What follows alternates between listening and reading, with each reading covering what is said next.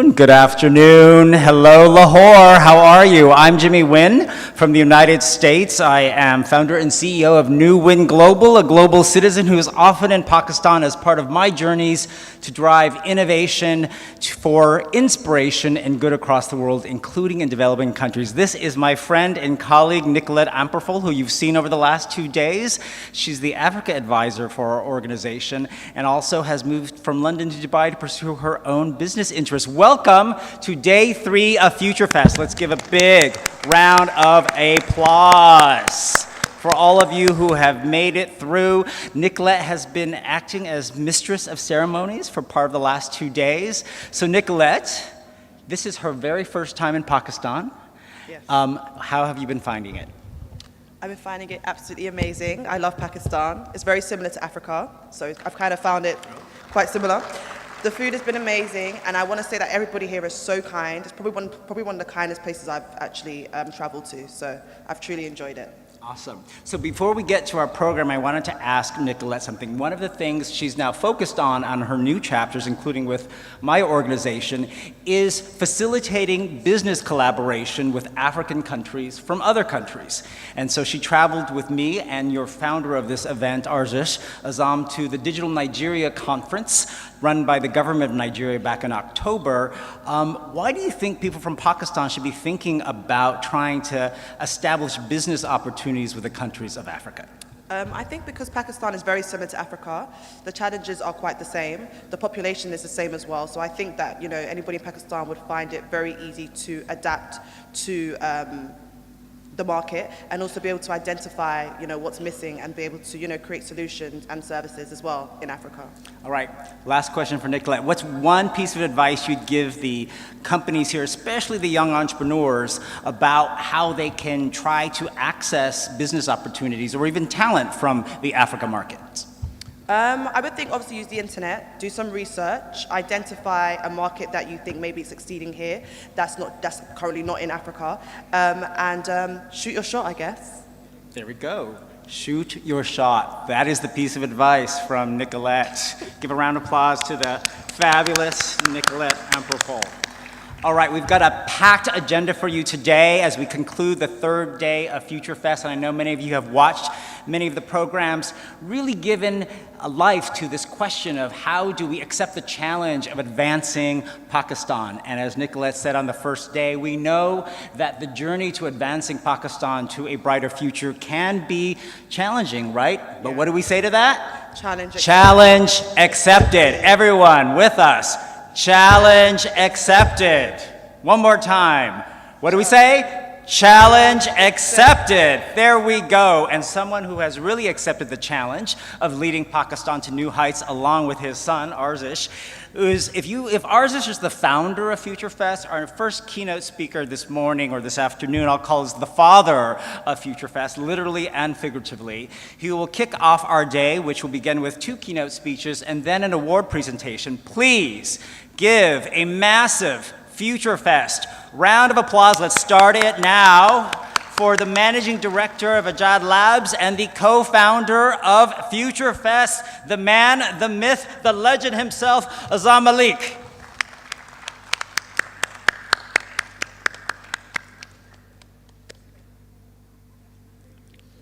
Thank you.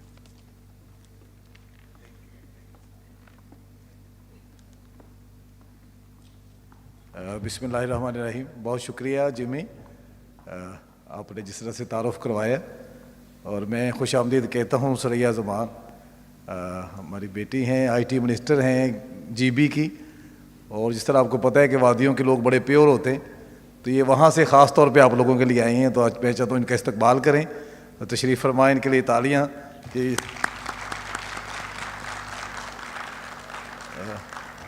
मैं बहुत खुश हूँ कि मेरा एक ख्वाब पूरा हो रहा है। मेरे बेटे ने जब ही इज़ द फाउंडर अर्जिश आज़म, माशाल्लाह नो इज़ 27 years old, उसका ये विजन था कि पाकिस्तान में इस तरह का कोई इवेंट हो जिसमें दुनिया भर में पाकिस्तान का सॉफ्ट इमेज जाए और दुनिया भर से इन्वेस्टर्स पाकिस्तान आए।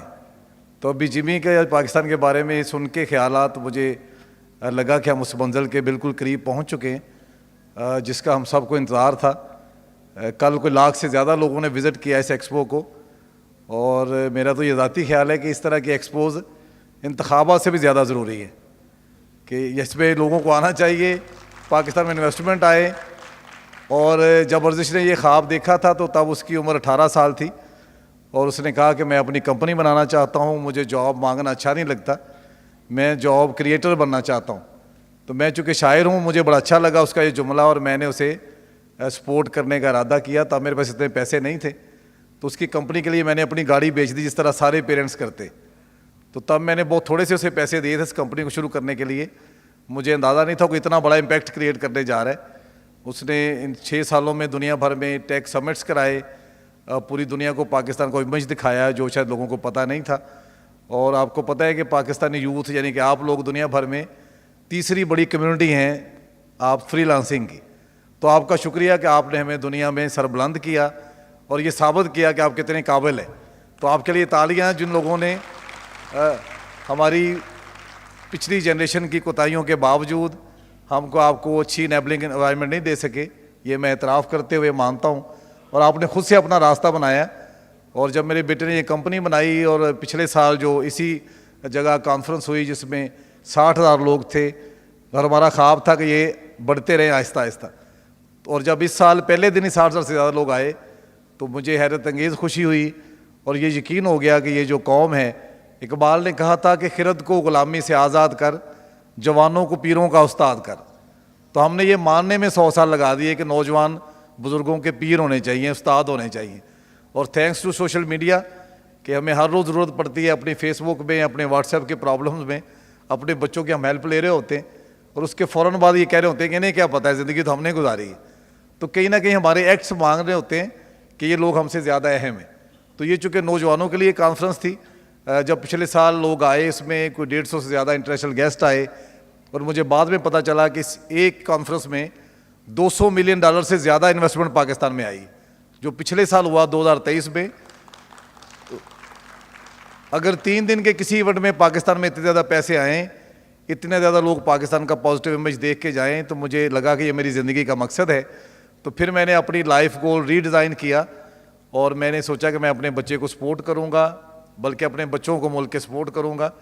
اور میں پورے ملک میں گیا ایک روڈ شو کے ذریعے, 45 دن میں نے گزارے سڑکوں پہ, 40 شہروں میں گیا, 80 یونیورسٹیز میں گیا, اور سب لوگوں کو یہ درخواست کی کہ آن لائن کمانا شروع کریں تاکہ اس ملک میں ڈالرز آئیں اور ہمارا ملک جو ہے معاشی طور پہ مضبوط ہو سکے. تو شکریہ کہ ان سب شہر کے جو لوگ مجھے ملے انہوں نے میری بات کو سنجیدہ لیا. وہ سبھی شہروں سے لوگ یہاں آئے, اور اتنی بڑی تعداد میں ہمیں موقع ملا کہ ہم ایک جگہ اکٹھے ہو سکے.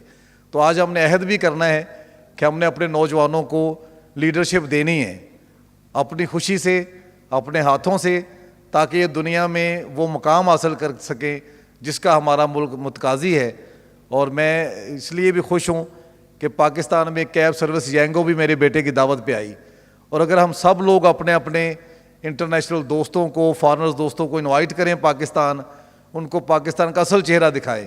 کچھ زیادہ محنت کی ضرورت نہیں, ہمارے لوگ اتنے اچھے ہیں, جو لوگ انہیں آ کے ملتا ہے اس کی رائے بدل جاتی ہے. آنے سے پہلے بہت لوگ منع کر رہے ہوتے ہیں پاکستان نہ جاؤ, یہ ملک اچھا نہیں ہے, یہ پتہ نہیں کون کہہ رہا ہے. لیکن جو بھی پاکستان میں آتا ہے, یوٹیوب بھری پڑی ہے, وہ واپسی پہ اتنی محبت کا اظہار کرتا ہے جو ابھی جمی نے کی. تو کیوں نہ ہم پاکستان کا امیج بہتر کرنے کے لیے اس ریولوشن کو اپنائیں. آئیے نے زندگی بہت آسان کر دی ہے. اور میں ایک نظم کے کچھ شعر آپ کے لیے, کچھ مصرے, تاکہ شاید کہ اتر جائے تیرے دل میں میری بات, کہ چلو آؤ زمیں کھودیں اور اس میں اپنے دل بو دیں. چلو آؤ زمیں کھودیں اور اس میں اپنے دل بو دیں, کریں آبیاری اس کی آرزوؤں کے پسینے سے, کہ اس بے رنگ جینے سے نہ تم خوش ہو نہ میں خوش ہوں. بہت شکریہ. اللہ حافظ.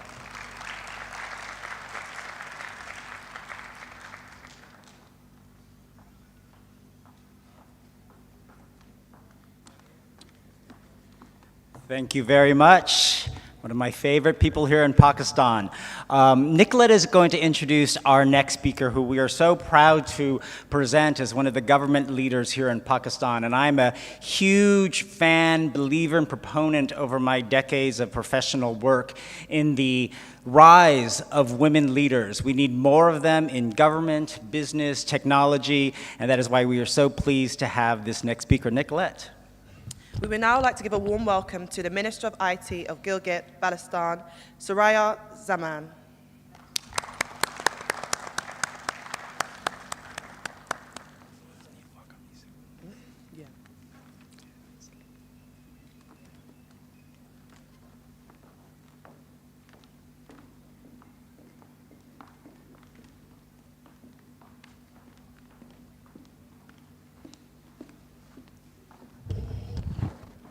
बिस्मिल्लाहिर्रहमानिर्रहीम। मेरी तरफ से आप सबको अस्सलाम वालेकुम।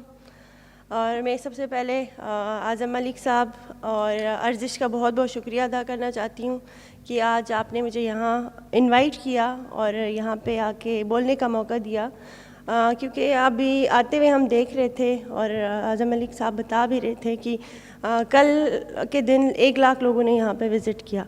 तो ये एक बहुत बड़ी बात है। इस तरह के इवेंट्स होते रहने चाहिए, क्योंकि हम गिलगित बल्तिस्तान वाले रेयरली इस तरह के इवेंट्स में पार्टिसिपेट करते हैं। और मुझे इस एज मिनिस्टर IT मुझे अभी 4-5 महीने हुए हैं। तो मेरी खुद फील्ड जो है, मैं एक यूथ मतलब यंग पार्लियामेंटेरियन हूँ, यंगेस्ट पार्लियामेंटेरियन GB असेंबली में इस वक्त।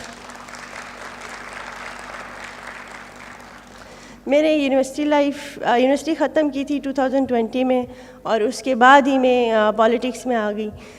मुझे अभी 3 साल हुए पॉलिटिक्स में और अभी मैं इस पोर्टफोलियो को इस वक्त मैंने संभाला हुआ है। मुझे पता है ये एक मुश्किल पोर्टफोलियो है, क्योंकि ये IT का दौर है इस वक्त, और सबसे पहले इसको आप अगर चलाना चाहते तो आपको इसको समझने की बहुत ज़रूरत है, और इसको समझने इसकी नीड और आगे जो हमारा फ्यूचर है IT में बहुत, क्योंकि फ्यूचर हमारा डिपेंडेंट है IT पे ही, हम सब डिपेंडेंट है टेक्नोलॉजी पे। हम लोग कोशिश कर रहे हैं और मेरा विज़न भी है। मेरा ताल्लुक़ ऐसे इलाके से हैं जहाँ पे ख़वातीन का जो लिटरेसी रेट है 11% है इस वक्त। दियामर शायद यहाँ पे ये GB का अगर कोई बैठा हो या आप में से कोई जानता हूँ इस इलाके से जहाँ पे लिटरेसी रेट 11% है, लड़कियों को पढ़ने की परमिशन बहुत कम मिलती है। और 2018 में तकरीबन 12 स्कूल्स चलाए गए थे वहाँ पे। तो ऐसे इलाके से, और मैं वहाँ से अपने गांव से पहली लड़की हूँ। मेरा ब्रॉटअप ये है कि मैं सऊदी अरेबिया में रही, फिर उसके बाद मैंने नमल से BS इंग्लिश किया, उसके बाद इधर पॉलिटिक्स में आ गई। फैमिली मेरी पॉलिटिक्स में थी। तो मेरी जर्नी वो क्या कहते हैं पॉलिटिक्स में, तो ऐसे इलाके से आके, क्योंकि फ़ीमेल्स के लिए बहुत ज़्यादा इश्यूज़ तो बहुत ज़्यादा हैं, रिस्ट्रिक्शंस है, बैरियर्स है, बट ऐसे इलाके से आके रिप्रेजेंट करना, और फिर 3-4 महीने मुझे हुए हैं कि मैं ये IT का पोर्टफोलियो मैंने संभाला हुआ है। मैं इसको पूरी कोशिश कर रही हूँ समझने की सबसे पहले, और हमारा डिपार्टमेंट भी नया है। गिलगित बल्तिस्तान में 2021 में IT का डिपार्टमेंट इस्टेब्लिश हुआ। उसके बाद हम लोग कोशिश कर रहे हैं, और 2 सालों में हमने बहुत काम किया है, जितना आई थिंक लोग 10 सालों में नहीं कर सकते थे, हमने IT में 2 साल में बहुत अच्छा काम किया है। आई गेस आप लोगों को मालूम है कि हम पहाड़ी इलाके के लोग हैं, वहाँ पे कनेक्टिविटी नेटवर्क का बहुत इशू है। हमारे पास एक ही नेटवर्क है जो SCO इस वक्त, तो मोस्टली सर्दियों में तो हमारे पास नेटवर्क का बहुत इशू होता है, बिजली नहीं होती। फिर भी हम कोशिश करें कि दुनिया के साथ टेक्नोलॉजी में जितने काम हुए, हम कोशिश कर रहे हैं कि हम दुनिया के साथ साथ ख़ुद जो चीज़ें यहाँ पे हो रही हैं हम कोशिश करें कि वहाँ पे करें। तो इस वक्त हमने जो काम 2 सालों में किया है अभी तक, और मेरी कोशिश भी कि सबसे पहले फीमेल्स और यूथ को मैं एम्पावर करूँ। तो हमने अभी तक हमारे 10 डिस्ट्रिक्ट्स हैं, जिनमें से हमने अभी तक 5 में सॉफ्टवेयर टेक्नोलॉजी पार्क्स STPs हमारे इस्टेब्लिश हुए हैं। हमारा विज़न यही है कि नेक्स्ट हमारी कमिंग ADP में हम इस ADP के थ्रू हम 5 और जो इज़ला रहते हैं उनको इस्टेब्लिश करें। फिर हमारे तहसील लेवल पे जहाँ पे यूथ आके बैठ के काम कर सके, फ्री बिजली है, फ्री इंटरनेट है, उसके अलावा हम यूथ को स्पेशली फ़ीमेल्स को 25% का कोटा है। ई रोज़गार जो लोन है, सॉफ्ट लोन, हम जो टेक बेस्ड जो कंपनीज़ हैं उनको दे रहे हैं। और हम सबसे ज़्यादा इस वक्त, क्योंकि हम डिपेंडेंट है वफाक पे, हमारा ज़्यादातर जो हमारा अपना रेवेन्यू नहीं है, हम डिपेंडेंट है वफाक पे, लिमिटेड रिसोर्सेज है हमारे। तो फिर हम कोशिश करें कि प्राइवेट और पब्लिक पार्टनरशिप पे हम ज़्यादा फोकस करें। रिसेंटली हम नस्ट के साथ हमारा एक MOU साइन हुआ है जहाँ पे हाई इम्पैक्ट हम लोग ट्रेनिंग्स करवा रहे हैं। 1 साल का ये MOU था, 2 फेजेस थे। एक फ़ेज़ हमारा कंप्लीट हुआ है, दूसरा हम को अभी इसको शुरू करने जा रहे हैं नेक्स्ट मंथ से। तो हमारी कोशिश यही है कि पब्लिक प्राइवेट पार्टनरशिप में हम ज़्यादा फोकस करें, क्योंकि हमारा लिमिटेड बजट होता है और हम डिपेंडेंट है वफाक पे। तो हम कोशिश कर रहे हैं कि हम भी पाकिस्तान लेवल पे, इंटरनेशनल लेवल पे, हम यहाँ पे इन्वेस्टर्स, यहाँ पे जितनी भी कंपनीज़ है वो हम तैयार हैं पब्लिक प्राइवेट पार्टनरशिप के लिए। तो आप लोग गिलगित आएँ या इधर यहाँ पे बैठे, हम कांटेक्ट करें, हम लोग बैठ के जो हो सकता है आपस में मिल के जो हो सकता है गिलगित। बाकी फ्यूचर फेस्ट के हवाले से आज़म मलिक साहब गिलगित आए हुए थे, ऑल द वे ट्रैवल करके। वहाँ पे 2 इवेंट्स उन्होंने हमारी KIU यूनिवर्सिटी गिलगित और फिर KIU हुंजा कैंपस में, तो उनसे मिलके बहुत अच्छा लगा।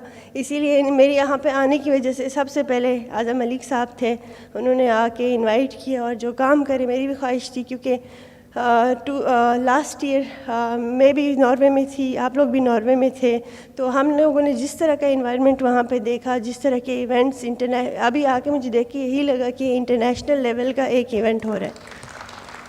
मेरी भी ख्वाहिश यही थी कि इस तरह के इवेंट पाकिस्तान में होने चाहिए, हमें बहुत कम देखने को मिलता है। तो अर्जिश, आप सुन के बहुत खुशी हुई, वो भी एक यंग 27 ईयर्स के एक यंग बंदे हैं जिन्होंने इतना बड़ा इवेंट उन्होंने ऑर्गेनाइज़ किया। So thank you so much. और यहाँ पे इनवाइट करने के लिए और यहाँ पे बोलने का मौका देने के लिए thank you so much.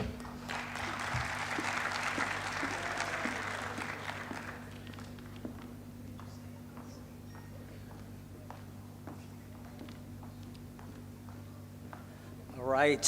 Thank you so much for that excellent speech. We've asked our guests to stay on stage, and we're going to bring back up Aazam because we have an award to present, right, Nicolette? Yeah. You know how we love awards. I'm from LA, and my favorite season is award season. So it is. It's getting ready for the Oscars, but we're not presenting Oscars. We are presenting an award, however, which is kind of near and dear to my heart because for the last 7 years I've worked in the blockchain and Bitcoin industry, and as president of a global Bitcoin association, I know the importance of cryptocurrency exchanges, and most importantly, making them very user-friendly. Right, Nicolette? Have you tried using difficult ones? I have, and it has been quite challenging, yeah. Yeah, so we are here to present an award for the best cryptocurrency exchange for beginners. Okay. Right, because I know here in Pakistan there are a lot of people who are wanting to experiment, try some trading or swapping, and to make it as easy and user-friendly as possible is really important. And we're giving this award, and the winner of this award is a company called Millionero. Please give them a round of applause. Let me tell you a bit about them. They're a crypto exchange for beginners. We're the new users who want to start their crypto journey and find it hard to trade because of the more complicated UIs and UXs out there at some of the exchanges. Trust me, I've tried them, it is true. They've built an exchange just for all the beginners to help you kickstart your crypto journey. And I want to invite to the stage on behalf of Millionero, the entrepreneur and CEO of this multinational crypto exchange to receive the award, Salman Kazim. Please welcome him to the stage. Oh, there he is. Come in.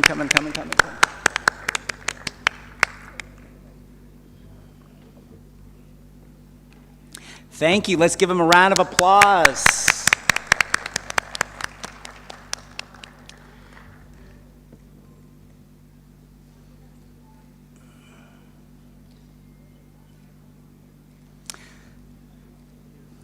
Congratulations, and thank you for helping make crypto easier for everyone, including beginners.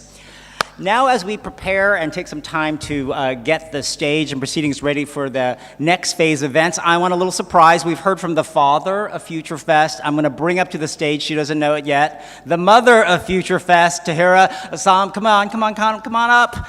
We all know her. We all love her. What? Okay, thank you. Okay, you can excuse them. Go excuse them. Go excuse them. Go excuse them. Okay, thank you. Come over here. So, who doesn't love this woman? Give her a round of applause. So, first of all, thank you for taking care of my friend Nicolette. The other day, she played chauffeur and dinner host. So, as mother of Arzish, a wife of Aazam, tell me how you feel about this Future Fest idea and vision coming to life now for the third year. To be honest, it's super exciting, and I'm really delighted to see such a huge participation from people like us of my age as well, and there is a great mix and opportunity for all of us to interact with each other, to learn, to share, to exchange, and to build our relationships, friendships, and of course, it's wonderful, and I'm really thankful to Allah, Alhamdulillah, and for blessing me such a brilliant child, of course, Arzish, and the whole family, and now I have a big global family with all of you. Yeah, you're part of my adopted family here in Pakistan. Yeah. Do you tell Arzish or Aazam anything at home about what you think should be done at Future Fest? Do you try to give them suggestions or tell them not to do things? You know, this is something we mothers always do, and with my humble experience in my professional life, wherever I feel, I always try to suggest things, but not Do they impose. listen? Do they listen? Yes, they do. Well, that's good. You better listen. Right. All right. So while you have the stage here, what's one thing you'd like to say to your husband? I love him. And I don't think he's in the room, but I'm sure he'll see this later on the video feed. What's one thing you'd like to say to Arzish? Alhamdulillah, and I'm thankful to my Allah, of course, for blessing him with his creation through me in this world, and it's an honor for me to have him as a son. Fantastic. And so that they don't feel forgotten, what would you say to your other children?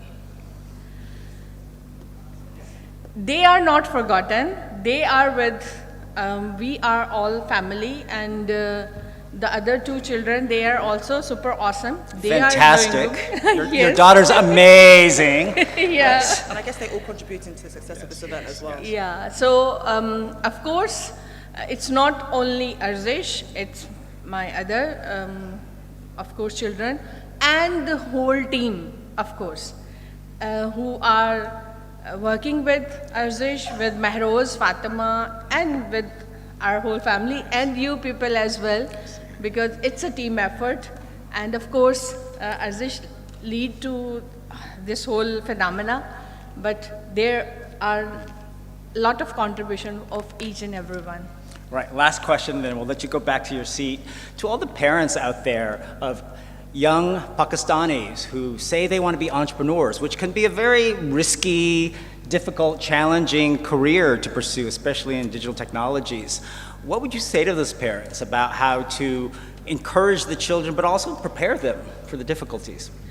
Yeah, this is a common phenomena. Being parents, we always concerned and worried, and we always want to see our children successing, success in everywhere. But please do give space to your children to sometimes have some failures. And even on their failures, encourage them. That's a great piece of advice. Give space for failures. Not that you want the failures, but we all need the space, the comfort to feel that we can fail and that it'll be okay. And all failures are not failures, they're a learning lesson and stepping stone to something else. Okay, big round of applause to the mother of Future Fest. Let's come here. I'm sure they want a photo with you right here.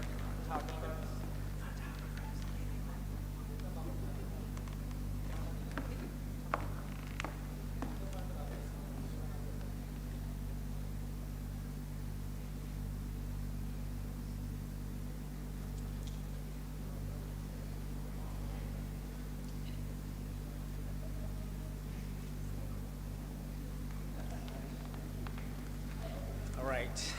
Isn't she lovely? Another round of applause for Tahira. Okay, let me see if we're ready to get going on our next session. Apparently not. Therefore, Jimmy Nguyen is going to ask questions of the audience. Hey, it's my friend Alexander there from Germany. You're going to hear from him later as part of our special curated win hour that'll be hosting at 4 p.m., where he'll be talking about how to win at refurbishing IT and things. Alex, how's your first time in Pakistan? You can shout loud.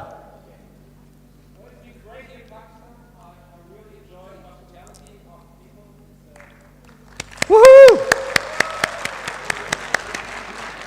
Go ask him if they have a hand, have a mic. This way, that way.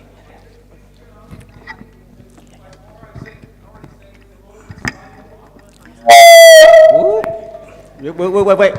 Stand right there, Alex. Just keep standing. You can't miss him. He's the very tall German, because Germans are so tall. There you go, Alex. Look, the paparazzi are after you. Yeah. The paparazzi are after you. Okay. So you've been here a few days, listening and meeting lots of people.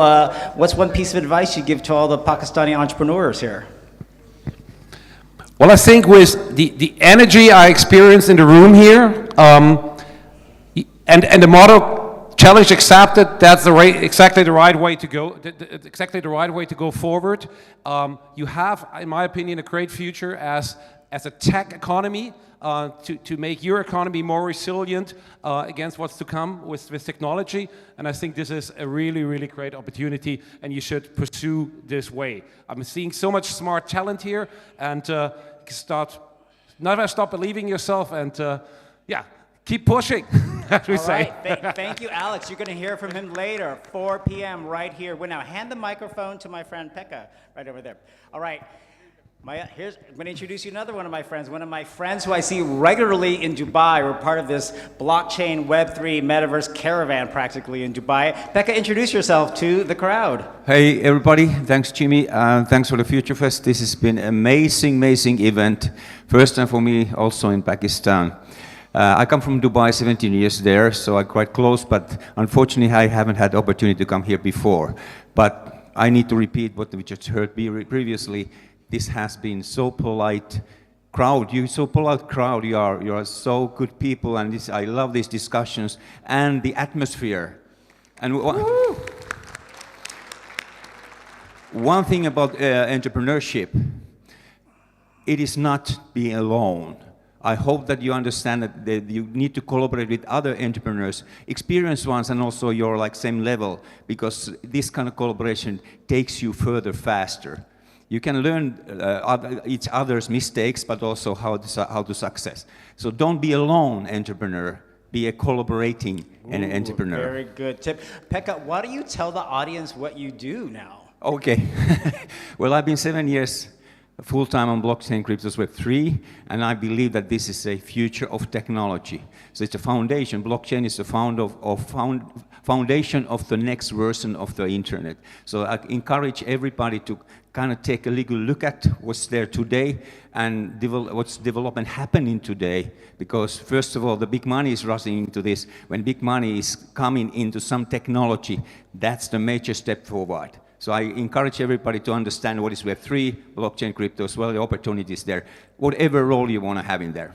Yeah, and one of the things, reasons I really love talking to Pekka when we're in Dubai is so many people in the blockchain and digital asset space are just so focused and obsessed about crypto trading to make money quickly, which we have no problems with, but he's one of the fine people in the industry like me who are big proponents of blockchain as infrastructure. It is data infrastructure and plumbing, just like internet protocol is, which has many uses, including cryptocurrency and NFTs, but much more powerful uses to timestamp events in history, to power smart contracts, to create collections of data from IoT devices, and to really change how we verify events in history data that can really automate and create far more efficiency. So there's not that many of us, I wish there were, but we're really big believers in using blockchain as powerful data infrastructure for good.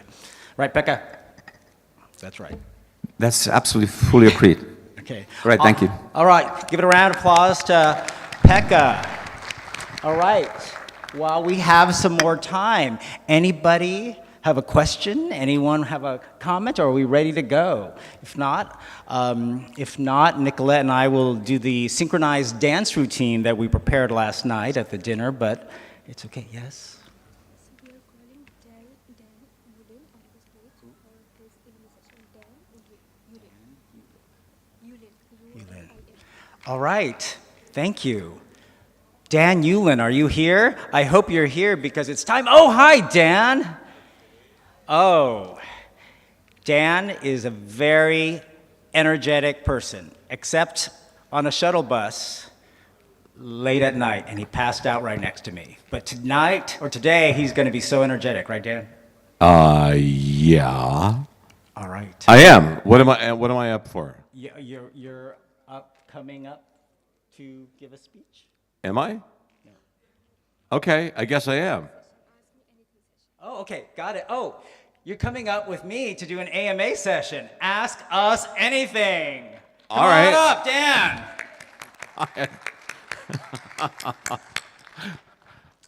In a future life, I'm preparing for my career as a late night talk show host and Oprah Winfrey. Movement. Dan did not know we were going to do this, but Nope. lawyer, blockchain leader, talk show host. I Dan, did come not. here. Okay, Okay. you stand there. Stand there. Introduce yourself to the audience in case they did not hear you speak yesterday. Okay. Hi, I'm Dan Yulan. I am the founder and CEO of Elite Student Coach in Los Angeles. I LA. empower. I empower brilliant kids just like you to go from exceptional to unstoppable and to crush it in school, work, and life. And parents pay you to try to get their kids into colleges of their choice. Is that right? Absolutely. To elite colleges of their choice. And I don't define elite just by Ivy League colleges.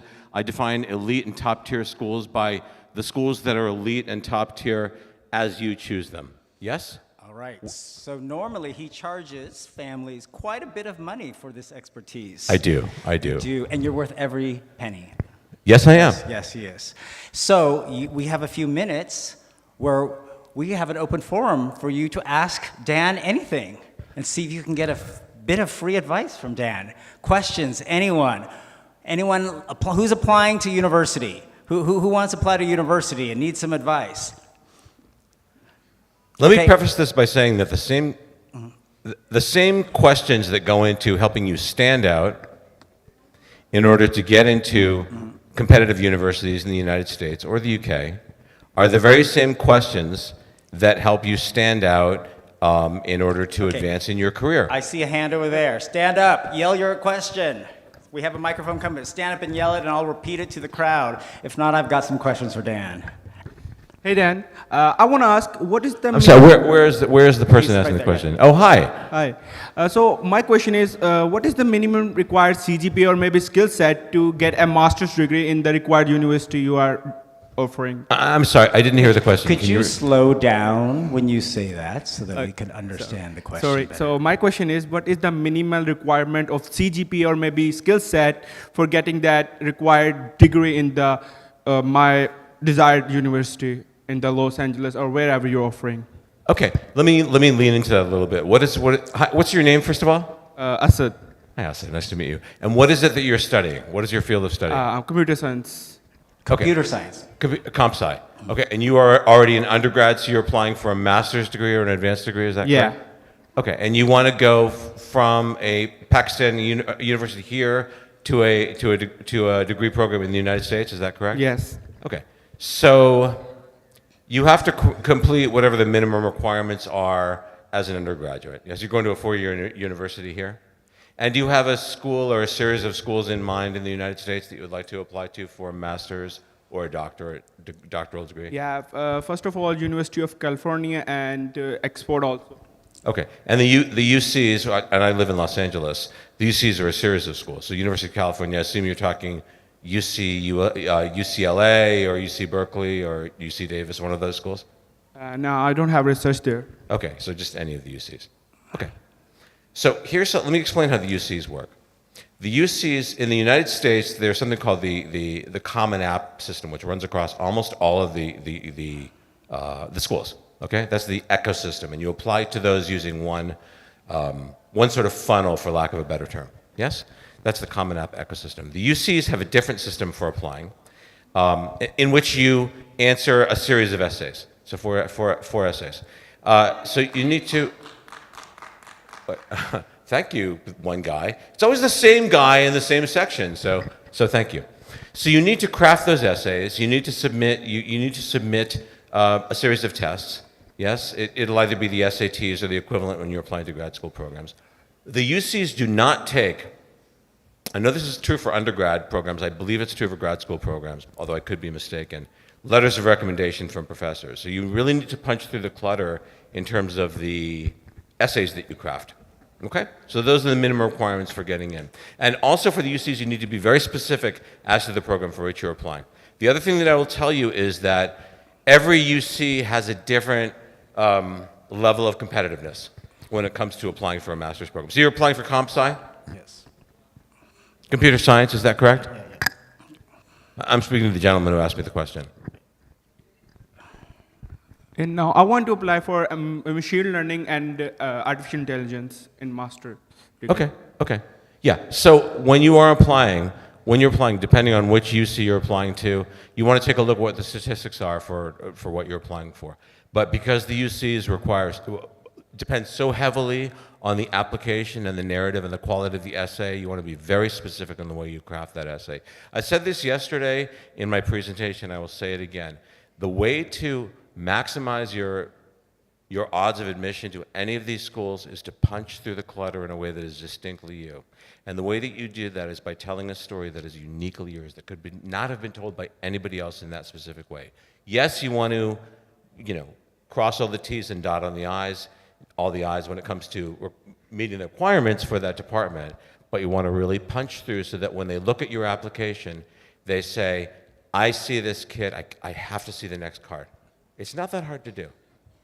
Meet me later on, I can tell you about that. And by the way, Dennis, what is the proper name? This is Dennis to you, by the way. Let's give him a big hand. Hey, Dennis. Dennis is just so extraordinary. Love your hat, so Dennis. It's so extraordinary, and I love your incredible chapeau there. What is the name of the new Facebook group that I have started specifically for this trip? Okay. I started yesterday. This was a gift to all of you who attended. How many of you attended my session yesterday? One person. Okay, that's awesome.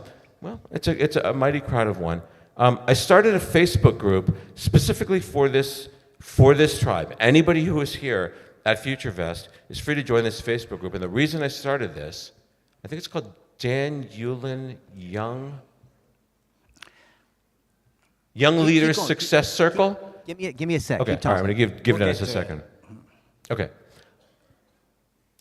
The reason I started this group, and I'll give you the name of that in a second, please come and join that, was so that, although I do deal with parents, yes, very high net worth parents around the world who pay me very handsomely, deep six figures American dollars, between starting at $100,000 on to help their kids get into these schools and crush it in work and life, schoolwork and life and beyond. College and grad school are just a byproduct of the program. I want to give you guys the value of that so that you can get into this Facebook group and I can help answer any of those questions. Is that fair enough? Would you like a gift worth $100,000 or $200,000? We would.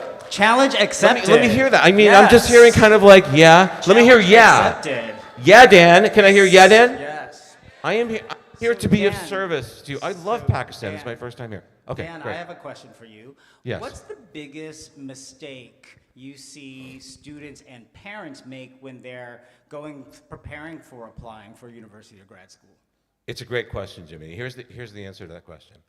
The most common mistake that I see parents and kids make when applying to ultra-competitive schools, and I'm talking about the top 100 schools across the U.S., the Ivies and the UCs and the Michigans and all of those schools, is relying solely on grades and test scores, and thinking that because I've gotten all A's and I've maxed out, say on the SATs, at which you can max out at 1600, that's going to be enough to get me in. Now, believe me, I realize that when you get such grades, when you get all A's and when you get 1500s on those, that's a big accomplishment, and you should be commended for that. But everybody's getting those, particularly for the STEM classes. You need to, again, and I've said this before, punch through the clutter, make yourself heard, and stand out. Yesterday's thing was all about leaning into the things that you know you're good at, and leaning into the things that scare you, right? The things that you want to, if you're afraid of writing, lean into the writing. It's not that hard to craft an application that makes you, it doesn't have to be perfectly, beautifully written. You're not writing the great American novel or the great Pakistani novel. You're writing something that makes you distinct in a way that is distinctly you. Open, strong. Admissions officers receive thousands of applications, and I say this with great respect to the people who spend time writing these applications, that bore them. And they bore them because they begin all the same way. I want to get into Harvard. I want to get into UCLA. Start with something strong. Lean into something that may open with. Yeah, start off strong. It may, many people start off with, I want to go to school because they see this a million ways. It could start off with something as simple as, I was terrified when I sat off at the screen. Period. Boom. Start off with something that expresses some vulnerability. Yep. What they are looking for is, who are you? What's it going to be like? Somebody shout out their name. Just give me your first name. Aman, is that what I heard? Saman. What is it going to be like, not if, when Saman is on campus? What's it going to be like to have a cup of coffee with him? Yes, to him? What's it going to be like when he reaches across the aisle to help somebody out who isn't as strong as he is in his field? Or what's it going to be like when he needs some help and needs to reach across the aisle to another student to get some help? They're looking for your character. Who are you, and what are you going to bring to that school? Does that make sense? Yeah. Which can be really scary when you're young. It can be absolutely something about yourself. Terrifying. This is probably your first time ever writing about yourself. Right. Yes? How many of you have ever had to write about yourself to an authority figure? Right. So Dan, another common question I hear about, does it matter if I play an instrument or sports? Because I know all the Asian kids out there are like, oh my God, my mother's making me play a string instrument. So does it matter that I play instruments? No. So here's my Does it matter that I play sports? Right. No. It's a great question. I spoke to a mom not too long ago. A mom called me from Hong Kong, and she said, Dan, I hear that you have to have one instrument, one musical instrument, and one sport. Is that true? And I said, it's absolutely not true. There are many kids who do play, say, soccer or tennis, and who play violin or piano. Those are the most common ones. And there's no reason not to play those sports or those instruments if they're in your heart. But there's no checklist that admissions officers have. If you like a sport, play that sport. But dimensionalize that. So many kids will play the sport, and that they think that having that checked off on their application is enough. My hit is dimensionalize that. And what I mean by that is, let's say that you shout out a sport that you play. If anybody here plays a sport. Okay, cricket. Now that's unusual coming to the United States. But let's say that you do play cricket. I mean, there are some cricket players who come. One way to add dimension to that, in a way that is very special, is not only do you play cricket, maybe you teach a little cricket. You teach cricket to some younger people. Or maybe you teach cricket to some older people who are in their retirement and haven't had a chance to play it. And you bring that to them, and you help them realize, wow, this is really special. I haven't played that in a long time. That adds real rocket fuel to your application, because It allows you to be of service and to help them realize this was so beautiful. And that gives you something else to write about in your application. Does that make sense? Because it's coming from your heart. Don't do anything for your application so that it will look good on your application.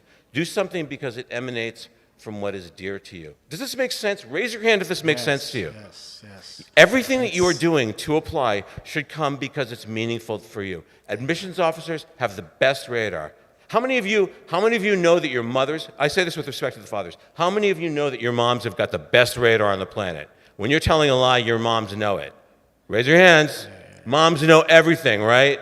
If you're telling a fib, your mom knows it from a million miles away. Admissions officers have radar like that. If you are telling something because you think it's going to look good to them, they know it right away.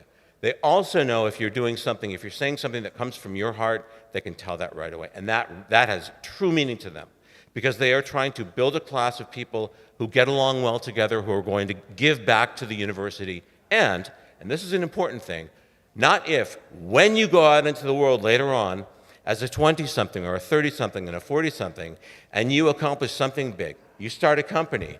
You change careers like Jimmy here, who is an accomplished lawyer and is now like crushing it in crypto and all these different things. And you come back to your university, in Jimmy's case, went to some very, big name universities. And when you go back to speak there, they've got those bragging rights. Yeah. That guy went here. Universities are businesses, and they want to be able to brag about you. And you are going to go out and do great things. Hey, how many of you are going to go out and do great things? Say, I'm going to do great things, Dan. Who's going to do great things? I'm going to do great things. Stand up. Stand up right Stand now. up All now. of you. All of you, stand up. This is a room full of people Stand up. who are going And I want to you to do great say, things. I have power. I want to hear it. power. I have power. I am unstoppable. I'm going to hear it again. I am unstoppable. Yeah, absolutely. I am going to do great things with my life. Okay. Please be seated. Please be seated. Give yourselves a big hand. Yay. And I will tell you something else. The way that here's the real secret. The way that we do great things is by doing great things for other people. Perhaps the greatest speaker in the world, Zig Ziglar, who was probably the greatest speaker trainer ever, said, you can have anything you want in life. Time over. My time is over. Let's finish by saying this. Said, you can have anything you want in life if you help other people get what you want. Does that make sense? You can have anything you want in life by helping other people get what they want in life. Do you have something to give somebody else? I didn't hear that. Do you have something you can give to somebody else? Are you ready to give it? I'm ready to give it, Dan. Louder. I'm ready to give it to Dan. Oh, come on. You got- No, come on, Pakistan. Let me hear You it. can do I'm better. ready to give. I'm ready to give it. You people are awesome. We are all the authors of our own lives.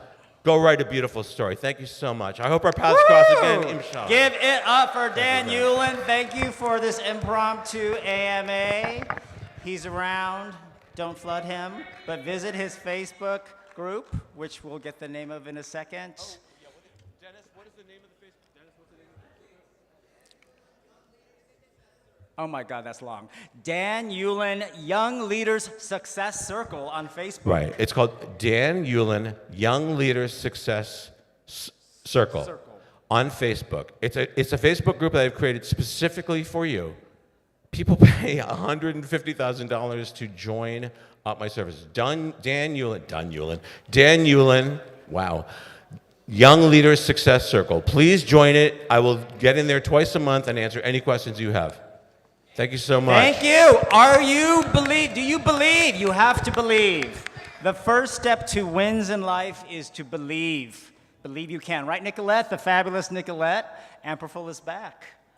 She's on her own career transition journey herself and believing that she's going to do new things. Yeah. That's right. Yeah. Right, Nicolette? Yeah. All right, Nicolette, what do we got next here on the agenda at Future Fest Day 3 on the global stage? We now have a panel discussion around the future of agriculture and urban farming in Pakistan. We'll now be joined by the founder and CEO of Mishkal, Pakistan, Amir Jahangir. Is he here? Give it up for Amir. Amir. Where are you? Okay, Amir's coming to the stage. We now also will be joined with the Chairman and CEO of Organic Pakistan, Mohammed Nadeem Iqbal. Give it up. Mohammed. Joining them also will be Peter Huang, who's the commercial head from LTEC.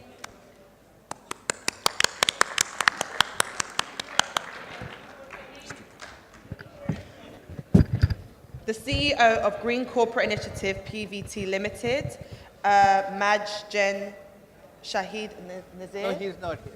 He's not here. Okay. We're going to give him a round of applause anyways. Yeah. In absentia. And lastly will be Dr. Fayaz Ahmed Siddiqui, CEO of Agri Biotech. All right, let's give them a big round of applause as we kick off this panel about the future of agriculture and urban farming. Let's go.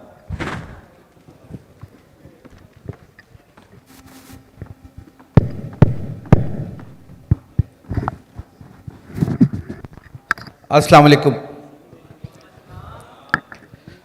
So my name is Amir Jahangir and I will be conducting this discussion on the future of agriculture and urban farming in Pakistan. So very quickly I will introduce the panel here. We have Mr. Nadeem Iqbal. He is the CEO and Chairman of Organic Pakistan. Nadeem Saab has been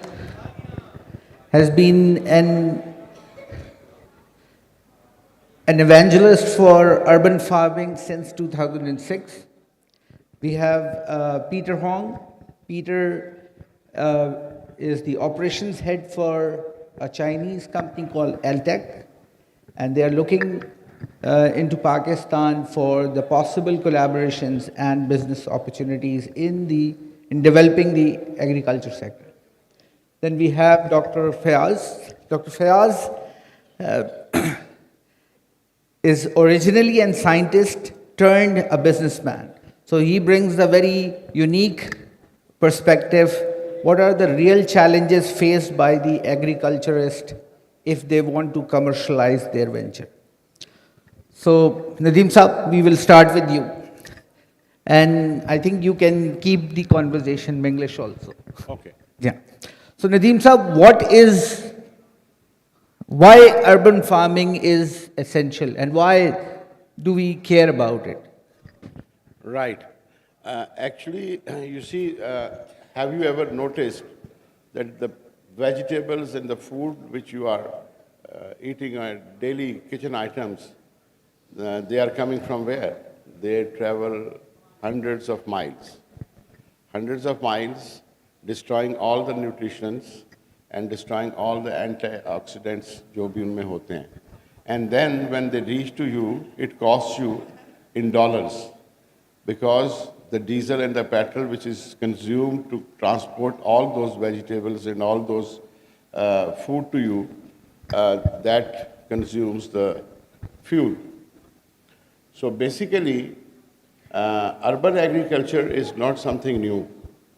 It was started in the World War I. When during the World War I, when the armies gone out to fight and they need the rations, so the ration supply was going to them and there was a shortage of food in the cities. So what they did was they started victory gardens in USA and war gardens in Europe. So due to those war gardens and victory gardens, उनका मकसद ये था कि you people start growing your own food in cities. So this is from where this culture started off.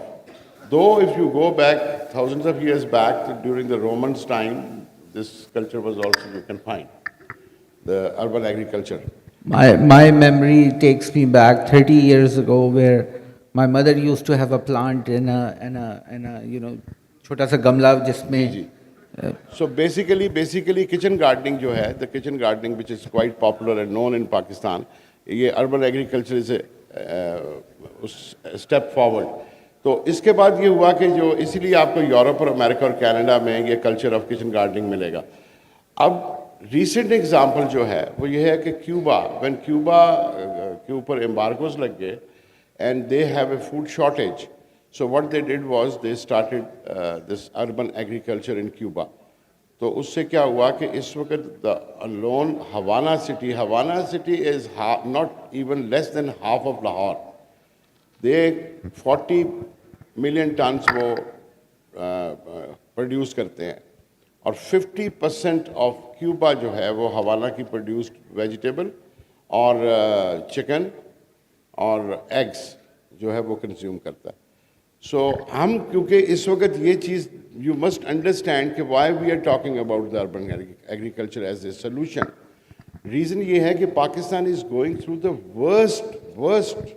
آپ لوگ شاید imagine نہیں کر سکتے کہ آپ کس طرح کے فوڈ کرائسس کا شکار ہیں. ہمارے آنے والے جو not only the decades but coming years and coming months جو ہیں وہ ڈیفیکلٹ ہوتے چلے جائیں گے. The food is going to be the new currency of power where جہاں پہ فوڈ کے اوپر ملکوں کے تعلقات جو ہیں وہ آپس میں استوار ہوں گے. اور پاکستان اگر دنیا کی اسکیل پہ دیکھیں تو پاکستان سب سے فوڈ شارٹ کنٹری ہے. ہر چیز آپ امپورٹ کرتے ہیں, دالیں, چنے, ادرک, لہسن, پیاز, ایوری تھنگ یو امپورٹ. یعنی کہ آپ دیکھیں کہ اور پھر اوپر سے ہمیں شرم نہیں آتی, یہ بھی کہتے ہیں ہم ایگرو بیس کنٹری. اب کہاں سے ایگرو بیس کنٹری ہے؟ 90% فوڈ امپورٹ کر رہے ہیں. اب آپ کی وارز ہو رہی ہیں, یوکرین, رشیا اینڈ آل دس, تو دا ورلڈ از چینجنگ. تو آپ کو سب سے بڑا جو چیلنج ہے وہ فوڈ کا ہے. کھانا کہاں سے کھائیں گے؟ کبھی کبھی سوچا ہے آپ نے؟ اور پھر ہم مہنگائی کو روتے ہیں, کہتے ہیں کہ وہ اتنا مہنگا ہو گیا, کیا کریں, یہ ہو گیا. مہنگائی تو مہنگائی ہوگی اور اس کو ختم کرنے کے لیے نہ کوئی گورنمنٹ ختم کر سکتی ہے نہ کوئی کچھ. The only solution to inflation, the only solution to your food crisis is the urban agriculture. Urban agriculture to be adopted on a mass scale.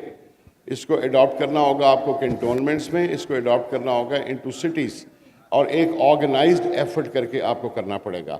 آپ کی منسٹری آف فوڈ سیکورٹی جو ہے اس کے اندر اربن ایگریکلچر کی authority ہونی چاہیے. That جیسے آپ کی یہ اتھارٹی ہے لاہور ڈیولپمنٹ اتھارٹی ہے یا پارکس اینڈ ہارٹیکلچر اتھارٹی ہے, اسی طریقے سے آپ کی اربن ایگریکلچر اتھارٹی ہونی چاہیے. اور دوسری چیز یہ ہے کہ another thing let me share with you. When I was a child and I was a young boy at a college in way back 60s and 70s, تو ہم لوگوں نے 4 فروٹس ایسے تھے جو کبھی خرید کے نہیں کھائے تھے. بیر تھا, شہتوت تھا, جامن تھا اور امرود تھا. یہ شہروں میں لگے ہوتے تھے. کہاں گیا وہ کلچر؟ آپ نے اتنا امپورٹڈ یہ آرنامنٹل کلچر لے کے آئے ہیں. کبھی آپ نے فروٹ ٹریز کی آرنامنٹل ویلیو دیکھی ہے کتنی خوبصورت ہے جب وہ فلاورنگ کرتے ہیں؟ تو آپ اپنے شہروں کے اندر کیوں قانون نہیں بناتے کہ بھائی 80% of the trees should be food producing? کسی صاحب نے جی میں doctor Fayyaz, why Pakistan's yield is so low? If we compare it to the international counterparts جو ہمارے ہیں, they have almost double the yield of every crop that we have. It is based mainly actually اس میں جو ہے let's ہم چونکہ agriculture کے بارے میں بات کر رہے ہیں تو لیٹس ٹاک ان جتنا ہو سکتا ہے اردو میں بھی بولیں. The basic problem is always with the agriculture land is that when we have a good land, when we have all inputs best, but we don't have the good seed. Seed is the base of the agriculture. Unfortunately in Pakistan until now ہم لوگ agriculture seeds کے اوپر بہت زیادہ کام نہیں کر پائے, اور اس کی جو مین ریزن یہی ہے کہ اس کے ادارے جو بیسیکلی تو گورنمنٹ نے ادارے بنائے ہوتے ہیں, that is their job to create the seeds, لیکن سیم ٹائم آپ کا جو پرائیویٹ سیکٹر ہے اس کے اندر بھی سیڈ ہم نے امپورٹ تو کیا ہے لیکن اس کی پروڈکشن نہیں کی. تو سیڈ ایک بڑا پیوٹل اس کا امپورٹنٹ رول ہے. اور دوسرا جو ہمارا ایگریکلچر ہے وہ سبسسٹنٹ ایگریکلچر ہے. لوگوں کے پاس اتنے وسائل نہیں ہوتے کہ وہ ایگریکلچر انپٹس پراپرلی ایڈ کریں. اور اب جو نئی صورتحال ہے کہ انپٹس لائک فرٹیلائزر वो इतने ज़्यादा एक्सपेंसिव हो गए हैं कि उसके लिए हमें बड़ी प्रॉब्लम्स आती हैं। तो सीड में सबसे इम्पॉर्टेंट सीड है, हाइब्रिड सीड्स हैं, अब GMO सीड्स भी आ रहे हैं, बेशुमार चीज़ें, उनकी अपनी अपनी जगह इंपॉर्टेंस है, लेकिन हमारा एक ही ऑप्शन है, we go for the new technologies, we go for the seed. और थर्ड, अगर आपने अपनी farming, if you want to increase your farming in term of productivity, तो आपका वॉल्यूम जो है ना वो ज़्यादा होना चाहिए। आई मीन कॉर्पोरेट फार्मिंग का कॉन्सेप्ट जो है, corporate farming means you have to go at once around about not less than 4-5,000 एकड़ one crop.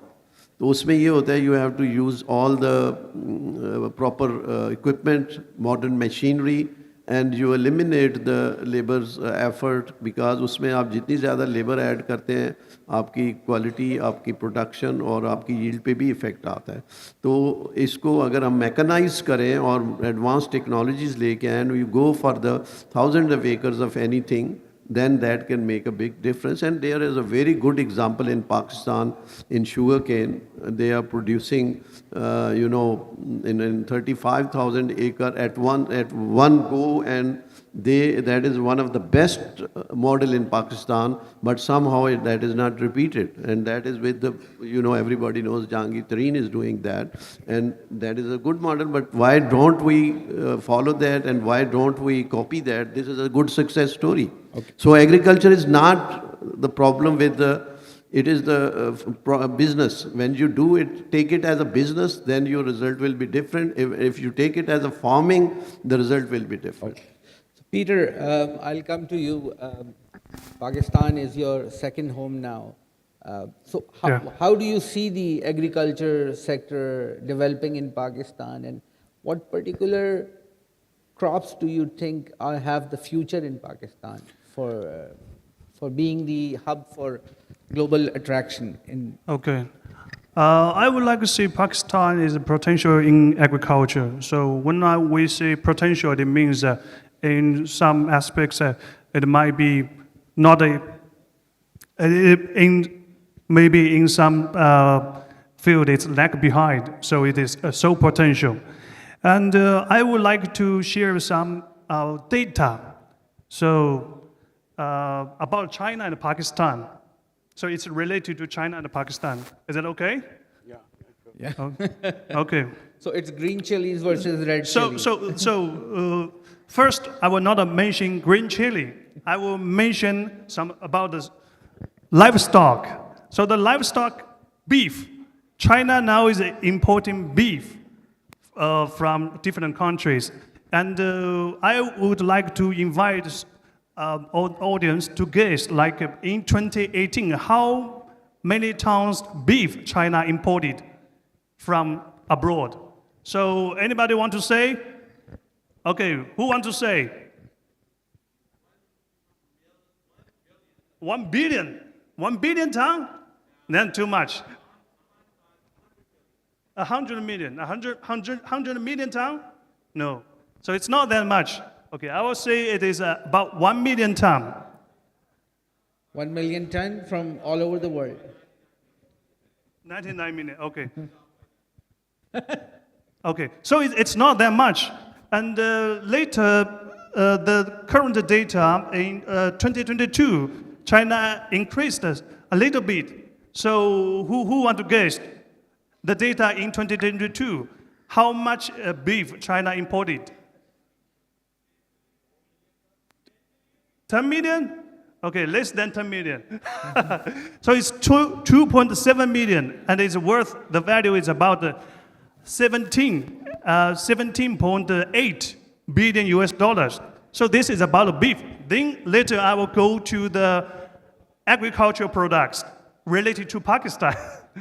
Okay, in 2018, China imported about 3.8 million US dollars value sesame seed to China. That is in 2018. So who wants to guess the data in 2023? So we will give it the opportunity to the second live. Okay, please. 5 million once. Okay, 5 million. Anybody else?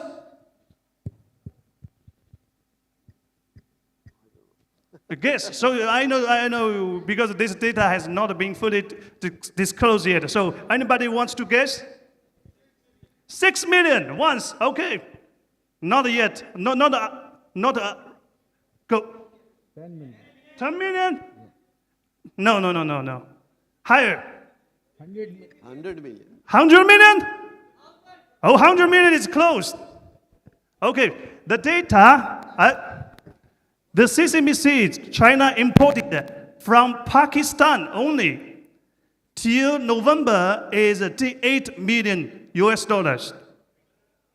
If it's in February, the whole year data will be ready. Probably it will be about 300 million US dollars worth sesame seeds from Pakistan.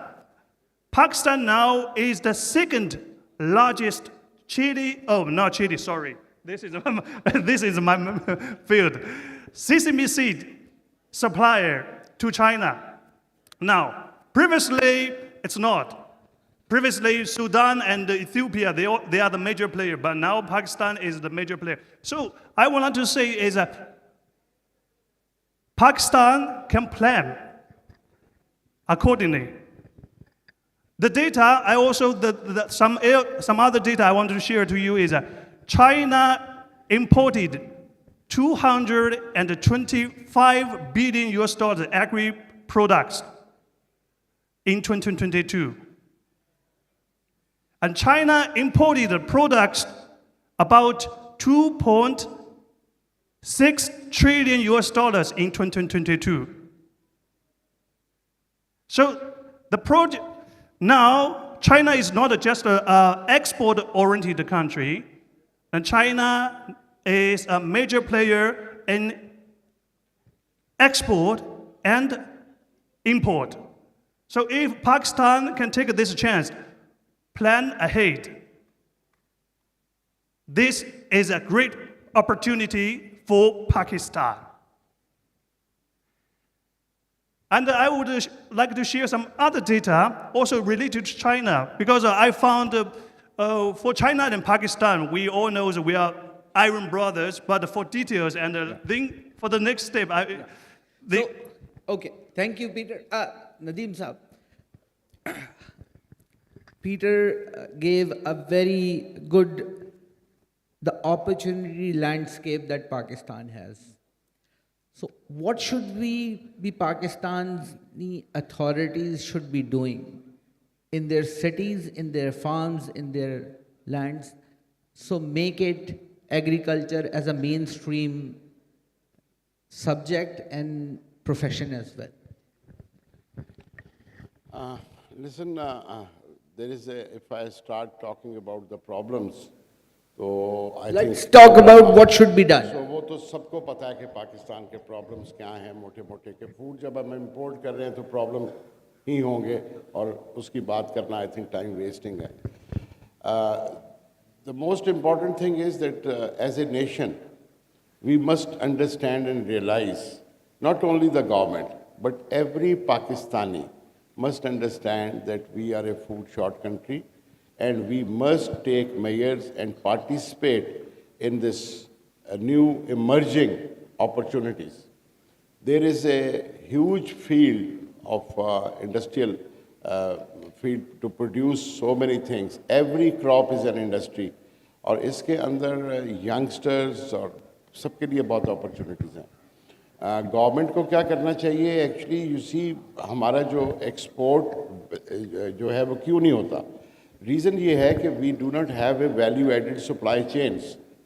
हमारा वही जो अंग्रेज़ के वक्त का आड़ती system था, middle man, वही चल रहा है. हमने कभी उसको रीवैम्प करने की कोशिश नहीं की. फॉर नीड टू रीवैम्प सबसे पहले the market dynamics, farm to market जो है उसको करना है. Second is to facilitate the farmers. Poor farmer is dying.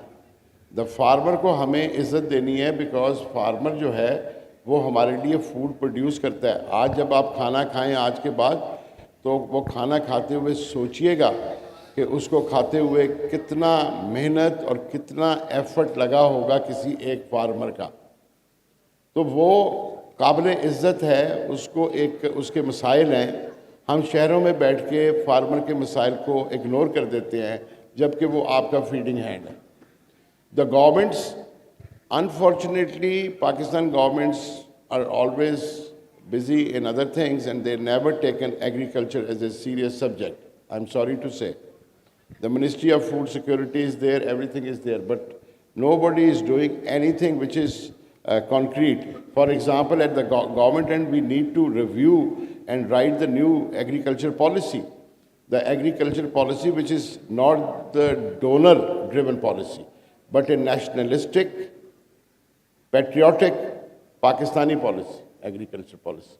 So to do that, the government has to do that. اب اتنی policies لکھی جاتی ہیں, گورنمنٹ سے سب سے بڑی ریکویسٹ تو یہ ہے کہ ان پالیسیز کو لکھنے کے لیے جو اسٹیک ہولڈر ہے, جو اسمال فارمر ہے, اس سے بھی پوچھ لیں کبھی.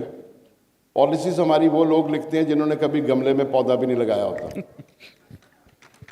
سو اب آپ امیجن کیجئے کہ کس طرح کی پالیسی بنتی ہوگی اور کس طرح کی, اور وہ پھر پالیسی ڈاکیومنٹ جو اتنی بڑی منسٹری لکھتی ہے وہ کبھی خود اس کو دوبارہ سے ریویو نہیں کرتے, نہ پڑھتے ہیں, وہ بس رکھ دی جاتی ہے. اور اگر میرے جیسے بندے کو دیں یا کسی کو بھی دیں تو اتنا بور ہوگا, اتنی کمپلیکیٹڈ ہوگی, کلاز سب کلاز یہ وہ کہ وہ ختم ہو جائے گی. So to cut the story short, at the government and I think they make a farmer friendly agriculture policy, number 1. Number 2, جو سب سے بڑا ہمارا ایشو ہے that is the seeds. Seeds کی پالیسی کو ریویو کرنے کی ضرورت ہے, بیکاز ہم سیڈ امپورٹ کرتے ہیں, سیڈ سب اسٹینڈرڈ ہوتا ہے, سیڈ اسمگل ہوتا ہے. تو اس کے لیے جو complicated procedure of seed registration ہے وہ اس کو ریویو ہونا ضروری ہے. 3000 سے پلس پاکستان میں سیڈ کمپنیز ہیں جو کہ سیڈ پروڈیوس کے نام پہ ان کو آپ نے لائسنسز دیے ہوئے ہیں, پھر بھی سیڈ امپورٹ اور سیڈ جو ہے وہ اسمگل ہو رہا ہے. تو آئی تھنک وہ لائسنسز کینسل کرنے کی ضرورت ہے. ٹھیک. So Dr. Fayaz, technology is playing a big role all over the world, especially in setting new dimensions and directions for the agriculture sector. What are we doing about it?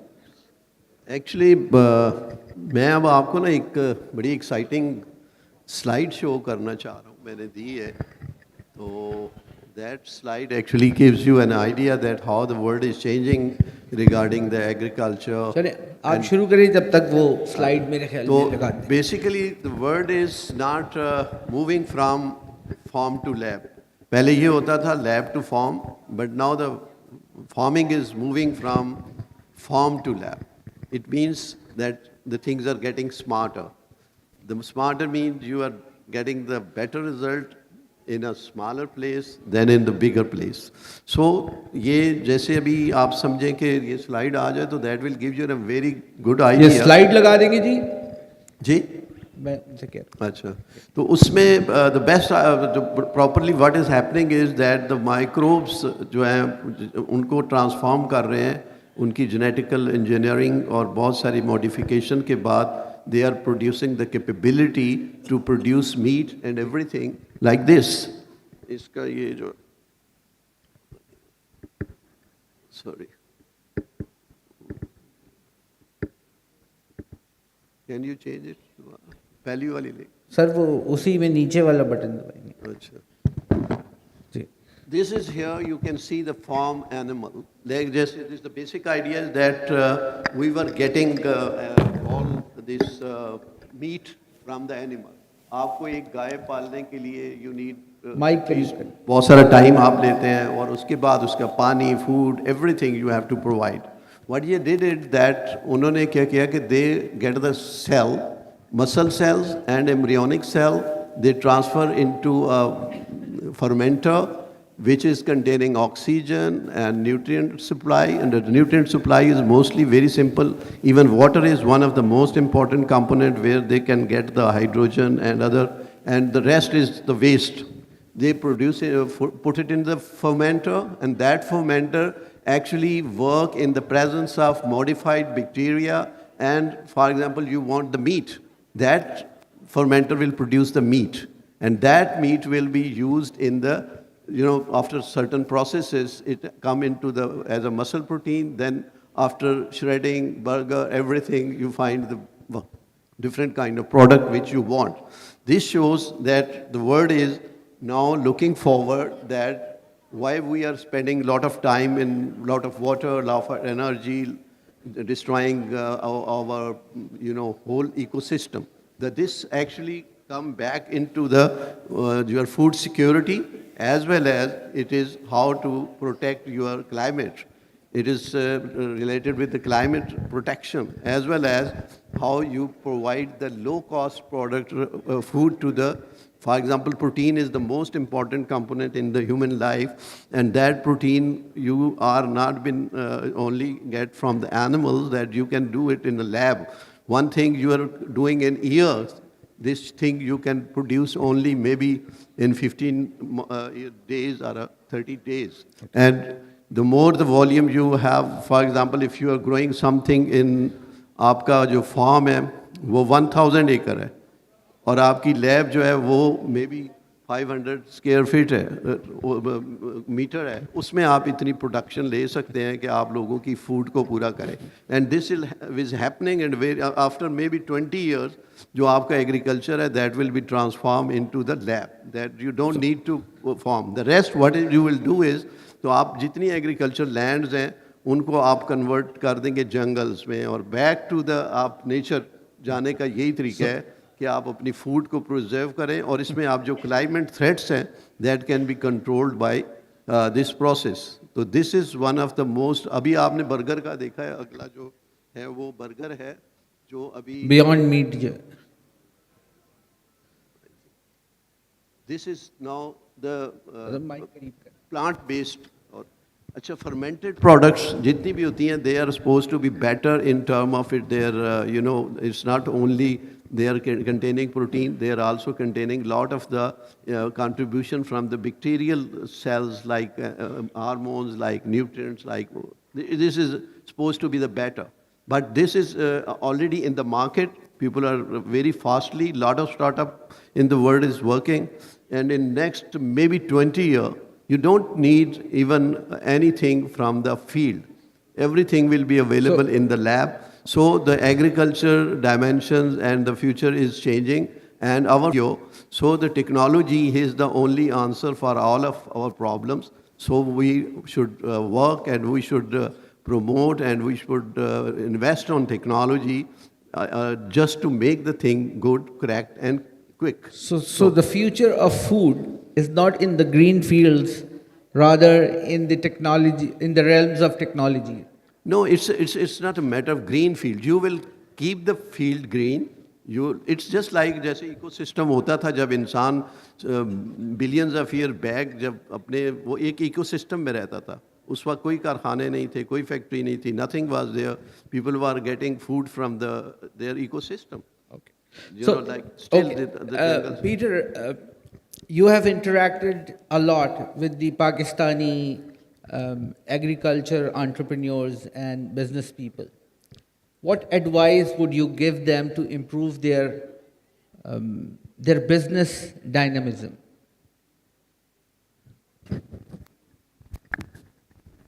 So their business grows in terms of better quality and more quantity.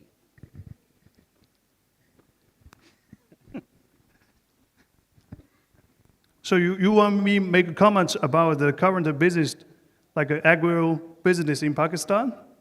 Yeah, what do you think can be improved in terms of business practices, apart from the negotiations? So I think what can be improved is not by what I suggest them. They are the businessmen. If they are in their sector, they have the resource, they have the money, and they know what is the market is. And when they are losing money, they are making money, so naturally they know how to make their decisions. If it's just, yeah. So for this, I will not suggest anything or comment anything about it. Okay. So Nadeem Saab, cities and other places, how they can be used for urban farming? What policy change do you suggest? मैं पहले आपके इस सवाल का जवाब देने से पहले थोड़ा सा डॉक्टर साहब की बात को आगे बढ़ाता हूँ। ये जो साइंस है ना, साइंटिफिक डेवलपमेंट, मैं इसका बहुत बड़ा कायल हूँ and adopt in my agriculture practices. लेकिन मैं क्योंकि एक हैंड्स ऑन फार्मर हूँ छोटा सा, तो मेरी अप्रोच थोड़ी सी प्रैक्टिकल होती है। ये वही साइंस है जो कभी हमें कहती थी अंडा खाने से कोलेस्ट्रॉल बढ़ जाता है और दिल के लिए अच्छा नहीं होता। अब ये कहते हैं अंडा खाना अच्छा होता है, 2 अंडे ज़रूर खाओ रोज़ाना। तो ये जो साइंस है, ये किसी वक्त पे जाके ना, जब उसकी कोई डेवलपमेंट होती है किसी नई चीज़ की, तो उसके जो इफ़ेक्ट्स हैं, the negative side of the development, ख़ास तौर पे फूड के अंदर, वो जाके कुछ अरसे बाद जब वो प्रैक्टिस होता है तो पता चलता है कि ये कैंसर क्रिएट कर रहा है कि क्या कर रहा है। सो ये जो मीट्स हैं जो कि आर्टिफिशियल लैब्स के अंदर तैयार किए जा रहे हैं, ये अभी अपनी बड़ी प्रिमिटिव स्टेज के ऊपर हैं। और ये हमारे जैसे ममालिक का जिनके पास माशाल्लाह अल्लाह ताला ने इतनी लंबी डाइवर्सिटी दी है, that we have deserts, plains, mountains, every kind of soil and weather we have. And जिस मुल्क के पास अभी उसकी एक अच्छी खासी तादाद जो है ज़मीन की वो खाली पड़ी है, वहाँ पे मेरे ख़्याल में इस तरह की साइंटिफिक वेरी एडवांस की हमें ज़रूरत नहीं है। हमें अभी अपनी लैंड यूटिलाइजेशन और health and nutritional and wellness, यानी कि food is something which is related with your wellness, with your health, आपकी सेहत का सवाल है। तो I think we should promote the food and we must be securely, हमें पता होना चाहिए that the food which we are taking is healthy and nutritious, और वो हमारी हेल्थ और नेशनल हेल्थ और वेलनेस के अंदर कंट्रीब्यूट करता है। Otherwise anything which is doubtful technology वो होगी। ग्रीन रेवोल्यूशन पे हमें फर्टिलाइज़र दिया गया और हमने उस ग्रीन रेवोल्यूशन पे फर्टिलाइज़र लगाया और आज हमारी सॉइल जो है वो ख़त्म हो गई। 60 years down the road we are saying ओए ये क्या हो गया, we need a regenerative agriculture, क्योंकि हमने 60 साल पहले नहीं सोचा। सो हमें देखिए, ये जो साइंटिफिक डेवलपमेंट होती है ना, इसके पीछे कॉरपोरेशंस होती हैं। द कॉरपोरेशंस जो हैं वो, ये जो कॉरपोरेट्स हैं ना, ये बहुत ही कोल्ड ब्लडेड बिजनेस गेम है। ये कोल्ड ब्लडेडली एक टेक्नोलॉजी डेवलप करते हैं और उसके बाद वो बेचते हैं, और हम third world countries are the excellent example कि इनको बेचो, इनके यहाँ ट्रायल करो, तो हम ट्रायल और एक्सपेरिमेंट में फौरी तौर पे आ जाते हैं। तो हमें तो अभी इस वक्त ज़रूरत है कि 24 करोड़ लोगों को खिलाना कैसे है। Now coming back to your question, urban agriculture, अभी मेरे ख्याल में काफ़ी लोग हैं। आप में से कितने लोग हैं जो किचन गार्डनिंग करते हैं? 1 2 बस 3 4 3 4 5-6 लोग हैं। 5-6 लोग। अब देखें, आप में से कितने लोग हैं जो खाने की महंगाई की वजह से अपनी शॉपिंग कम करते जा रहे हैं? कैचअप छोड़ दो यार, ये नहीं लेनी, सस्ती लेनी है। कितने हैं जो इफेक्ट हुए हुए हैं महंगाई से, फूड प्राइस से? Everybody is affected, right? आप क्या ये जानते हैं कि आपकी जो सेहत है वो अडल्ट्रेटेड फूड की वजह से हस्पताल भर रहे हैं? कौन है जो यकीन रखता है इस चीज़ पे? Quite a large number. So मेरे ये तीनों जो कैटेगरीज हैं, इनमें से कोई वो नहीं है जो अपना फूड ग्रो करता हो। हम हुकूमतों की तरफ देख रहे हैं कि हुकूमत हमारे लिए कुछ करे। यकीन कीजिए, गवर्नमेंट कुछ नहीं करेगी, हमें खुद ही कुछ करना है। You have to do it your self.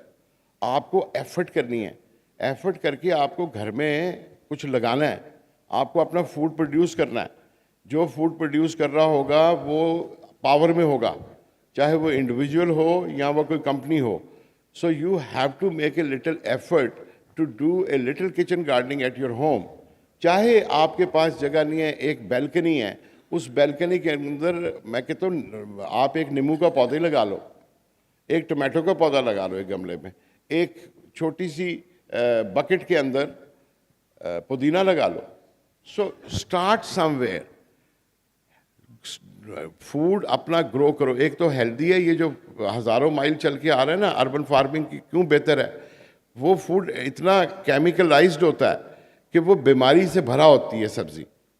मैं बाज़ार की सब्ज़ी नहीं खाता बिकॉज आई नो, जो अगर आप वो देख लें कि किस तरीके से उसको केमिकल और DDT में डिप किया जाता है before sending it to the market from the farm, تو آپ کہیں گے کہ اور آپ کی یہ جو بڑھتی ہوئی بیماریاں ہیں, دس از آل ریلیٹڈ ٹو دیٹ. آپ کا امیون سسٹم نیچے گر رہا ہے, سارا کچھ ہو رہا ہے, it is because of your bad food system supply. تو وہ کیسے ٹھیک ہو سکتی ہے؟ The only way is the urban farming, urban agriculture, kitchen gardening. آپ کو گھروں میں لگانے ہیں, کمیونٹی لیول پہ لگانے ہیں.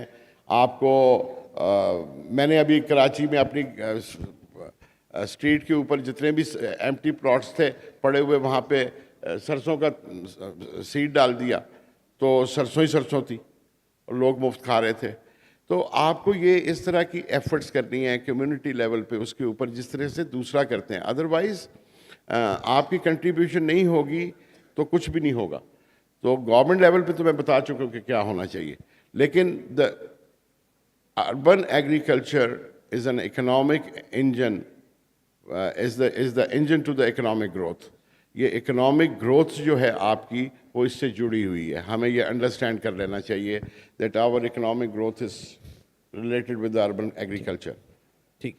ڈاکٹر صاحب, اگر کوئی نوجوان اب جیسے آپ نے جب ریسرچ سے یو ٹرانسلیشن انٹو بزنس, سو بڑے مسئلے آپ نے فیس کیے, بڑی اپرچونیٹیز بھی دیکھیں, کریٹ بھی کی. So what will be your advice to a young entrepreneur or a young graduate who wants to venture into an agri-business or agriculture-related business? It's a very good question.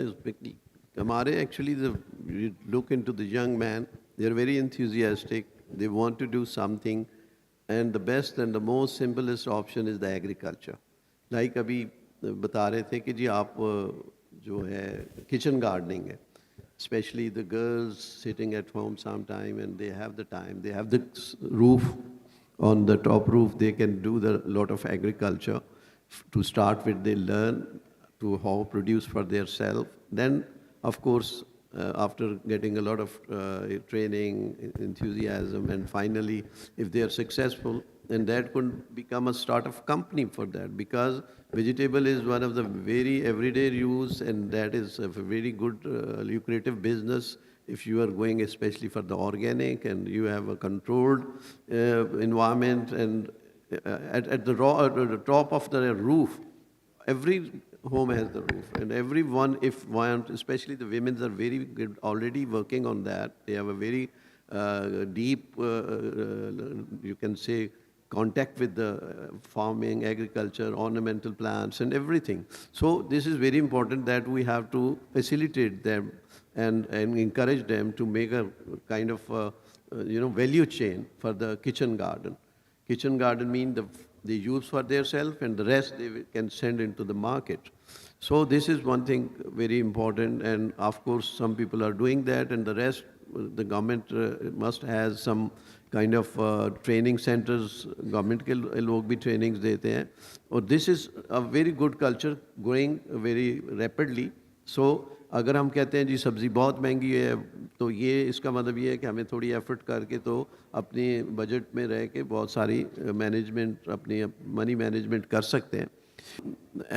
Agriculture ہو یا کوئی چیز ہو, اس کا ایک ہوتا ہے کہ آپ اپنی ڈے ٹو ڈے ضروریات پوری کرتے ہیں, ایک ہوتا ہے کہ you are looking for a business. Agriculture is one of the biggest business, لیکن ہاں پاکستان میں ایگریکلچر کو بزنس نہیں لیا جاتا.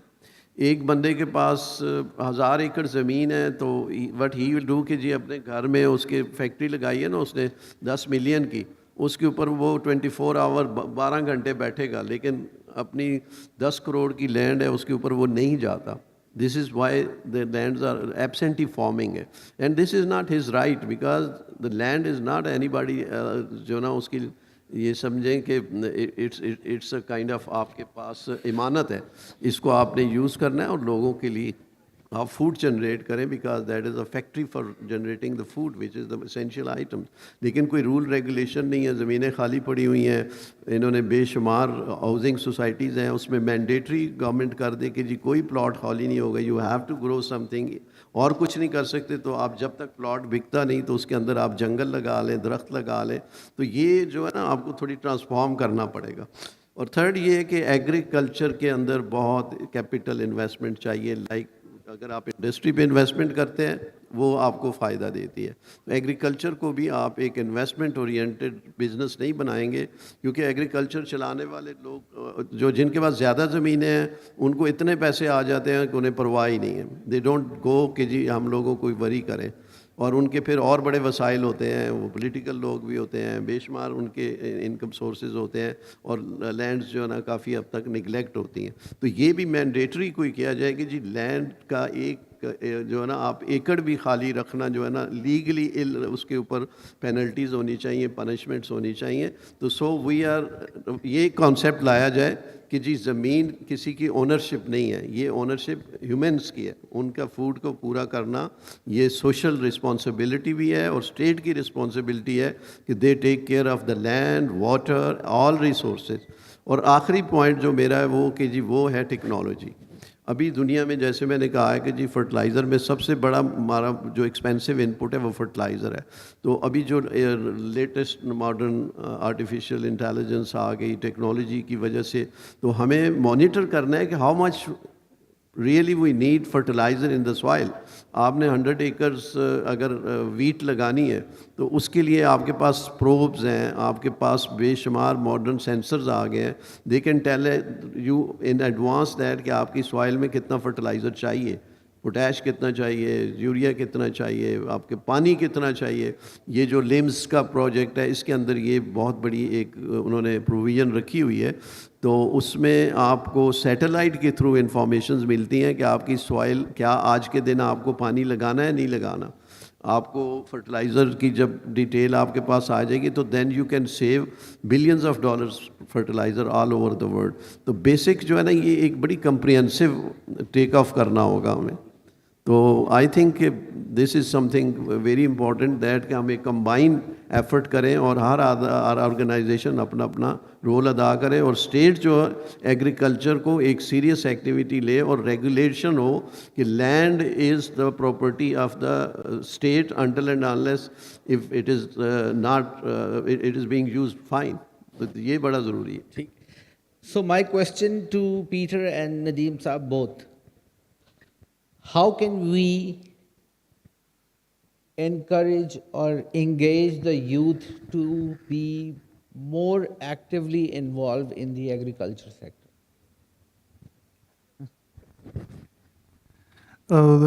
This question last time in Dubai during the COP28, and also the host asked the same question. But I'm not the person to answer this question. You're still the youth, right? Yeah. So later, and then the speaker, the question from him is he has designed, like Dr. Saab mentioned, the lab.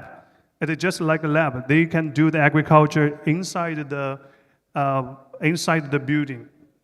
So, and the yield is very high, and they don't, it is more like they don't need to face to the sunshine, but they can just do it at home, and it's very productive. So then there is a way also for the future, because today is about the future first. This is about the future technology, how to implement future technology and make these things easier. The world is developing very fast. Before, without a vehicle, we cannot travel far. We should walk. But after we get a vehicle, then people can travel far. So with the developing of the technology, I think the youth will also have the ways to involve in the agriculture business. Okay. Nadeem Saab, very briefly.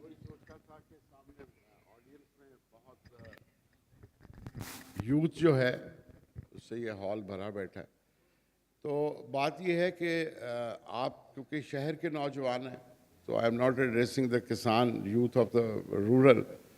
وہ ایک الگ subject ہے کہ وہ بیچارہ اپنے آپ کو شہروں کی طرف لے کے آ رہا ہے, تو اس کو گلیمرائز کرنے کی ضرورت ہے, اس کو یہ حوصلہ دینے کی ضرورت ہے that farming is a noble cause.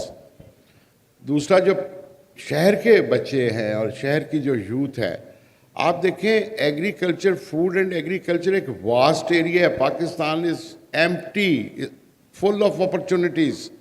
کوئی اس کو کیش نہیں کر رہا. ہم چیزیں دیکھ رہے ہیں, دوسری انڈسٹریز کو دیکھ رہے ہیں. ایگریکلچر وہ ایریا ہے جو کہ جس کا دور شروع ہو گیا ہے, فوڈ کا دور شروع ہو گیا ہے. آپ کپڑے کے بغیر زندہ رہ سکتے ہیں, شیلٹر کے بغیر زندہ رہ سکتے ہیں, but food is the only product جس کے بغیر آپ زندہ نہیں رہ سکتے, آپ کو ضرورت ہے اس کی. تو food is the most important thing. Populations بڑھ رہی ہیں, پروڈکشنز کم ہو رہی ہیں. تو اب آپ میں کوئی انجینئر ہے, کوئی آئی ٹی ایکسپرٹ ہے, آپ کسی بھی فیلڈ میں, کسی بھی اپنی فیلڈ میں, آپ اس کو ایگریکلچر, فوڈ اور ایگریکلچر پہ اپلائی کرو. بہت بڑی انڈسٹری آپ کو ملے گی, بہت زیادہ اپرچونیٹیز آپ کو ملیں گی. ایک آئی ٹی ایکسپرٹ ہے, وہ بہت سی اپلیکیشنز کی ضرورت ہے, ان کو تیار کر سکتا ہے. ذرا پروب کریں گے, ذرا دیکھیں گے. یہ نوکریاں ڈھونڈنی چھوڑو یار. ایک تو ہر وقت ہم پڑھتے ہیں اور سی وی لیتے ہیں اور اس کے بعد جابس. انٹرپرینیورشپ سوچ پیدا کریں اپنے آپ میں. دیار عشق میں اپنا مقام پیدا کر. آپ اپنے آپ کو, اپنے میں وہ پیشن اور وہ ڈرائیو لے کے آؤ جس کے اندر آپ کو یہ ہو کہ نہیں, مجھے نوکری نہیں, مجھے اپنا کام کرنا ہے, مجھے اپنا باس بننا ہے. اور اپنی وہ جو اسکل ہے, جو ایجوکیشن ہے جو آپ نے لی ہے, اس کو آپ ذرا غور کریں کہ فوڈ اور ایگریکلچر میں کہاں اپلائی کر سکتے ہیں. دا ایریا جہاں پہ بالکل نہیں. اب آپ ایپس بنا رہے ہیں, شہروں میں بیچ رہے ہیں, مشکل ہے, کمپٹیشن بڑا ہے, ہر کوئی وہی کری جا رہا ہے. ادھر اتنی بڑا سیکٹر خالی پڑا ہے جس کے لیے کوئی سوچ ہی نہیں رہا. تو ذرا غور کرو کہ ہم اپنی سکلز جو ہیں, انجینئرنگ ہے, آئی ٹی ہے, میڈیسن ہے, whatever skill you have, اس کو آپ فوڈ اور ایگریکلچر پہ کیسے اپلائی کر سکتے ہیں. کنکلوڈنگ سے پہلے just one word from each of you about the future of agriculture and food security. Food security کا ایک ہی ورڈ ہے کہ جی ابھی تک انڈر ایکسپلائٹ ہے پاکستان کے اندر. اتنی ابھی بھی ہمارے پاس تقریباً 10 ملین ایکرز ایسے ہیں جن کو ہم نے اگر کلٹیویٹ کر لیں تو ہم دنیا کی 1/3 پاپولیشن کی جو گرین کی فوڈ سیکیورٹی کو انشور کر سکتے ہیں, صرف نارمل جس طرح کہ ہم آلریڈی فارمنگ کر رہے ہیں. تو یہ بہت سارے ون ورڈ ہو گئے ہیں جی, ون ورڈ زیادہ ہو گئے. I think this we could be the leader in food security. Okay. Peter? So may I extend to 30 seconds? I will be very fast. Okay. So I would also mention some other data. During 1979 to 2012, China invested $5 billion globally. During the time 2013 to 2018, China, during that 5 years, China invested $750 billion. So there is a great potential for the global cooperation. So the two words, one word I would like to say, we are together and we are greater. Great. Nadeem sahab, one word for future of agriculture. Sir, one word نہیں, 6 words, 2 lines. Our sovereignty is under threat due to the food security. First line. آزادی اور sovereignty کو بچانا ہے. So this is farm to freedom. It's a farm to freedom. These are the 2 words. John, thank you very much. And I would like to thank the panel and Future Fest for having us here. And we can have a discussion maybe when we conclude and we are amongst you. جی بتائیے.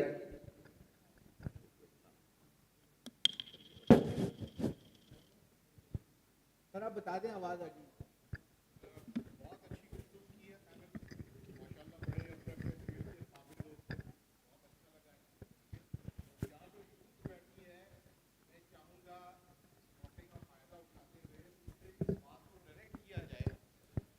کہ اس وقت دنیا میں جو زراعت ہے وہ artificial intelligence کو اپنا سب سے بڑا ہتھیار بنا رہی ہے.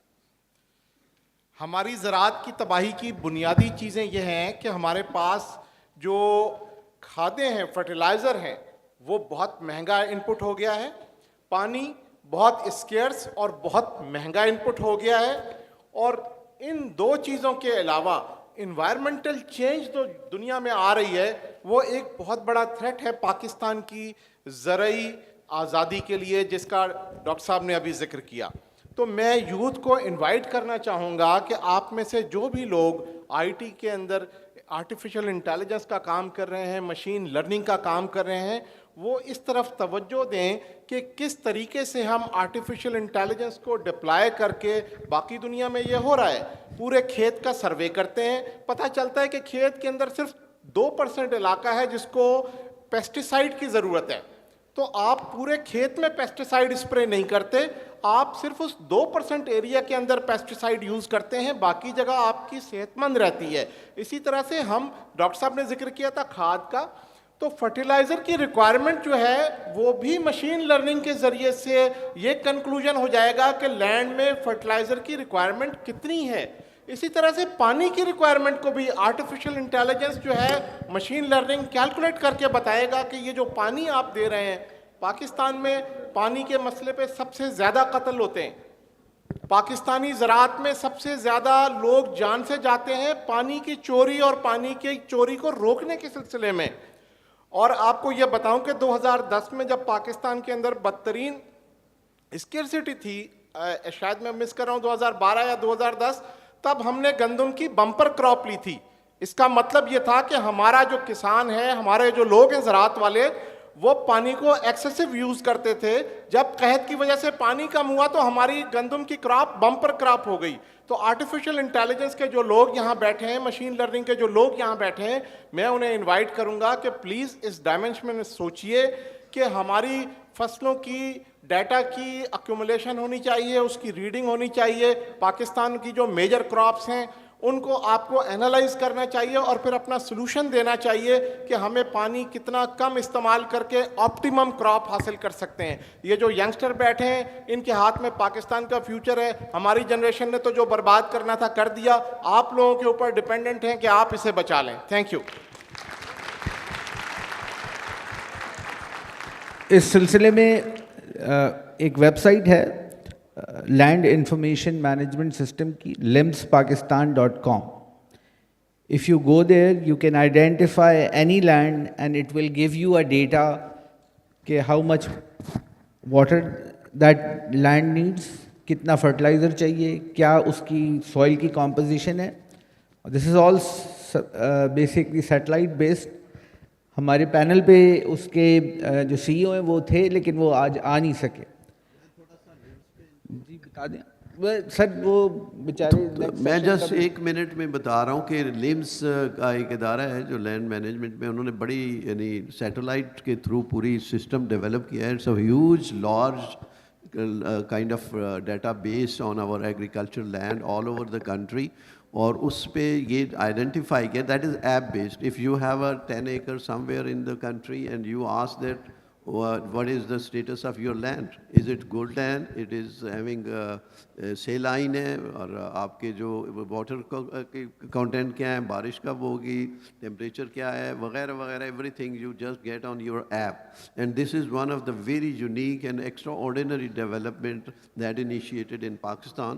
تو اس کا یہ بینیفٹ ہے کہ یہ آگے آ کے فیوچر میں آپ اس کا، میں نے پھر یہ جو نا یہاں ابھی جو بات کر رہے تھے، ان کی جو جواب یہ ہے کہ جو بچے ہیں، ینگ جنریشن ہے، ان کے لیے یہ اتنا بڑا بزنس اپورچونیٹی ہے کہ اگر یہی پروبز ہیں، یہ چھوٹا سا گیجٹ ملتا ہے جس کے اندر 3-4 پروبز ہوتے ہیں، اور وہ چھوٹی چھوٹی اسٹارٹ اپ کمپنیز اپنے ایک تحصیل لیول پہ بنا کے تو فارمرز کو جا کے سروسز دے سکتے ہیں.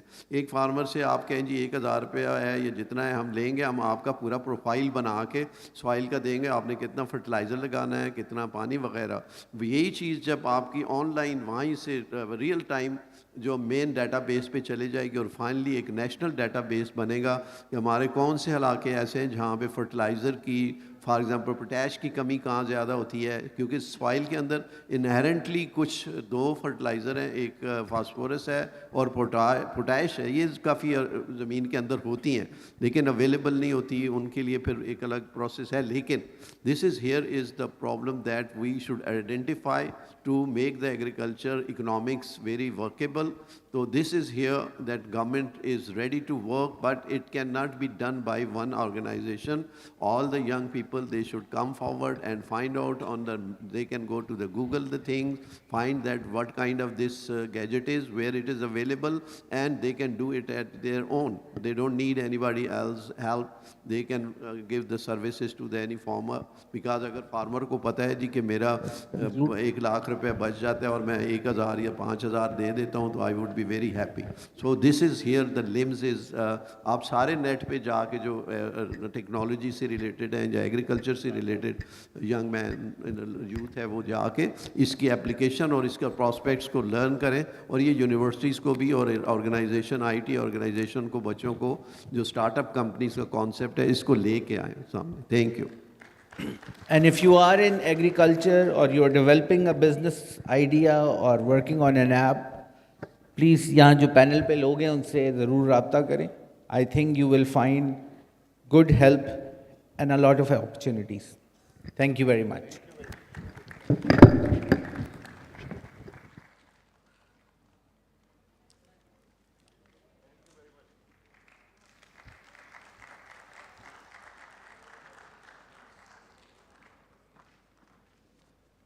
Right, please give another round of applause to that panel. Provocative, nonetheless. Now we'll be resetting the stage, but we're getting prepared for our next speaker, who's going to be talking about a visual tale, joining him to explore AR and VR. As we're getting ready, Nicolette, what do you think about this whole future of virtual reality? What do you think about it? I think it's exciting. Does it scare you? There are elements that scare me, but I think it's really exciting. I think it's going to be quite revolutionary for businesses and individuals. What are you most looking forward to experiencing in virtual reality? Shopping. Shopping. Yeah. Shopping. Yeah, that's actually a great use. You can see things, try things on virtually. Exactly. That's Exactly. right. That's right. Exactly. And is there something you never want to experience in virtual reality? That's a good question. I don't know. Maybe like dating or something. Oh, yeah, VR dating. That could be quite scary. Yeah, it could be quite scary. Are you on the market? No, I'm not. So, or you wouldn't answer it here. VR dating, if anyone wants to create a VR dating app, that's a very interesting business model. Yes, Yeah, it is. very it is.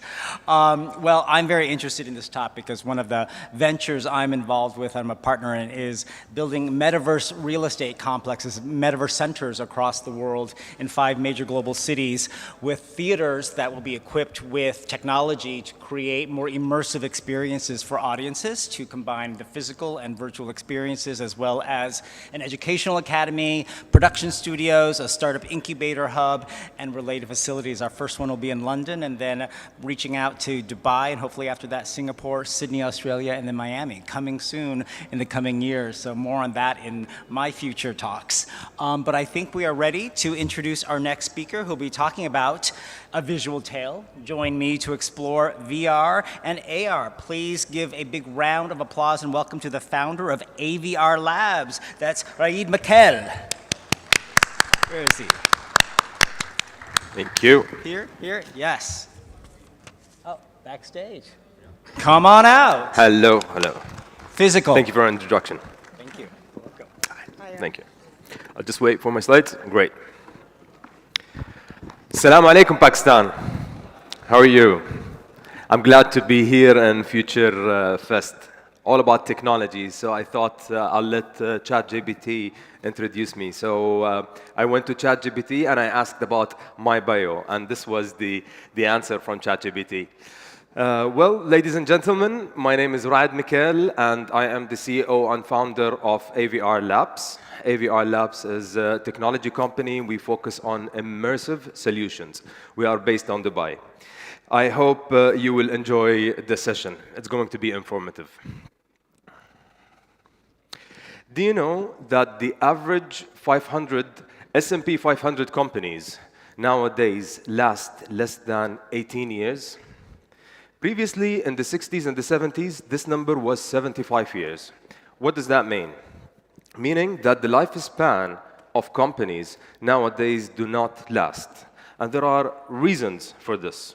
According to the consultant firm McKinsey, 75% of S&P 500 companies are going to vanish in 2027. This means in 3 years from now. So what does that mean?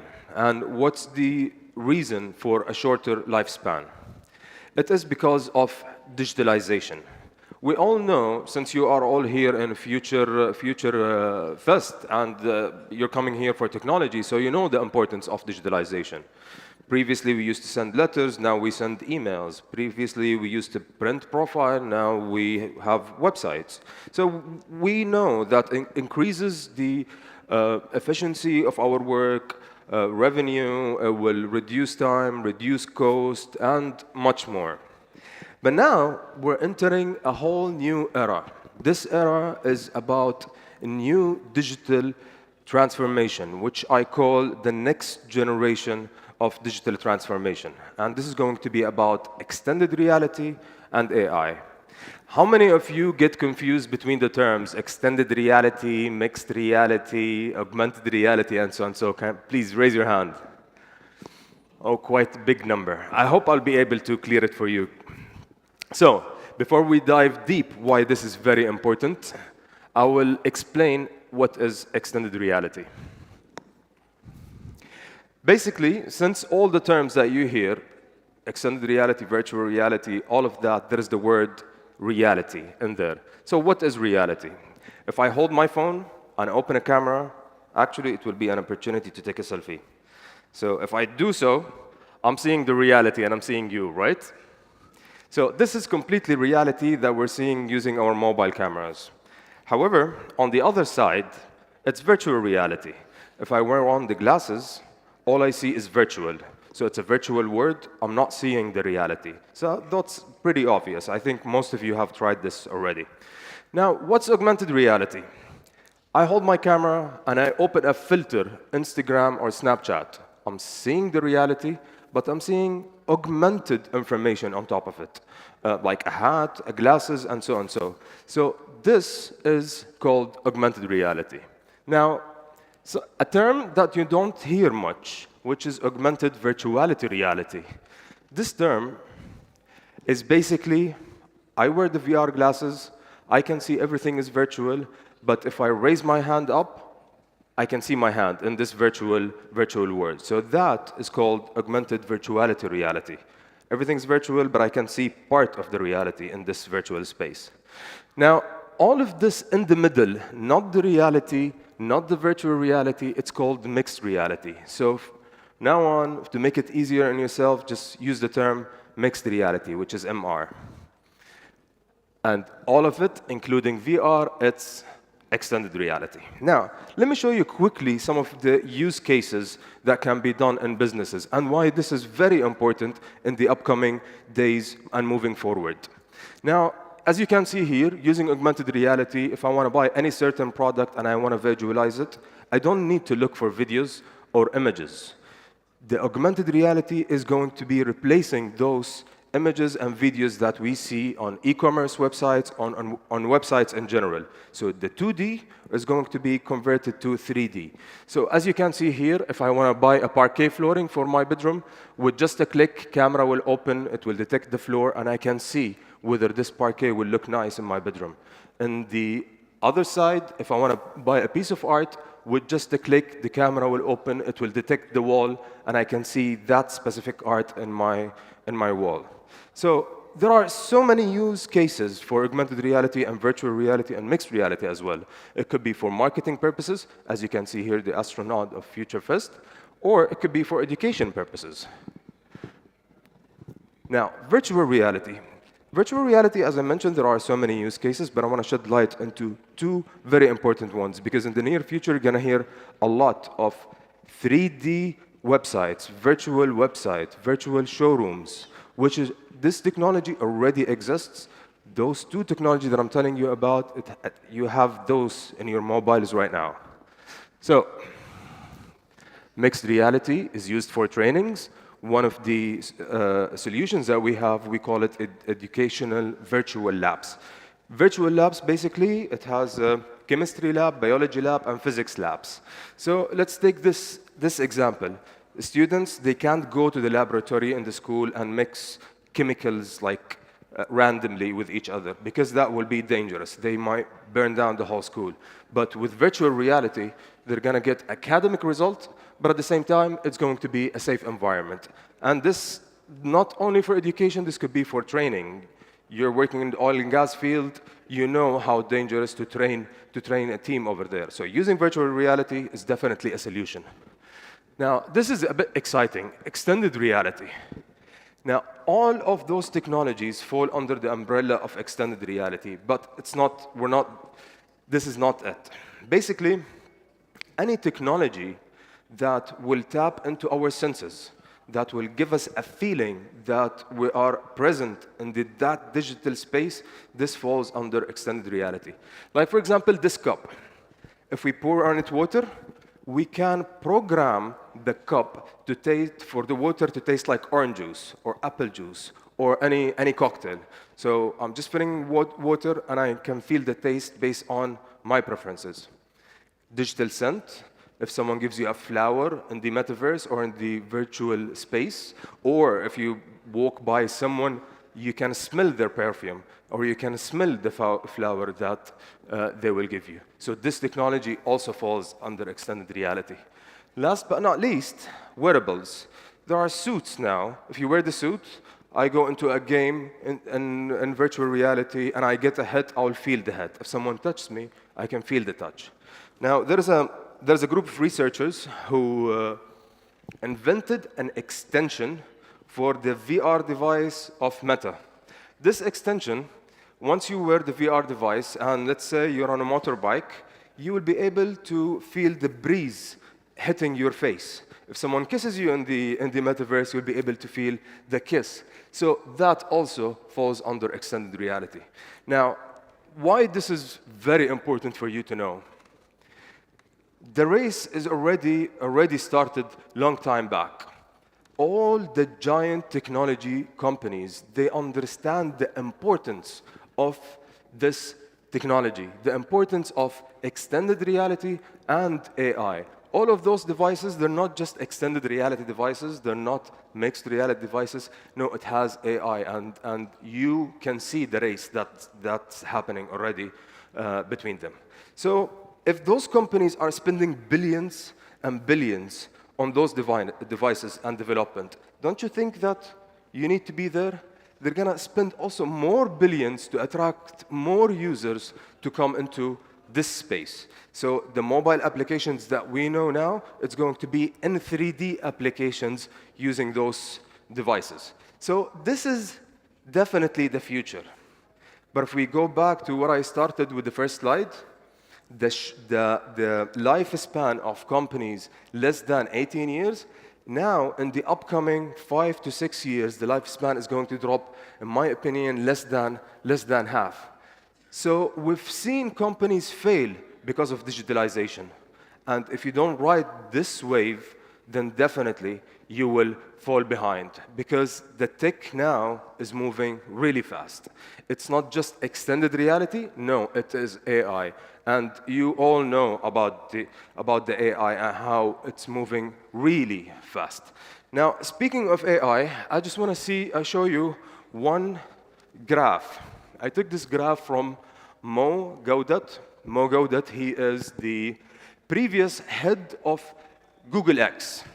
Google X, where all the inventions, all the crazy new stuff that comes out of Google comes from Google X. And he was considered as the third best position in the whole world. So this guy said that if we're going to put the evolution of AI into a graph, it's not going to be like going up like what's happening with technology right now. No, because of AI, it's going to reach to a point where it's a curve. So it's going to increase and develop dramatically very fast. And we don't know when this is going to happen. But for sure, we know that it's going to be in 5 to 6 years.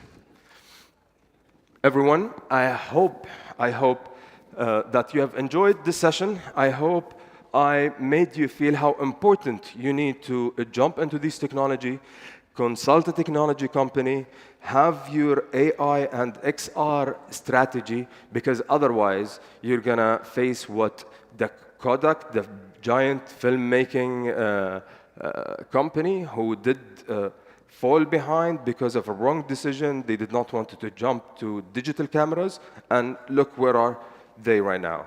So thank you, everyone. I hope you enjoyed it, and see you later.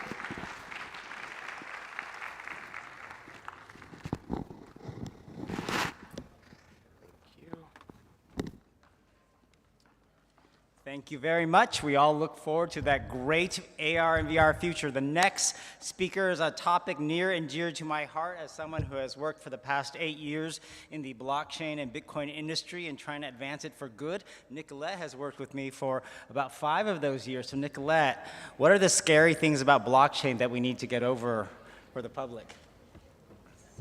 That's all right. We're not doing that anymore. Okay. All right, but what are the scary things about blockchain? What's so scary? That it's a blockchain. Yeah, what? That it's a blockchain. That's a blockchain. You think that's scary? Yeah, that's all right. We'll talk about that another time. Apparently, we're moving ahead in this schedule, I am so informed, because now we're not going to have just 1, not 2, not 3, but how many, Nicolette? 3. 4. Oh, 4. Sorry. 4 innovators. We are going to a session that is an hour of inspiration for all of you aspiring innovators out there to present a top set of 4 innovators who will be talking to you about their innovations. Are they all here? Are they all here? All right, you want to introduce them? Nicolette. Yes. Okay. Yeah. Sure. Go for it. Okay. Okay. By the way, let's give a hand to the amazing Nicolette Amperpol. The pride of London and Dubai. Thank you.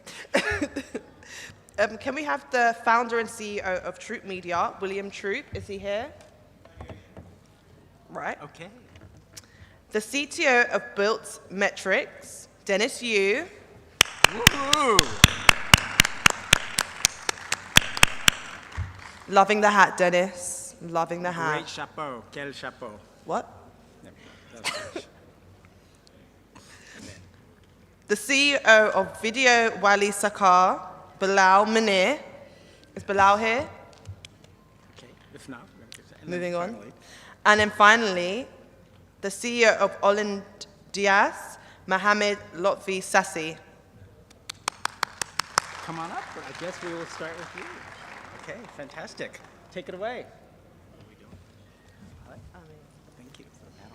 I have no idea what take you off to the side. Do you need a mic? How much you wait off to the side?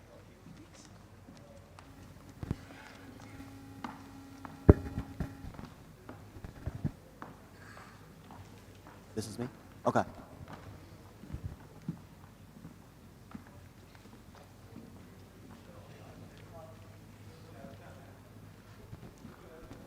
Who would like to make $2,000 a month in digital marketing? Okay. Who doesn't have a job yet in digital marketing but really would like to? Some of you guys? Who's an expert in SEO? Some of you guys? Like a few of you? I can quiz you on that. Who is a video editor? Okay. Who builds websites? A lot of you guys? All right. I want to show you this framework that we call the Content Factory. And it's these 4 stages. And the beauty is that when you have clients that are in America that I know, who are people that I talk about, to tell you all about, come up on here and get the stage from Pine. Yeah. These are people that are absolutely dying to hire you guys to be able to help them grow their businesses. So I'll give you an example. I have a friend, Roger Wakefield, he's a plumber, and he's got 1 million subscribers across YouTube and TikTok and whatnot. He's the most famous plumber in the United States. If you go to YouTube and whatnot and you search plumbing, you'll see his videos everywhere. And all these other plumbers follow him. And he and I, we did a live stream a couple months ago, and you can see it. And the title was How Marketing Companies Are Scamming Home Service Businesses with SEO. Charging, I had one that called me yesterday, and he's paying $8,000 a month for SEO services, which is absolutely ridiculous. And he was getting nothing, right? Roger paid $45,000 for his last 3 companies, and they did nothing. And so when Roger puts a post out there, you will see dozens of other plumbers that will contact me saying, hey, I need to hire somebody. Who can I hire to do my digital marketing? Because the last 3 agencies that I went through, they just wasted my money and scammed me. And I said, I have friends that are in Pakistan that are trained in the Content Factory. And they're going to help you rank on Google when someone searches for emergency plumber, Dallas, Texas, right? I have a friend, Ken Vandegeen, and he's a pest control company in Portland. So if someone types in rodent infestation Portland, then we want to rank him in the maps, right? Because that's what SEO is. We want to be able to make his website load fast. We want to make sure his social media is there so that people see that he's been in business and doing this a long time and does a really good job. And the key is the 4 stages here. So I want to walk you through what these 4 stages are, and I want to show you what the opportunity is for our friends in Pakistan to be able to do this very same thing. Okay? Sound like a deal? Say yes. First stage of the Content Factory is you've got the raw production of content. This is something that has to be done by the client. So the client maybe has 7 or 8 technicians in vans that are going about doing whatever they're doing. Landscaping, maybe they're a veterinarian, maybe they're a real estate agent, maybe they repair the roofs, but they have lots and lots of proof that they do the thing that they do. So if they're a landscaper in Louisville, Kentucky, then they need to show that they've done landscaping in Louisville, Kentucky, right? That they have great reviews, that they have other people in Louisville that they know, the favorite restaurants, the steak houses, need to have all this kind of proof that they do this. So they, as the client, has to produce all of those and put it into a folder for us, right? So if we have that folder, then what do? We use tools like Descript, or it could be maybe you guys like CapCut, maybe it's Premiere Pro, it's whatever it is. AI tools are soon almost able to do all of this, and then be able to process all of that into Facebook and YouTube and their website, their GMB, Quora, LinkedIn, TikTok, all these other sorts of channels. We take that content, move it into the 3rd stage, and then we do dollar-a-day advertising in the 4th stage. So this is not an SEO person. This is not a video editor. This is not a designer, right?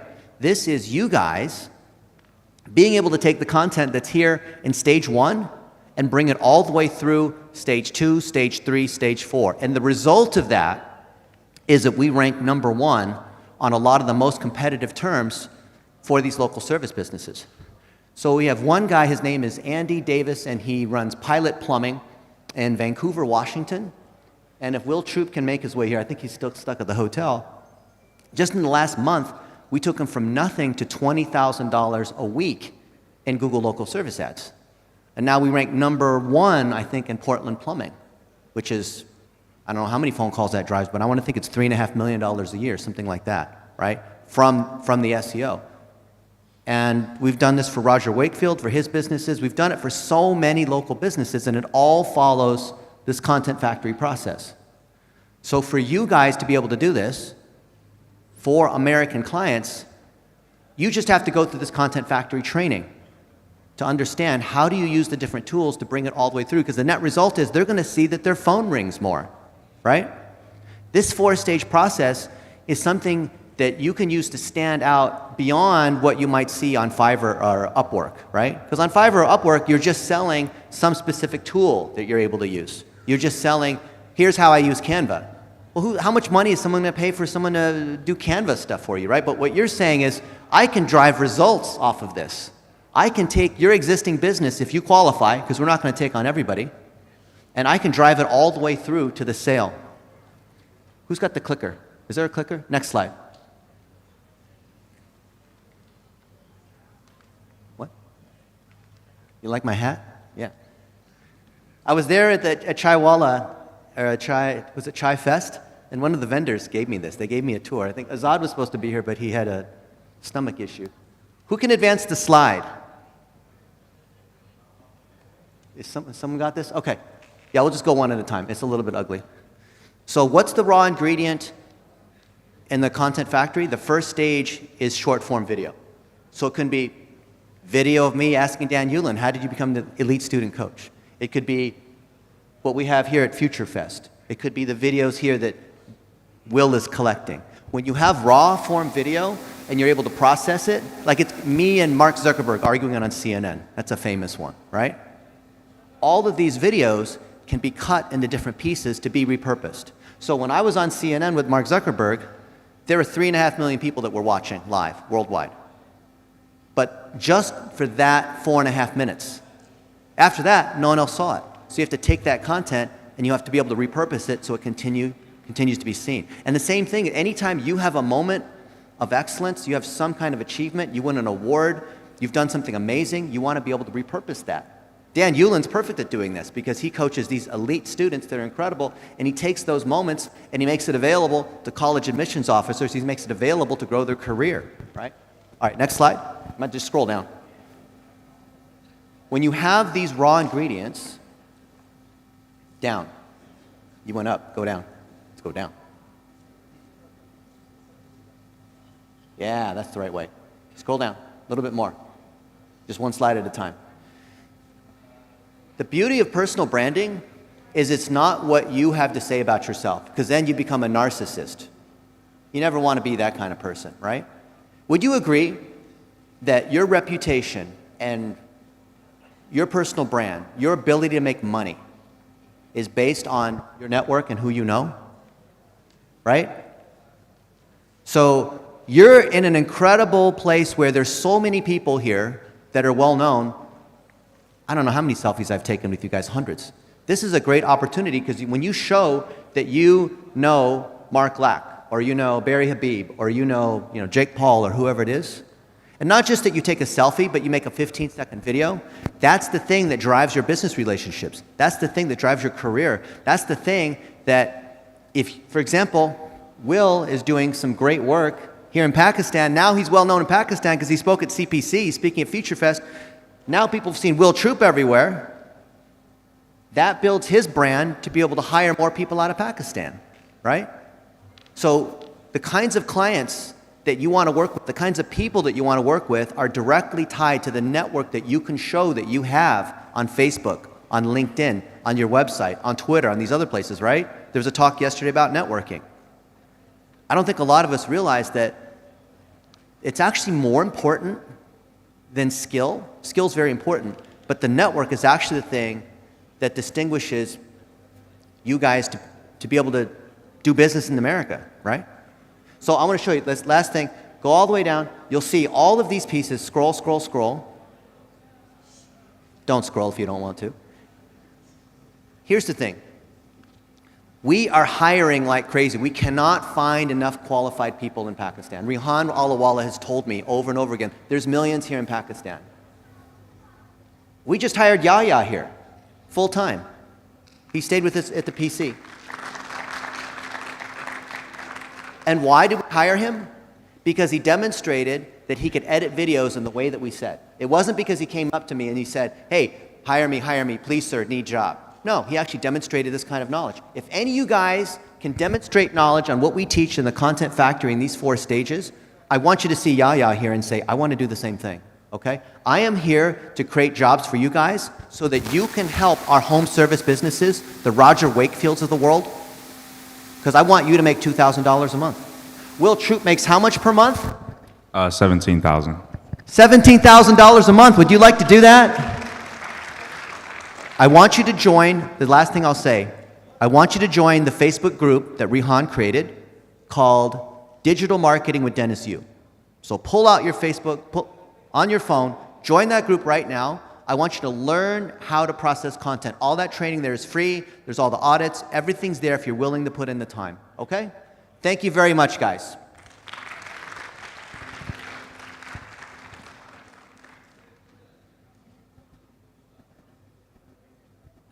I think it's Will's turn. Yeah. Okay.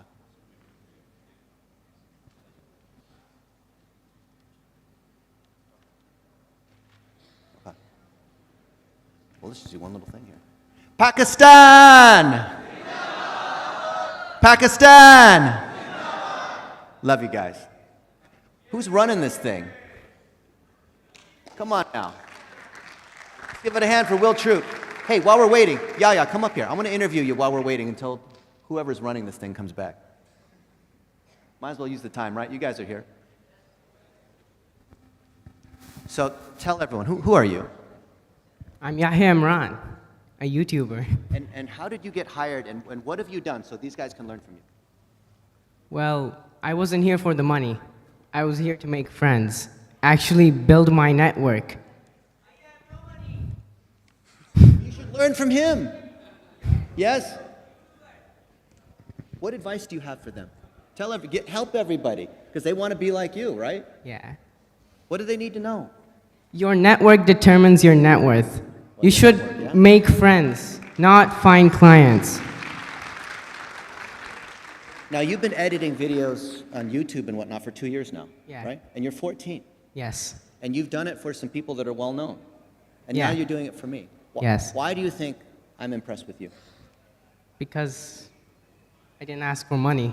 I showed my value. Yeah. I tried to hire him a couple days ago. He showed me the stuff that he did, and I said, give me your PayPal so I can send you some money right now to put some stuff together. And he refused it. And it wasn't because we were trying to get him to work for free. It's because his goal was to learn. His goal was to get good. And he said he wanted to earn it. Whenever I see people willing to do that, willing to put in the time, where they come up and they say, you know what, I've studied $1 a day. I've studied how to edit 1 minute videos. I've studied the things that you and Will Troop do. I saw that live stream that you had with Roger. That tells me you put in the time, that you put in the effort. So I want you guys to take advantage of that. You have someone like Yaya here that you can learn from. You know, if I were you in the audience, I'd come up to this guy and say, hey, teach me, right? What do I need to do? Let's take a selfie together, right? How do I follow you? Okay? All right, guys. Who's running this? You are? Come on over here and take the microphone. All right, guys, thank you very much.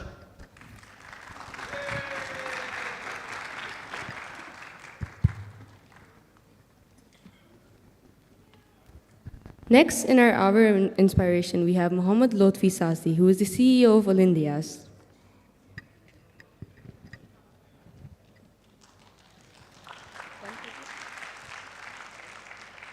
Salam alaikum. Yes.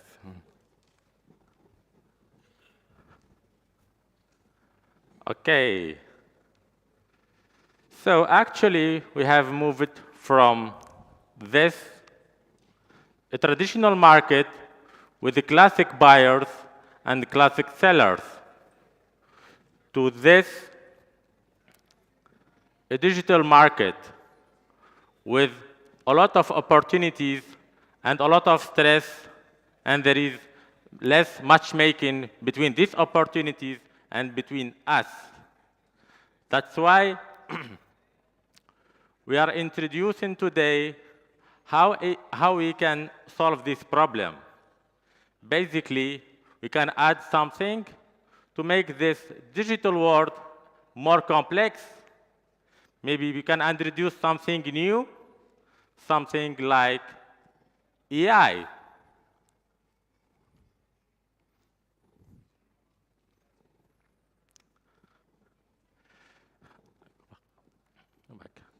Go back.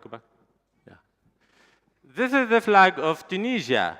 I'm from Tunisia. My name is Mohamed Lotfi Sasi. I'm founder and CEO of Olindias, a global company that supports artificial intelligence solutions.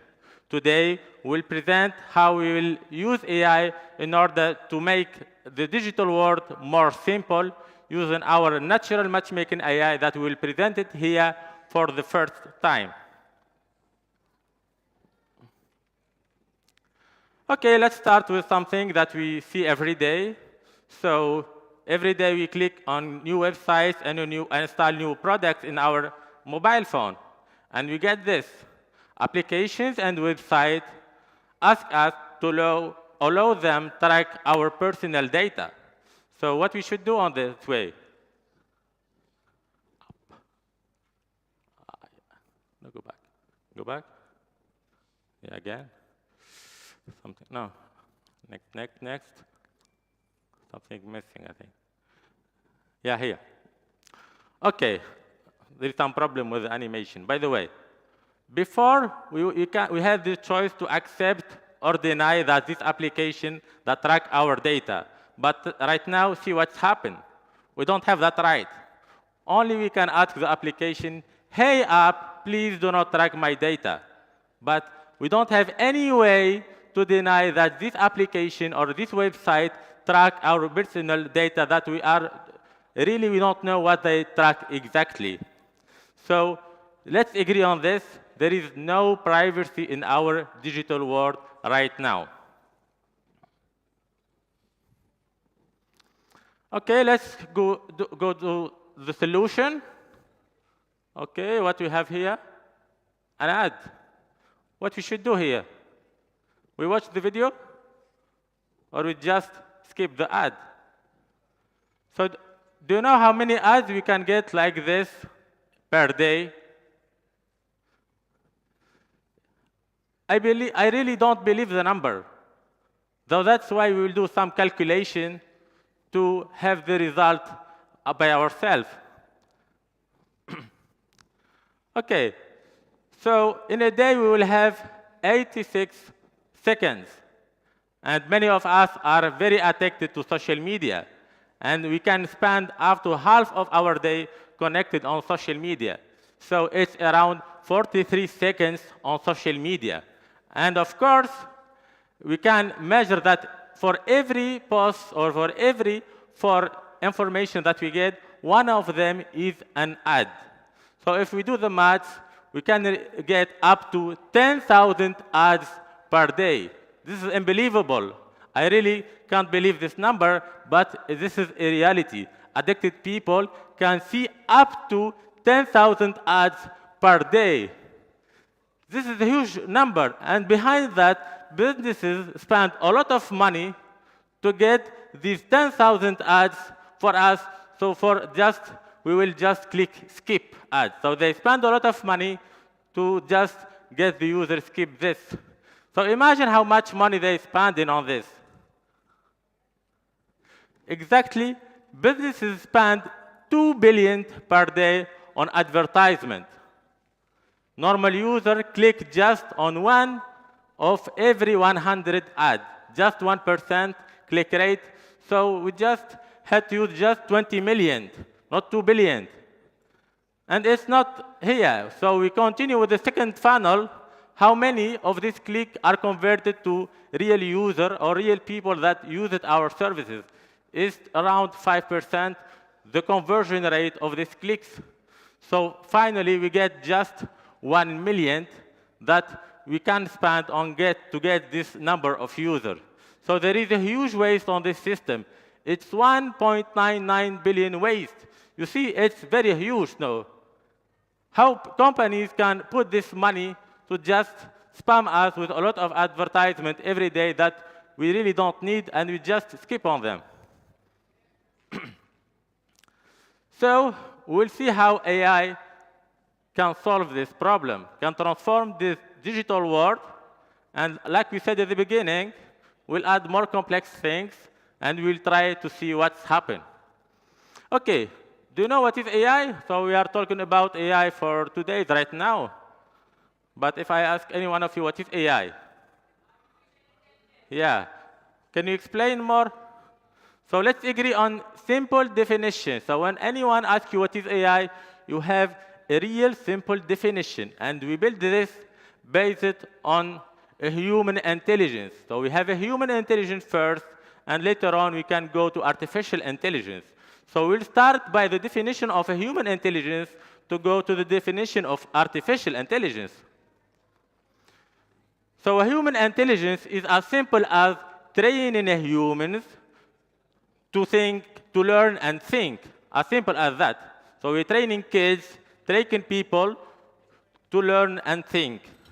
The same, we can apply the same concept for artificial intelligence, is we will train not people, but we will train machines. So we will train machine to learn like us and think as us. And that way we get artificial intelligence. Okay. So let's go back to our topic, how we can use artificial intelligence to create good impact to match between people and businesses. The solution is here, just add a heart for our artificial intelligence. So add some emotional intelligence to artificial intelligence so the emotional intelligence can transform the AI to someone that can hear about us, hear about our emotion, and of people around him. So we get a future, this is the future of AI, where an AI that can understand our needs and our emotion, an AI that really understands us, an AI that really understands our needs and solve our problems. In simple words, an AI that can add more value to people and businesses. Okay, this is our introducing our natural matchmaking AI. This is an AI that is based on user interest, on user goals, and on user emotion. That's why we introduced this AI. Okay, so what is the matchmaking AI? So it's a simple AI that matches between product and people according to their historical. So if I'm looking for something today, so I will keep receiving ads for the whole week about that. What about our innovative solution of natural matchmaking AI? Natural matchmaking AI work on our evolving interest. Our needs today can change tomorrow very easily. That's why we're introducing this solution where users can come and put their interest, define their goals and mood. So that's why we can easily get this insight and transform to business so they can effectively define product and services according to what user need. So our goal today, for example, is to create a company. So I can receive things about create a company, services, products, books, etc. But tomorrow, if I create a company, I need to receive something new. For example, receiving products about digital marketing, about optimizing our technical skills, etc. So let's try this solution. Just go to olendias.com and try our solution, name it Recognize, and we'll offer you a premium access for the whole audience today. And let's build together a spam-free digital future with Olendias. Thank you very all.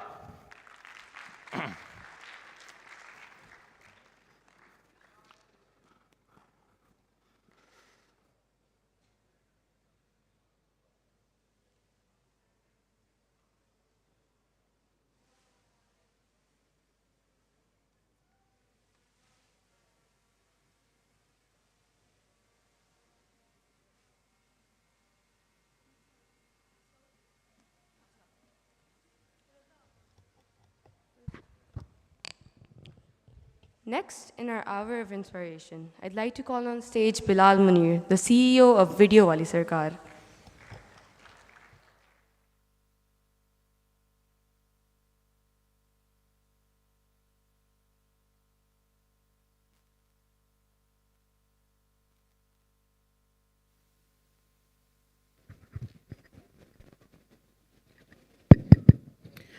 अस्सलाम वालेकुम। मुझे उम्मीद है कि कुछ लोग तो यहाँ पे मुझे जानते होंगे। अगर कोई भी जानता है तो थोड़ा सा कोई आवाज़ निकाल दें, कोई इशारा कर दें, ताकि मुझे भी थोड़ी सी कंसोलेशन हो जाए कि हाँ कोई तो मुझे जानता है। यार, this is the first time that I am going on stage and talking about video वाली सरकार विद यू गाइज, और इनफैक्ट विद एनीवन, क्योंकि इससे पहले, आज से पहले कभी भी मैंने लाइव इस तरह स्टेज पे ऑडियंस को इंटरेक्ट नहीं किया। So this is my first time. मैं गलत हो सकता हूँ। अच्छा यार, when I got this invite ना, तो मुझे बताया गया कि आपने अपनी जर्नी के बारे में बताना है। You have to talk about how you made video वाली सरकार possible. And I have never thought about it before this. اس سے پہلے میں نے کبھی سوچا بھی نہیں تھا کہ میں کبھی اس بارے میں بات کر رہا ہوں گا, تو مجھے پتہ ہی نہیں ہے کہ کیا پروگریس ہے نا. تو میں بیٹھ کے سوچا, میں نے کہا میں نے کیا کیسے ہے. لائک آپ اپنے بارے میں خود سوال پوچھتے ہو نا, یار میرے سے کیسے ہو گیا. تو جب میں نے اپنی ہسٹری میں دیکھا اور جب میں نے دیکھا کہ ویڈیو والی سرکار سکسیسفل کیوں ہوا, تو دو چیزیں تھیں جو میرے سامنے آئیں. پہلی بات تو یہ تھی کہ ویڈیو والی سرکار was not the best idea that I have ever had. In fact سب سے سمپل آئیڈیا ویڈیو والی سرکار ہی تھا. یوٹیوب چینل بنانا ہے, میرے سے پہلے لوگ کر رہے تھے, ایسا نہیں تھا کہ دنیا میں یہ ہو نہیں رہا, یا ایسا نہیں تھا کہ یہ پہلی بار ہو رہا ہے. ان فیکٹ سب سے بورنگ آئیڈیا میرا ویڈیو والی سرکار تھا. اس سے پہلے میں نے ایک ویب سائٹ بنائی bilalbazaar.com, کسی کو نہیں پتا ہوگا, OLX بھی نہیں تھا اس ٹائم پاکستان میں. It was doing the exact same thing, چھوڑ دی. میں نے ایک ویب سائٹ بنائی pcwikiworld.com, it was a blog. یہ وہ ٹائم ہے جب پرو پاکستانی ہٹ ہو رہا تھا, وہ بھی میں نے چھوڑ دی. اس کے علاوہ میں نے SMS گیٹ ویز بنائے. میں نے اتنے اچھے اچھے آئیڈیاز پہ کام کیا, بٹ وہ سکسیزفل نہیں ہوئے بیکاز آئی تھنک ایک چیز مسنگ تھی. میں ریزلٹس فرسٹ ڈے چاہ رہا تھا. جب آپ کوئی بھی چیز سٹارٹ کرتے ہیں تو آپ کو یہ فیل ہوتا ہے کہ یار ریزلٹس نظر آنے چاہیے نا. آپ جو محنت کر رہے ہیں, آپ جو ساری رات لگا رہے ہیں, تو کچھ نظر آنا چاہیے. آئی تھنک ویڈیو والی سرکار جو سکسیزفل ہوا ہے اس کے پیچھے ریزن یہ تھی کہ یوٹیوب پہ ایک ٹکر ہوتا ہے کہ کتنے سبسکرائبر بڑھ رہے ہیں آپ کے.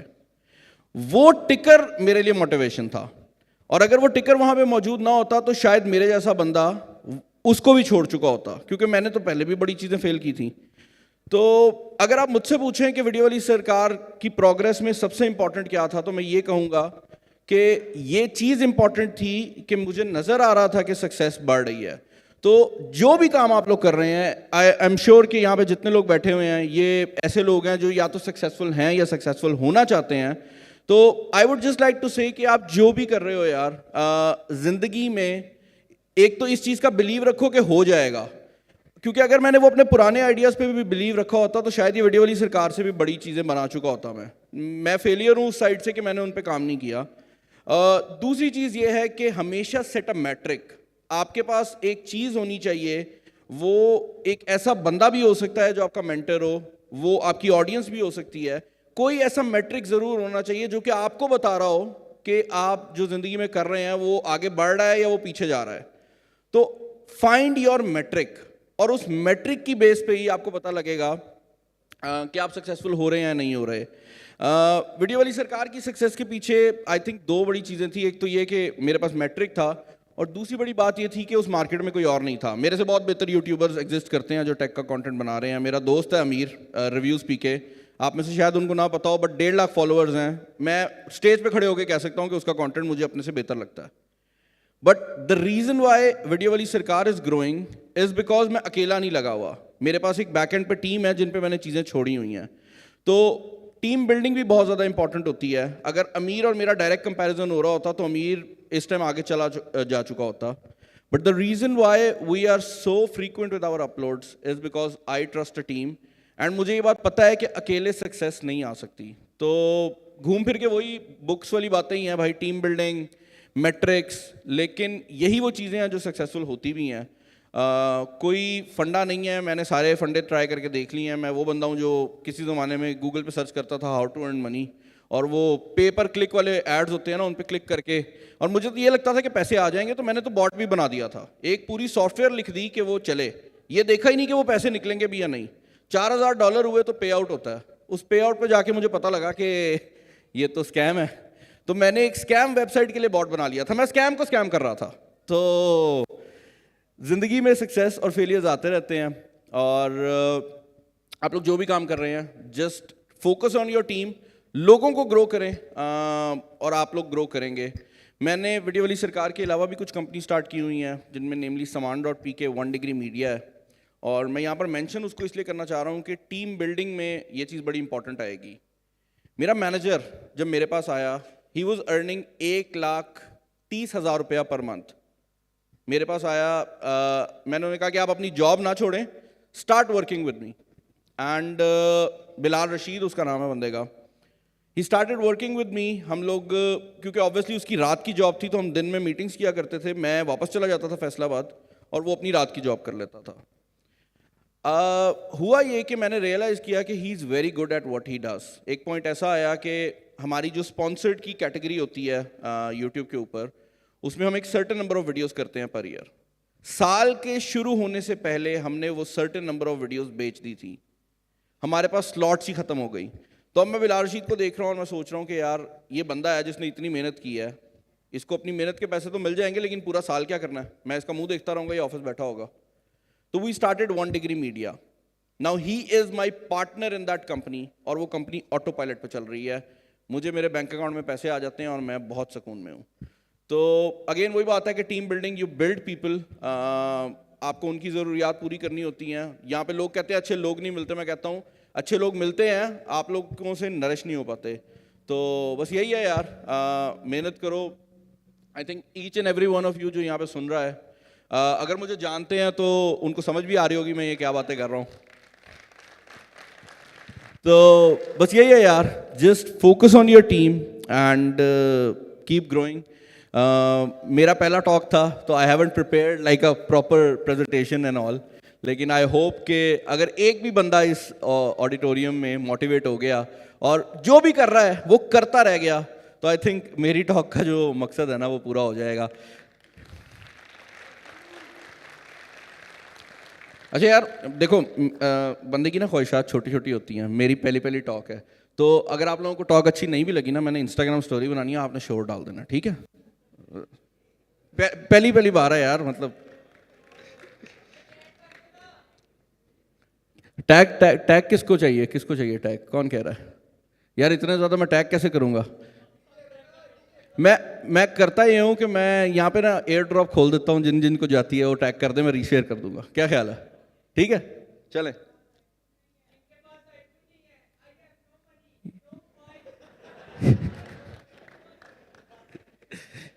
یار یہ آئی فون اینڈرائڈ والی جو جنگ ہے نا, یہ اگر میں نے کھولی نا تو وہ ٹائم پورا ہو جائے گا. ان لوگوں نے مجھ سے پیسے لے لینے ہیں زیادہ ٹائم لینے کے, تو میں ذرا بس اب بنا رہا ہوں. اب اچھی ایکٹنگ کرنا سارے اچھے, ٹھیک ہے. یار میری پہلی ٹاک کیسی لگی ہے؟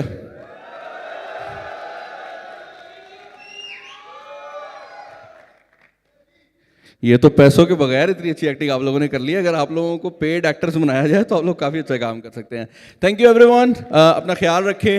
It was nice talking to you guys. انشاءاللہ پھر کبھی کرتے ہیں.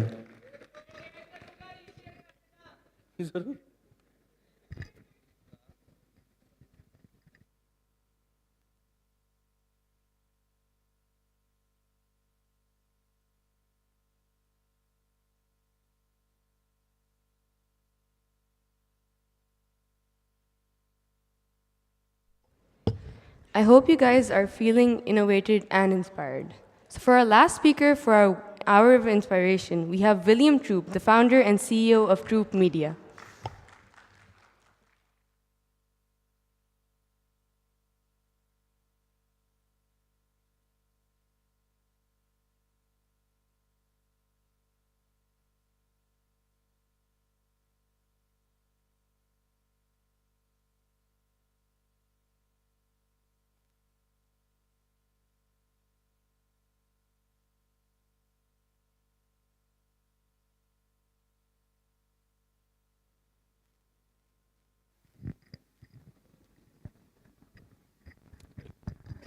Awesome. How are we doing, Pakistan? Let's get a little louder than that. How you doing, Pakistan? Give it up for Will, yeah? All right, I want to start with my favorite thing to do, which is Pakistan! Pakistan! Pakistan! I love you guys. Pakistan is my favorite country to visit. 100%.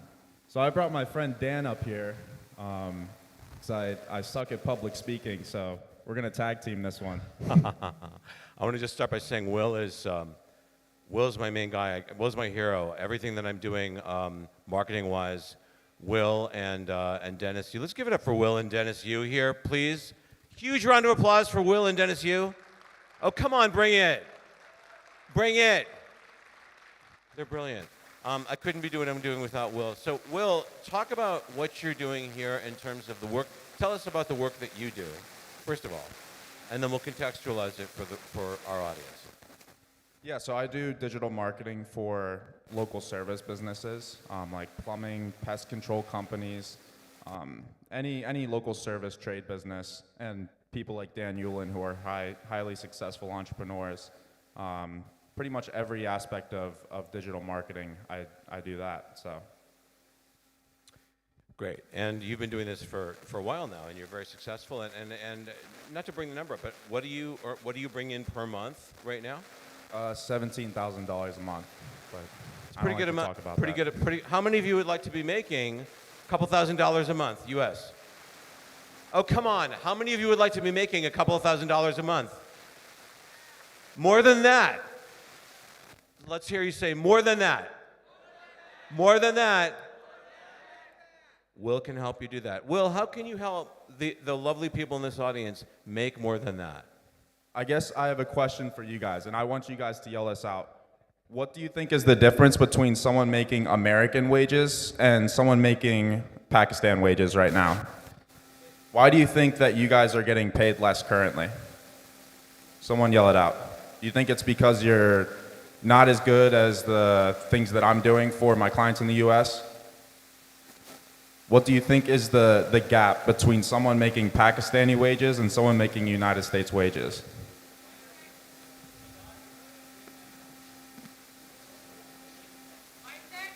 Mindset's definitely one of them, yeah. I think active listening, being able to communicate with American clients, I think being reliable. Believe? That could be one of them.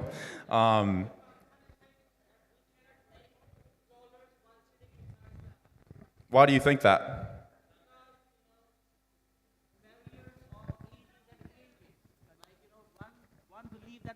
Have to move to US if one should making dollars.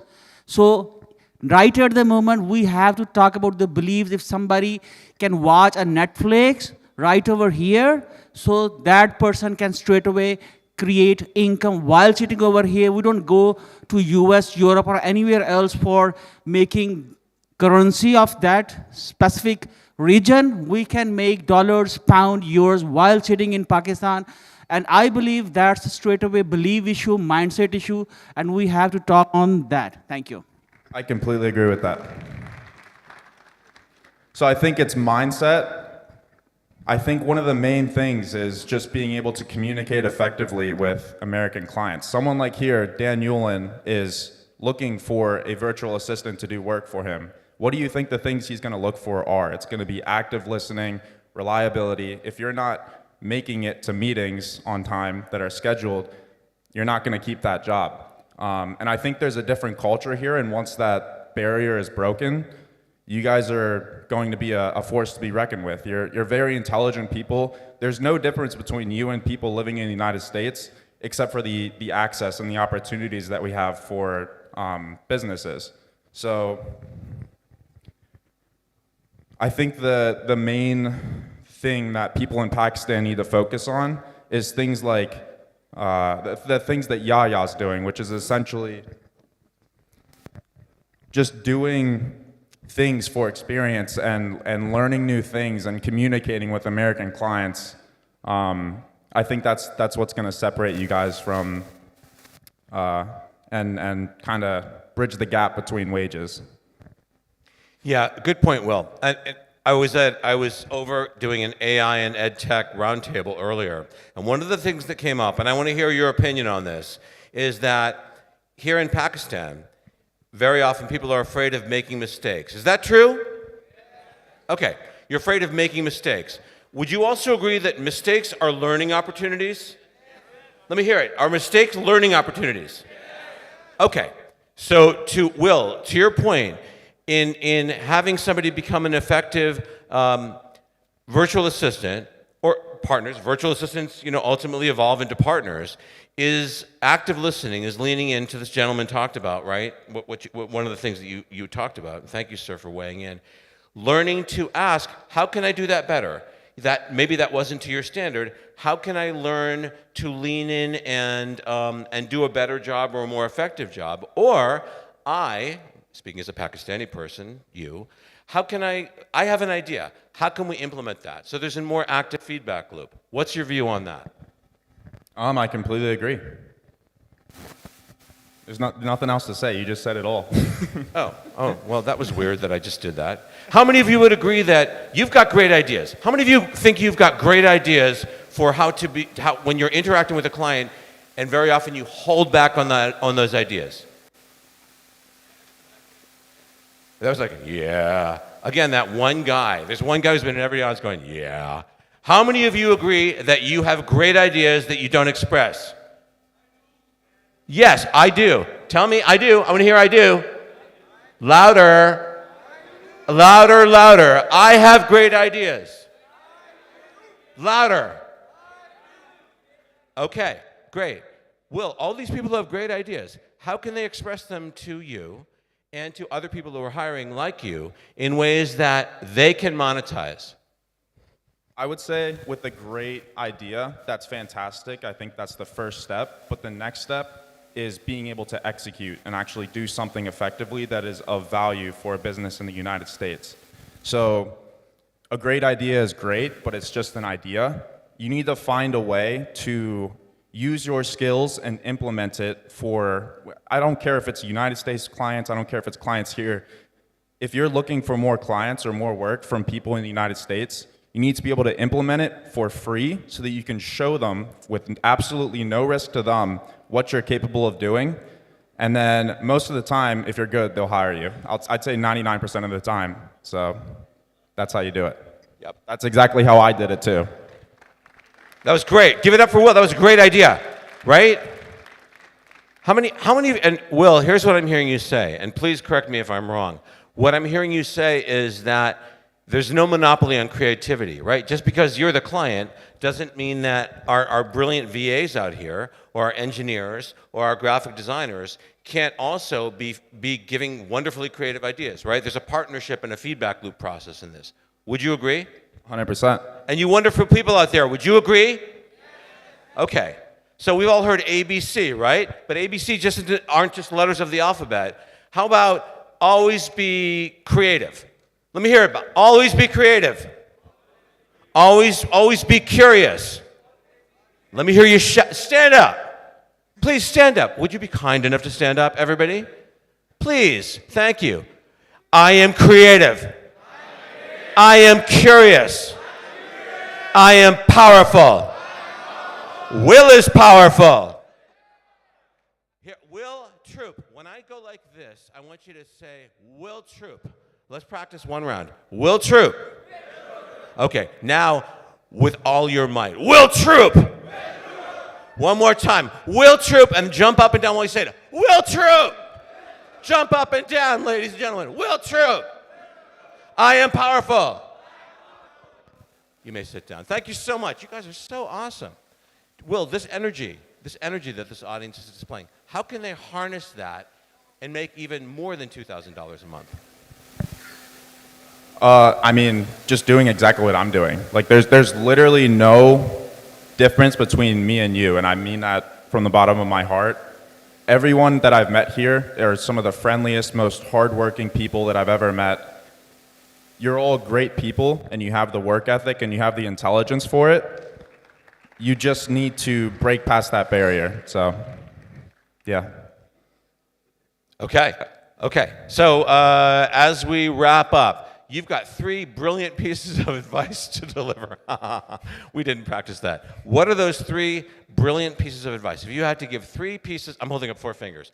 If you had to give 3 pieces of advice to our wonderful audience here, what would those be? Number 1, find something you're good at. Number 2, practice it. Number 3, do it for free for a client that you're looking to do work for. I'm assuming most of you want to work in the US. Do it for free, and then get hired, and then make a lot of money. That sound great? I'm going to add on one thing to what, Will, do I have permission to add on one thing? Of course. When Will says find something that you're good at, very often something that you're good at should be something that you love. How many of you have something that you love, just love to do? Oh, come on. I know you all have something that you love to do. I want to see all your hands go up. All your hands go up. This gentleman who's wearing the yellow vest, I think it's a vest or a scarf, in the fourth row. What is it you love to do? I heard you say make toast. Is that what it was? What was it? Services. Wonderful, wonderful. Somebody else.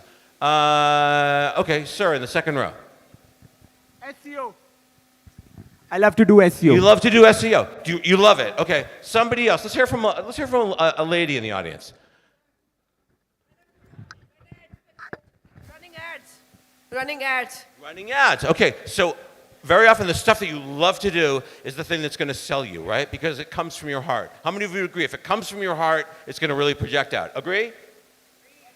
Will, does that track with the work that you do? Okay, great. So I provide social media marketing. I hear a voice coming from somewhere. Is it the voice of God, Allah? Who's speaking? I am here. Oh, okay. Whoever's speaking, that's awesome. Whoever's speaking, that's awesome. I am here. This has become like this went from awesome to ultra awesome. Just voices coming from everywhere. Or maybe they're just in my head. I don't know. Oh, over here. Hi. I am here. All right, so you're just not a mysterious voice. All right, you're equally awesome. Sir, what did you have to say? I provide social media services like ad running, overall account contribution, and client finding. Okay, great. No, that's wonderful. Now, well, let's give this man a hand. Now, with the idea that to become really special at anything, you want to chunk that down and do that better or in a different way than anybody else. If I asked you, you provide social media services, what would make you different? What's the real secret sauce? What's your real subspecialty within that? The main reason is that I selected social media marketing because we can select our target audience and we display our things which we want to show. Okay. Fantastic. So talk to me.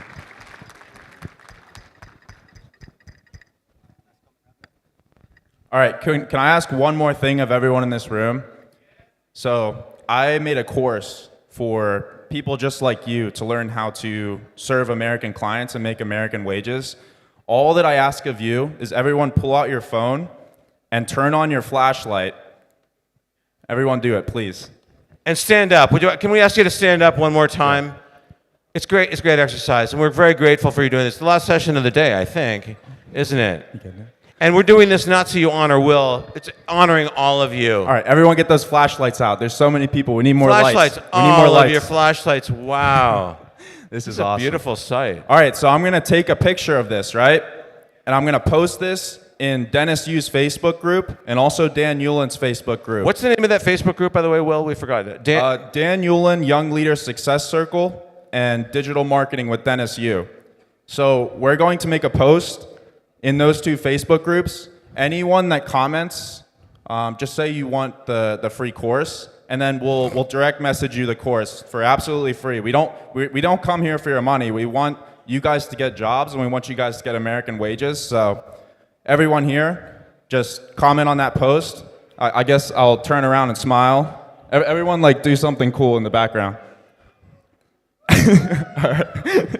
All right. I'm gonna make that post.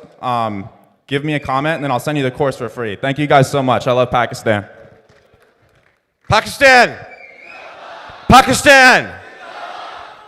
You all are awesome. I hope our paths cross again, inshallah.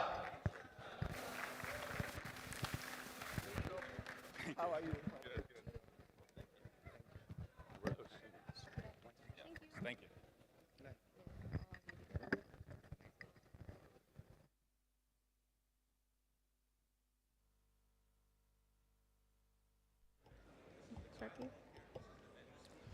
I hope you guys enjoyed that session. Next up, we have a topic, Innovate to Elevate. Let's understand the emerging markets for entrepreneurial excellence with our speaker, Umar Hadid, who is the founder of Aphrodites. Please welcome him on the stage.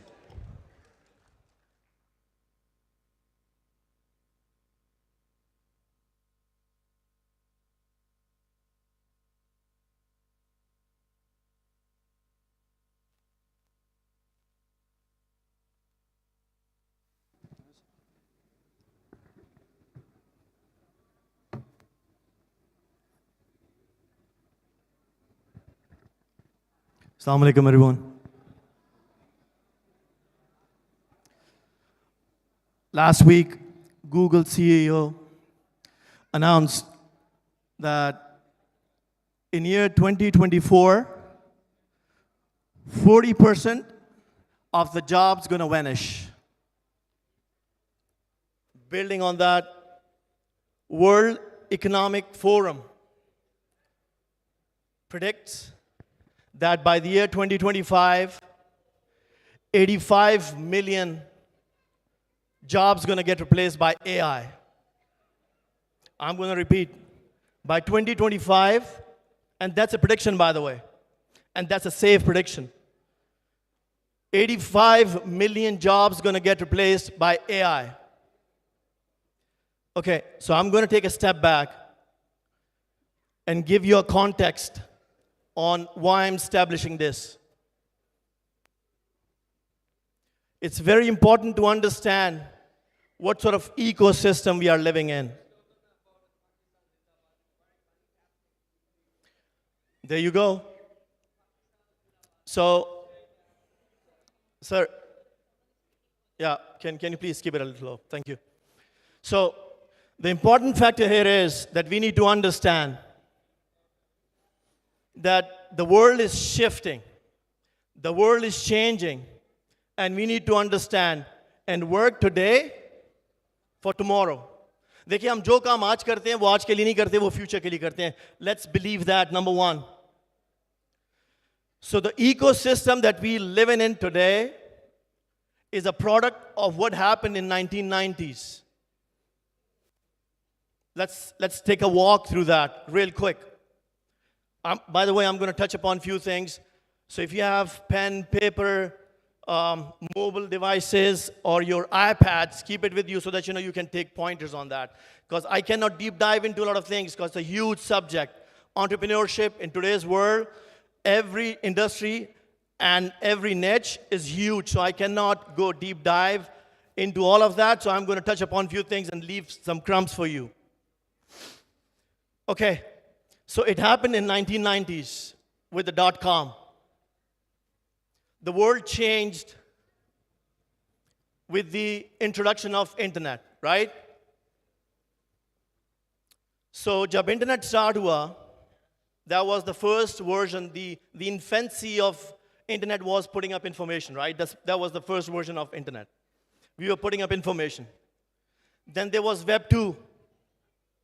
Web 2 was putting up information and then interacting with it.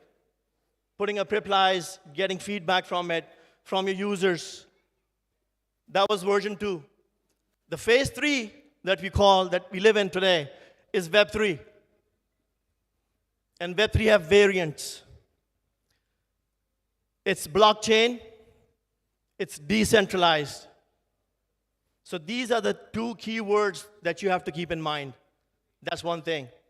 The other thing that kept on happening with that breakthrough back in the days was the speed of how we were communicating. So from the first generation to now, in fifth generation is again, which we call 5G or 5GE, which is again evolving, evolution, is where this is the second part of the whole ecosystem. Third thing, the way we communicate. Our communication started analog, then we shifted into digital, then we moved into smartphones, and then of course haptic touch, and then more immersive experience as technology shifted. And when I say immersive experience, I talk about AR, augmented reality, VR, virtual reality, and metaverses. That's going to be the future, near and in a longer run. So that's the third thing. Okay, so when this whole ecosystem is now shaping up, there was one key element which was missing. And it got introduced. It was there, but it wasn't in the mainstream, which we call now AI. It's in the most infant stages that we see it in the masses. But AI always existed, right? Machine learning and AI was always there in industry, in different verticals. We know for a fact that, AI have 3 basic frameworks. Number 1, Oracle. Number 2, Genesis. But the thing that the AI made so much difference was the introduction of what? Agents, which we normally call ChatGPT, right? November 2022, the whole world changed, right? Sorry? Fantastic. So I'm going to come back to that. So this is where the whole ecosystem, guys, has sort of completed, has come full circle. We needed speed. We needed a system which could sustain, which is more reliable, which is blockchain, which is more decentralized. It's already there. We needed fast computers, which are already there. And now we have a system which is not here to challenge us, but to assist her and help us be more efficient, which is AI. So that's already established. That ecosystem is kind of complete now, and everything that we're going to work and play and earn and live is going to be between this bubble that I've just shared with you guys. Okay, now the second phase. What's going to happen now? So the paradigm shift is happening at an exponential rate. देखिए पहले चीजें linear होती थी. We used to take 1 step, 2 step, 3 step, 7 step. That's linear, right? That's your linear trajectory जिस पे आपने success या growth हासिल करनी है. It's no more linear, guys. अब linear नहीं रही चीजें. It's exponential. And what is exponential? It's the same thing that you're going to do. 1 step, 2 step, 3 step, up to 7 steps. But it's not going to be 7 steps. It's going to be 10 million. That's what exponential is. That's how quick the world is going to change now. And if you're not ready, if you're not equipped, we're not going to left behind. We're not going to exist in this competitive world. That's the reality of it. So I'm going to touch upon a few things that you need to keep in mind before you venture into something, because you got to be sure what you're doing in future. Right? By the way, how many of you are entrepreneurs? How many people own businesses right now? Are running businesses? Okay, quite a few.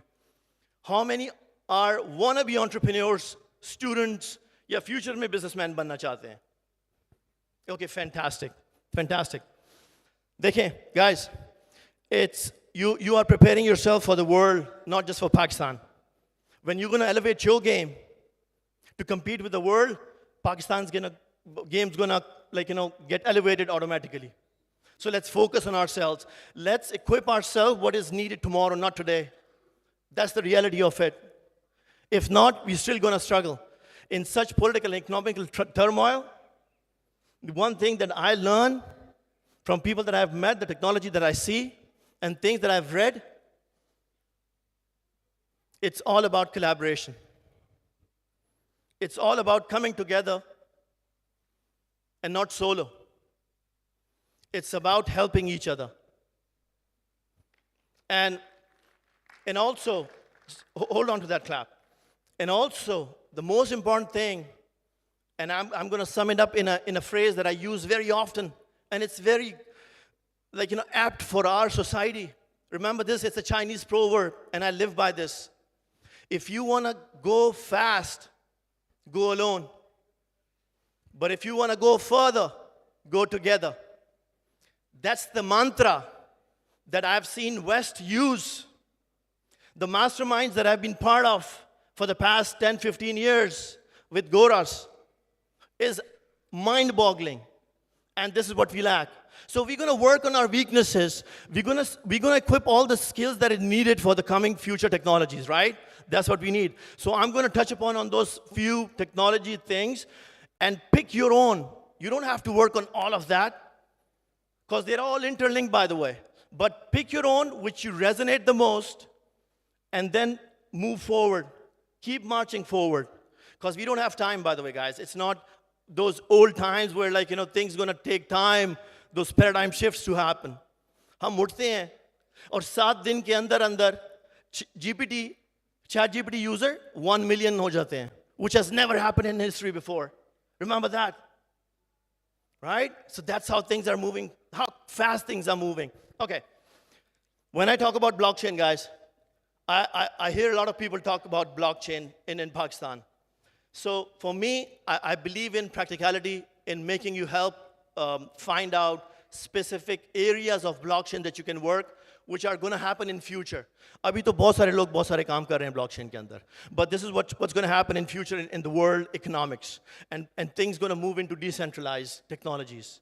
And blockchain is at the forefront of it. So number one thing that you're going to hear is ETFs. Write it down. You need to understand what ETFs are. You need to understand what tokenization is. Because all the assets in the world, in near and far future, going to move from physical and tangible assets to tokenization. And even your IP, intellectual properties, your digital assets, everything's going to get moved to tokenization. Right? So one thing that we learned is ETFs and tokenization. It's coming. You need to understand what tokenization is. Guys, you're the future. अगर आप अभी समझ नहीं सकेंगे तो फिर बहुत पीछे रह जाएंगे. Yep. Okay. Second thing, जो बहुत important है. We are working on e-commerce. I see a lot of Pakistani people, my people, e-commerce के अंदर venture कर रहे हैं. The whole world has shifted into online business, right? E-commerce. One thing that has already happened in India and China, and they're not making millions, but billions and trillions of dollars through e-commerce. But there's a version of e-commerce that they are focusing. And the world slowly is moving towards it.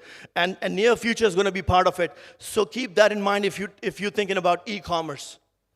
Is live commerce. Live commerce is the next version of e-commerce, guys. There's a guy by the name of Jiang Li. There's a day that happens every year, which is called Singles Day in China, okay? And he does 2 days live sessions in which, can anybody guess how much money does he make? He's called the lipstick man. He sells lipstick. What he's doing is all day long, he has all kinds of lipsticks in front of you. He's applying on his lips, and he's selling them. Can you guess how much money he makes in 2 days? I'll make it easier for you. It's not million. It's $1.2 billion. It's $1.2 billion, guys. It's not a joke. So, next thing that we learn is the next version of e-commerce is live commerce. Start adopting it right now. Apply it. Take advantage of it. People are already making it to their use. So start doing it. Focus on that. Okay, next. AI. Huge thing. What are we supposed to do in AI? AI has got so much stuff. It's LLMs. We already know that, we already in the era of generative AI. We are already, in face with pre-trained transformers. So we need to understand what pre-trained transformers are and what the near future is going to be for the masses. Pre-trained transformers are जिनको already data से train किया गया हो. So the ChatGPT version 1 was trained by 700 books, ChatGPT 1. Then 2, thousands of books and few other information that they never disclosed. And the latest version, same goes. They claim that it's open source, but it isn't. So we live, okay, my time's up. So I'm going to sum it up, guys. So the next thing that you can do with AI is work on the GPTs, guys. GPTs are out there. Start making your own GPTs. People gonna make money. Two last thoughts that I'm gonna leave you with. Number one, you gotta learn from history. When America was booming in early 1900s and late 19th century, it was industrial revolution where it generated a lot of wealth. I'm not talking about money, I'm talking about wealth, which is different. Then 60, 70 years back, from industrial revolution, there was a shift, which is called corporate revolution. They started forming corporation. So Jeff Bezos, Bill Gates, and Steve Jobs are the product of that. They created corporation which made wealth for the American and for them and for the people. And now we are living in a world which is about personal brand. Now you see online a lot of personal brands are out there. People like Ty Lopez's, people like Russell Brunson, so on and so forth. I can name a gazillion people. So it's the era of making personal brands. It's easier now. I wish I could get into more of it to give you context, but that's that. So personal brand and creating communities is where that you're gonna create wealth for you and for people around you. And last thought that I wanna share with you guys is, listen, technology is important. The other side I know is evolving and it's getting better. So we have to compete with that as humans. We have to elevate our game. We have to act selflessly. So the most or the elevated state of our primal being is be kind, compassionate, and have integrity. So we gotta work on that as a nation. We lack there. That's one thing that's gonna help us use the technology in the right way, because we need conscious leaders. If there is no conscious leadership, this can go pretty rogue, right? And this ecosystem gives you one beautiful thing, that each one of us in this decentralized world is gonna give you an opportunity to be a leader and to influence other people in the right manner. So I'll leave you with that. If you have any thoughts, any ideas, if you want to share or go deeper into it, you can always hit me up. I'm available, guys. Thank you so much. I appreciate you. God bless you all.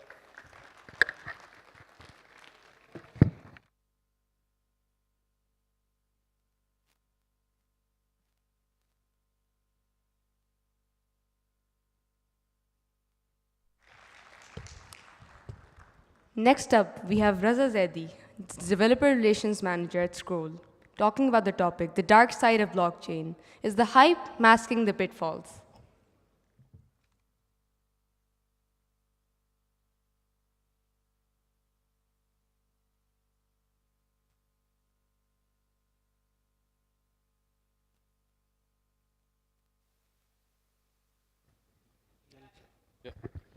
Thank you. Thank you for having me, Future Fest. And my talk could not come at a better time after Umar Hadid. I hope to get connected with him because I'm going to talk to you guys about blockchain. And today is going to be a talk where maybe I'll be a little bit straightforward, so forgive me in advance. But Pakistan is sleeping on a multi-billion-dollar opportunity. I'm Pakistani myself, born and raised in the Netherlands. I haven't actually been to Pakistan in 18 years. And a good friend of mine, Grinza, managed to pull me into Pakistan and saying, there's a huge pool of talent here that is ready to be exposed to the market, to the world. But today I'm going to be very, very direct to you because I've had many conversations. My talk was going to be slightly different, but I had conversations with people about blockchain in Pakistan, and it's very, very early here. I'm not going to talk about crypto. I'm not talking about crypto. I'm talking about blockchain. There are many, many use cases, and in blockchain, there's a lot that you can do. And today, the opportunity for you to be exposed to the world, all it will require is a laptop and an internet connection. And it's not being used in Pakistan. Let me tell you a story.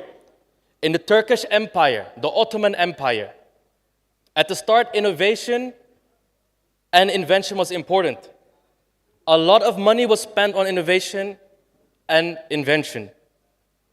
The first mechanical astronomical clock was invented by the Ottomans, and now it was used throughout the world. At the end of the same empire, they ignored invention and technology.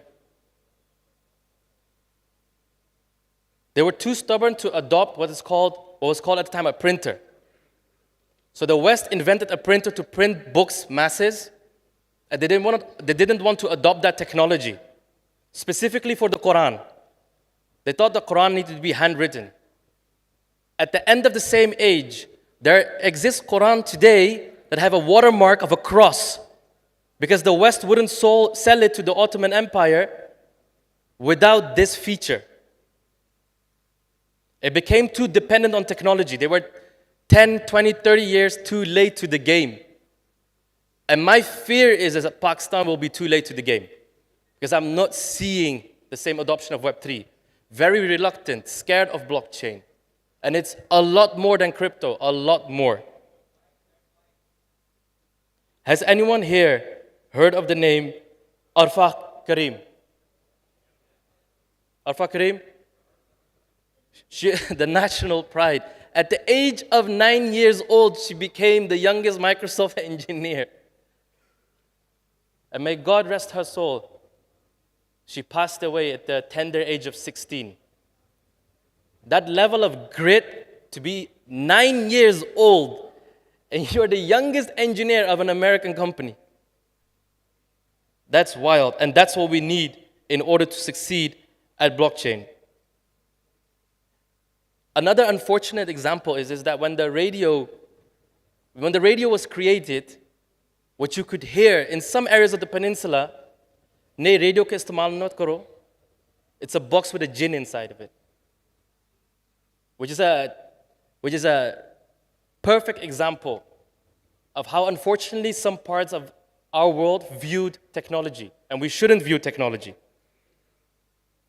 In recent research, it has shown that Pakistan has opened up to blockchain development. There's a report by Electric Capital where it shows that one of the fastest growing markets for blockchain development is India, Bangladesh, and amongst other, Pakistan is showing a slight increase in blockchain development, but not that much. Still, not that much. Arfa Karim is the embodiment of what you can be, but you're gonna have to put in the work and to understand and learn about blockchain. I did not have the opportunity that you had someone talking on stage saying, hey, here are the opportunities in blockchain, and I'm going to talk about it specifically in a bit, and how you can get started today, learning how to develop on blockchain, and then start earning money and opportunities and jobs. All you need is a laptop and an internet connection. Today, if you go to YouTube, and you type in Python blockchain development or JavaScript blockchain development, you'll find a 32-hour course or a 16-hour course that will take you from zero to hero. I've had 12 friends from Kenya, Nigeria, Italy that have farming backgrounds, that have non-engineering backgrounds. They're not engineers. Went through this course. They started to write technical articles, participate in boot camps, free boot camps. They're all free in Web3, most of them. Hackathons, started to build, and they have six-figure jobs. My friend who earns the most highest earning job he has right now, he used to be a farmer. He earns $480K a year in dollars. After 6 months, he landed his first job as a blockchain developer, a smart contract engineer, and he earned $140K. Before that, he was getting by on $8K per year. This is what you're sleeping on. A month ago, an Indian kid that I know, Priyank, he came to me 8 months ago and he said, Raza bhai, I want to get into blockchain development. 19 years old. I said, okay. He has a CS degree background, barely knows programming.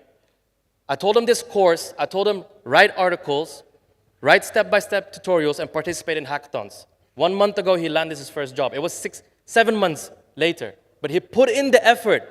He put in the effort, learned how to write smart contracts, learned how blockchain works, learned about protocols, was active on Twitter, wrote articles, wrote guides that were already written 100 times before, but he still wrote them, and then he got noticed by multiple companies, reached out to them, one flew him out to Dubai, and now he has a job. I know these opportunities are not for everyone, and it doesn't sound easy. And then let me tell you right now, it's not easy. It's not easy. The plan is simple, but it's not easy. But I don't know of a single example of my friends who hasn't put in the effort, myself included. I used to be an accountant, and I jumped into tech, learned engineering, and was able to get these opportunities. Last year, I visited 13 countries. The year before, I visited 11 countries. And let me tell you, blockchain is taking off everywhere except for here in Pakistan. Sure, there's crypto exchanges. There are great projects like H2O Tayyaba. They're doing good work, and it needs to start there. But in comparison where other countries are going, and trust me, these are countries that have even less resources than Pakistan. They have less engineering capability than Pakistan. But they're way ahead, way ahead. I had conversations, we have a booth, and I had to explain people what a blockchain is. And the way I would explain it is, do you know what Binance is? A crypto trading exchange platform, which has partially to do with a blockchain. When I go to another country, I've been to many, many countries. I don't need to explain what a blockchain is. I don't need to explain what Ethereum is. I don't need to explain who Vitalik is. I do need to explain that here. And that's the type of conversations people had 7 years ago in different countries. 7 years ago. So today, if you want to get started, you can act now. What you need is a laptop and an internet connection and a willingness to learn. If a farmer with no engineering background has done it, what excuse do you have today? 0 to hero, this course will take you 32 hours. I'm not talking to anyone in the audience who's not willing to do the work. I was married, I had 3 kids, was doing my MBA, and I learned this technology on the side. You're gonna have to put in the work. And if you don't put in the work, then it's not for you. But you follow this course, 0 to hero. You start writing articles, you start being active on social media. Twitter is a very, very important platform that I don't see many young Pakistanis being active on. You start engaging, you get noticed, this is how you get hired. And even if you don't want to do that, you write your technical articles and you apply. In Web3, it's very common knowledge. It's very common knowledge that you refer to your work, not to your degree, but to your GitHub account, to your articles that you've written. My time is over, so I will leave it at this. I truly hope that at least 1 or 2 people in the audience have heard what I said. Because what I do not hope is that 10 years from now, we look back where we are already 7 years behind and say, this is a technology that we could have used. This is a technology where we could have had opportunities and we didn't use it. If you have any questions, you can reach out to me or Krinza, who's here in the front row. We're more than happy to help anyone who wants to get started. Thank you.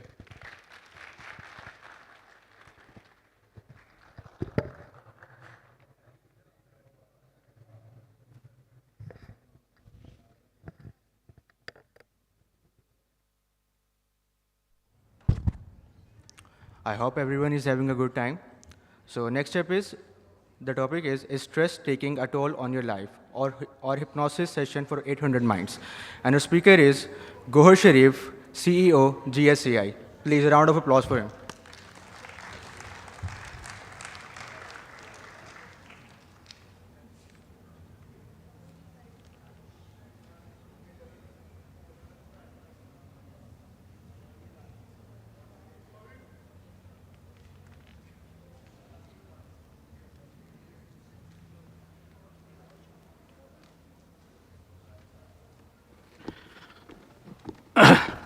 Assalamu alaikum and very good afternoon to all of you. आज जो 30 minutes मुझे मिले हैं ये आपकी ज़िंदगी में एक चेंज लेके आएंगी. अगर आपने ये ज़िंदगी में कभी लाइव हिप्नोसिस नहीं देखा स्टेज के ऊपर तो आज आप हिप्नोसिस देखेंगे. और वो तमाम लोग जो खड़े हैं यहाँ पे, मेरी उनसे दरख्वास्त है کہ کھڑے کھڑے سونا بہت مشکل کام ہے, بیٹھ جائیں آپ کو جلدی نیند آئے گی. یہ ایک پینڈلم ہے. اس پینڈلم کے آپ نے کبھی تھیراپی دیکھی ہے اس کی؟ آپ میں سے کسی نے ہپنوسس دیکھا ہے لائیو سٹیج پہ؟ یہ آج میری جو ٹاک ہے اس کے سیکنڈ ہاف میں 15 منٹس میں یہ آپ کو میں بتاؤں گا کہ یہ کیسے موو کرتا ہے. صرف آپ سوچیں گے اور یہ پینڈلم موو کرنا شروع کر دے گا. اب یہ گول گھومنا شروع کر دے گا اور یہ تیز ہوتا جائے گا اور اس کی سپیڈ بڑھتی جائے گی اور یہ رک بھی جائے گا جب میں چاہوں گا.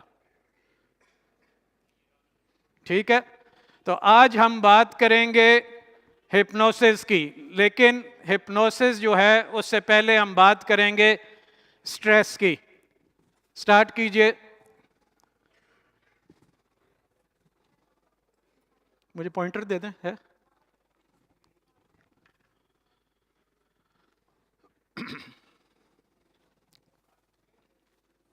یہ سلائڈز چینج کرنے کی.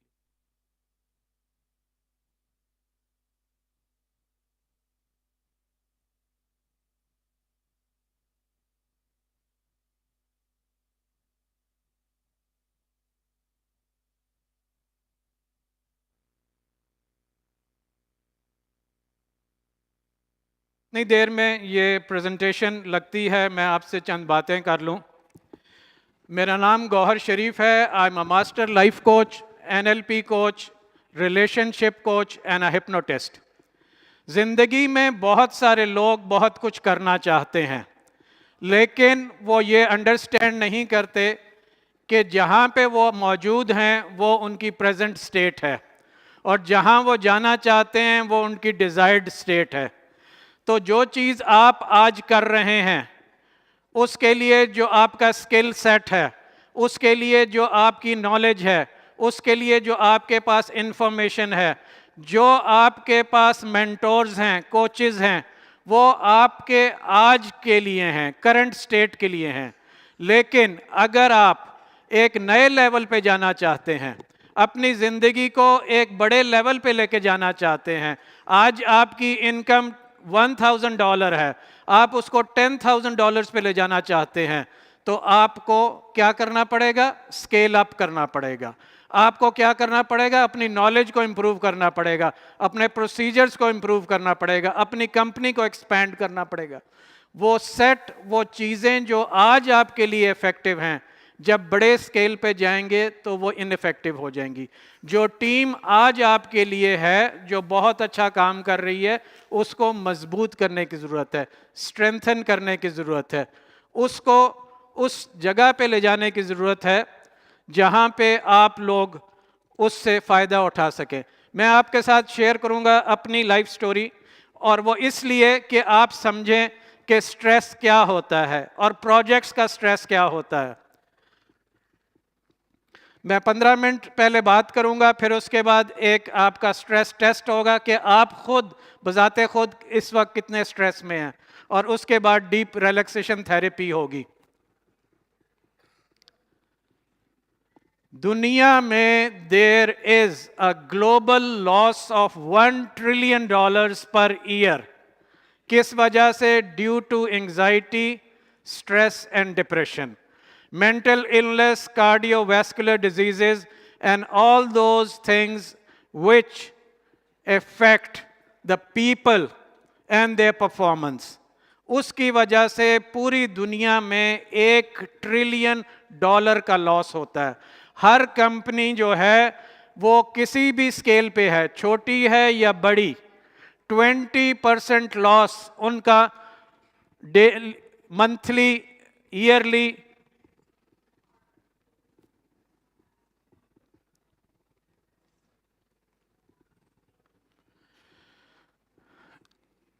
میں نے اپنے کیریئر کا آغاز as a project management professional کیا.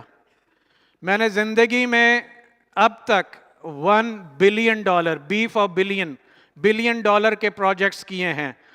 پاور سیکٹر میں, آئل اینڈ گیس ریفائنریز میں اور پیٹروکیمیکلز میں. دنیا کی بہترین جگہوں پہ آل over the world I have worked and I have put up plants. لیکن کہیں پہ بھی آئیڈیل سچویشن نہیں ہوتی, کوئی بھی پروجیکٹ ٹربل فری نہیں ہوتا.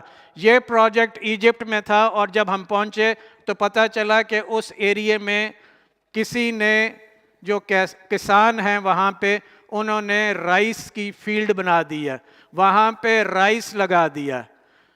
3 months تک ہم اس کو اسٹرپ آف کرتے رہے, پھر ہم نے پروجیکٹ کو انسٹال کیا.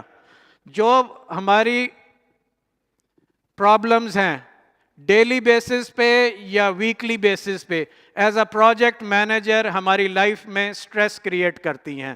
وہ سٹریس ہماری ٹیم میں بھی آتا ہے.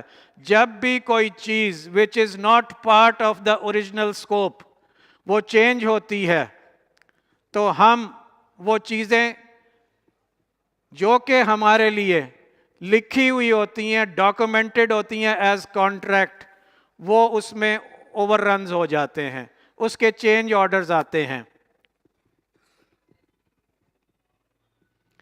اور یہ وہ جگہ ہے جس کے لیے 75% پاکستانی جانا چاہتے ہیں, اس کو کینیڈا کہتے ہیں. میں نے 10 سال کینیڈا میں -50°C ٹیمپریچر برداشت کیا ہے. آپ میں سے کتنے لوگ ایسے ہیں جو -50°C 50°C برداشت کر سکتے ہیں؟ اگر نہیں کر سکتے تو اتھے دی روٹیاں بڑیاں نے. پھر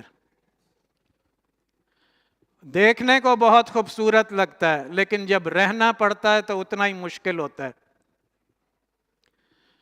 میں نے مڈل ایسٹ میں کام کیا, میں نے یورپ میں کام کیا. This is the way how I started as a life coach.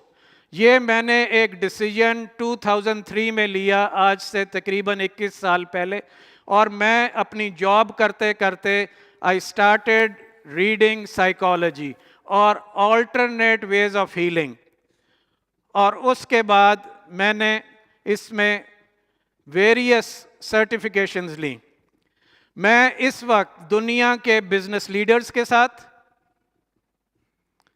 Celebrities کے ساتھ, فیشن ماڈلز کے ساتھ.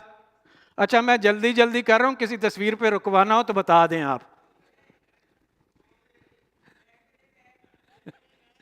اتنا ٹائم نہیں ہے, پھر بعد میں کر لیں گے. لوگوں کے ساتھ میں کام کرتا ہوں, ان کی جو لیک آف موٹیویشن ہے, لیک آف سیلف اسٹیم ہے, ان کے ڈاؤٹس ہوتے ہیں, سیلف سیبوٹاج ہوتا ہے, ان کو میں ہیلپ کرتا ہوں, اور کمپنیز کو میں ہیلپ کرتا ہوں ٹو اسکیل اپ, ایک لیول سے اوپر نیکسٹ لیول. دنیا میں ٹریول کرتا ہوں, لوگوں کو ہیلپ کرتا ہوں, and spend my time teaching people, helping people. سب سے امپورٹنٹ چیز جو ہے اس میں وہ لوگوں کی جو فیئر ہے, دا فیئر آف فیلئر, وہ میں دور کرتا ہوں. میجورٹی لوگ جو اپنے آپ کو کسی کام میں نہیں کر سکتے کامیاب, اس کے پیچھے ایک ہی ریزن ہوتا ہے, اور وہ ریزن ہوتا ہے فیئر آف فیلئر, کہ ہم یہ کریں گے تو کیا ہو جائے گا, اگر ہم ناکام ہوئے تو پھر کیا ہو جائے گا. تو جب تک آپ نہیں کریں گے پتہ نہیں چلے گا. رسک لیں تاکہ آپ کو پتہ چلے یو کین ڈو اٹ یا ناٹ. پروکریسٹینیشن وہ چیز ہے کہ انسان سوچتا ہی رہتا ہے لیکن کام نہیں کرتا. جب ہم کسی چیز کے بارے میں ایک پلان بنا لیں تو ہمیں یہ کوشش کرنی چاہیے کہ ہم اس پلان پہ ثابت قدم ہو جائیں. یہ وہ لوگ ہیں جن کو فیئر آف ہائٹس ہوتا ہے.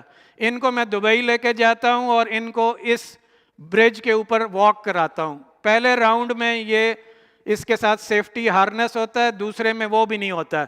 اور جب وہ کہتے ہیں کہ ہمارا فیئر آف ہائٹ ختم ہو گیا تو میں ان کو برج جمیرہ میں لے کے جاتا ہوں اور ایروپلین سے پھر ہم جمپ کرتے ہیں. کون کون جانا چاہتا ہے؟ زبردست, گریٹ.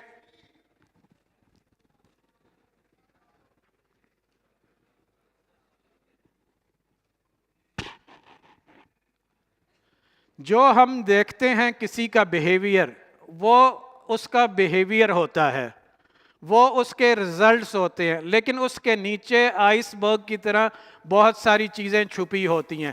وہ اس کے ایموشنز ہوتے ہیں, اس کی ریپریسڈ میموریز ہوتی ہیں, اس کے پاسٹ ایکسپیرینسز ہوتے ہیں. تو جب تک ان کی زندگی میں وہ چینج نہ آئے تو لوگ سٹریس میں رہتے ہیں. یہ وہ سارے سائنز ہیں ریڈ میں جو سٹریس میں انسان ہوتا ہے اس کو نظر آتے ہیں, اور یہ وہ ساری چیزیں ہیں جو کہ کرنے سے سٹریس کم ہوتا ہے. لیکن اگر سٹریس کرونک ہو جائے تو لوگ جو ہیں وہ سیریس مینٹل ہیلتھ کے ایشوز میں چلے جاتے ہیں, وہ ڈپریشن کا شکار ہو جاتے ہیں, وہ ڈرگز لینی شروع کر دیتے ہیں اور وہ الکوہل پینی شروع کر دیتے ہیں. ان کے لیے ان کے کام کرنے پڑتے ہیں, ان کے ٹراما کے اوپر, ان کے سیلف سیبوٹاج کے اوپر, جو ان کے سوئسائڈل تھاٹس ہوتے ہیں اس کے اوپر کام کرنا پڑتا ہے, اور ان کو ہیلپ کرنی پڑتی ہے تاکہ وہ اس میں سے نکل سکیں. اچھا جی, یہ جلدی جلدی میں اپنے آپ سے سوال کرنا ہے کہ یہ آپ میں ہے یا نہیں ہے. پہلا کویسچن ہے, are you happy in your current relationship? جن کا جواب نو ہے تو اس کا مطلب یہ ہے کہ وہ سٹریس میں ہیں, اور جو کہہ رہے ہیں یس وہ آدھا جھوٹ بول رہے ہیں آدھا سچ بول رہے ہیں. Are you happy in your office environment? See, this is the biggest stress. جب آپ آفس میں جاتے ہیں, do you feel like going to office? ہاں, ہر کوئی یہ کہتا ہے ایچ آر نہیں صحیح, بندے کو خود صحیح ہونا چاہیے, چیزیں ٹھیک ہو جاتی ہیں. جو ہم سوچتے ہیں, جب بہت زیادہ سوچتے ہیں تو وہ سر درد بن جاتا ہے, مائیگرین ہو جاتی ہے, ہیڈ ایکس ہو جاتی ہیں. اسی طرح سے باڈی میں ڈفرینٹ ایکس ہوتی ہیں, کمر کی درد, کندھوں کی درد, جوڑوں کی درد. When we continue to live in a state of regret, self-sabotage یا guilt, ان کا حل کیا ہے؟ آپ ان چیزوں کی کمی کر دیں اپنی زندگی میں, ادروائز جو لوگ ری ہیب میں جاتے ہیں وہ واپس آ کے پھر ریلیپس میں چلے جاتے ہیں اور پھر دوبارہ سے ری ہیب جانا پڑتا ہے. Allow yourself to see what you don't allow yourself to see. یہ ہے جناب بیسک چیز جو آپ لوگوں نے سیکھنی ہے کہ آپ وہ شیئر کریں, کسی سے بات کریں اور اپنی لائف میں وہ چینجز لے کے آئیں. اپنی زندگی کو آسان بنائیں. رات 9 بجے کے بعد ٹی وی نہ دیکھیں, اور خاص طور پہ وہ جو ٹی وی ٹاک شوز ہوتے ہیں وہ بالکل بھی نہ دیکھیں. اچھا جی, اب آپ لوگوں نے اپنے موبائل فون سائلنٹ کر دینے ہیں, اور آپ نے بالکل بات نہیں کرنی ہے. کوشش کریں پن ڈراپ سائلنٹ ہو. آپ لوگوں نے اسٹریٹ بیٹھنا ہے اپنی چیئرز میں, سیدھے ہو کے بیٹھیے سب لوگ, بیک نہ ہو تاکہ آپ کو اسٹریٹ بیک ہو آپ کی. آپ نے ہاتھ اپنے تھائز پہ رکھنے ہیں اس طرح سے کہ فنگر صرف ٹچ کر رہی ہوں, ایسے پکڑنا نہیں ہے تھائز کو, صرف جیسے ہوا میں آپ کے ہاتھ جو ہیں وہ معلق ہیں. میرا جو یہ اسکرپٹ ہے یہ انگلش میں ہے, بہت سمپل انگلش ہے. آپ نے فوکس کرنا ہے, جتنا آپ فوکس کریں گے میری بات پہ اتنا آپ لوگ کامیابی سے اس ڈیپ ریلیکسیشن میں انجوائے کریں گے. ڈیپ ریلیکسیشن میں آپ جاتے جائیں گے اور ٹرانس میں آپ جائیں گے and you will feel relaxed. ٹھیک ہے جی, تو آپ لوگوں نے ادھر دیکھنا ہے, پلیز اب باتیں نہیں کرنی, بیچ میں جگتیں بعد میں مارنی ہیں, باہر جا کے مار لینا جس کو زیادہ شوق ہے. آپ نے ادھر دیکھنا ہے, اور میں جب کہوں گا بریدھ ان, آپ نے بریدھ ان نوز سے کرنا ہے, اور جب میں کہوں گا بریدھ آؤٹ تو ماؤتھ سے بریدھ آؤٹ کرنا ہے. Breathe in, hold it, breathe out, breathe in, hold it, breathe out, breathe in, hold it, breathe out. Have you ever been in a trance before, right now? Did you experience that state as being similar to the waking state? You can feel comfortable resting your hands on your thighs. Can you not? That's right. Don't let them touch each other. Can you let those hands rest so lightly so that the tips just touch your thighs? Can you make sure the hands and fingertips barely touch the thighs? That's right. As they rest there by themselves, have you noticed they tend to lift up all by themselves with each breath you take? Just relax, relax, relax as you go deeper and deeper and deeper.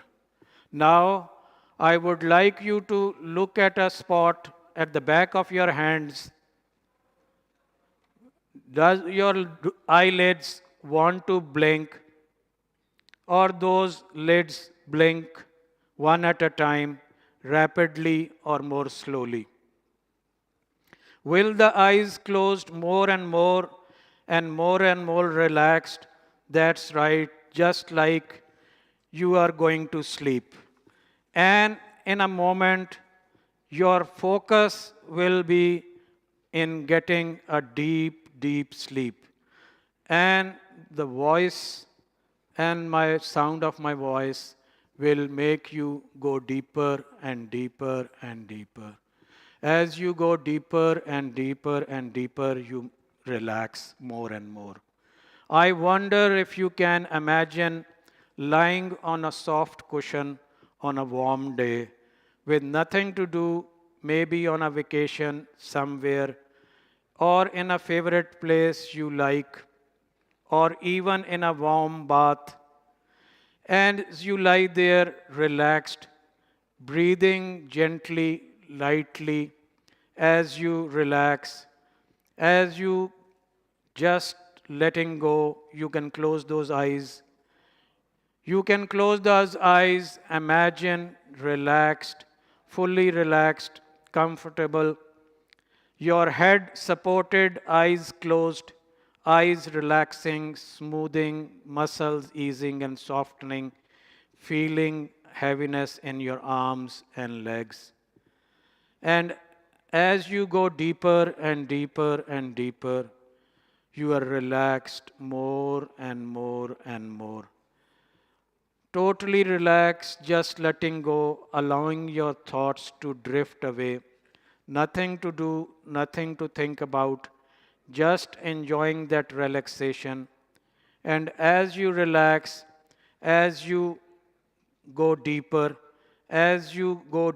your mind drifts apart, and maybe you can imagine an island far away. It's summer, warm, soft light, gentle breeze, and there is a smell of sea, and there is an island, and feeling rocked gently as if you are on a boat tied near the shore, and down below many colored fish darting this way and that way. Watching those fish, you notice that these fish are like thoughts, moving from one end to another and just letting go. The water is waist high, warm and clear. Watching those fish, you notice that at first they are like thoughts, and those directions, they are moving in one direction and darting here and there at first, shooting off suddenly in any direction. But as you snuggle deeper and get more comfortable, the ship will move further away, and you will see yourself going deeper and deeper, deeper and deeper and deeper and deeper as you go relaxed. That peaceful feeling stays with you like you are in a swing seat looking out into the sea, and your cool drink in your hand, soft noise of waves rolling up the beach. Then pull away, relaxing and calming as you go deeper and deeper, like a gentle slow motion rain, and every bump, every foot, endlessly, you are carrying, getting the perspective, and letting go, allowing your mind to soar freely, and you go deeper and deeper into that state till such time, if you want to, if it is safe, you can drift off to sleep, a natural, restful sleep, a blissful relaxation. You wake up at your normal time as you would continue to experience this dreamy state. You go into relaxed state for as long as you want and come back to present, wonderfully relaxed. It's a time to relax and it's time to open your eyes when you feel comfortable, your mind is fully relaxed, and you are fully relaxed.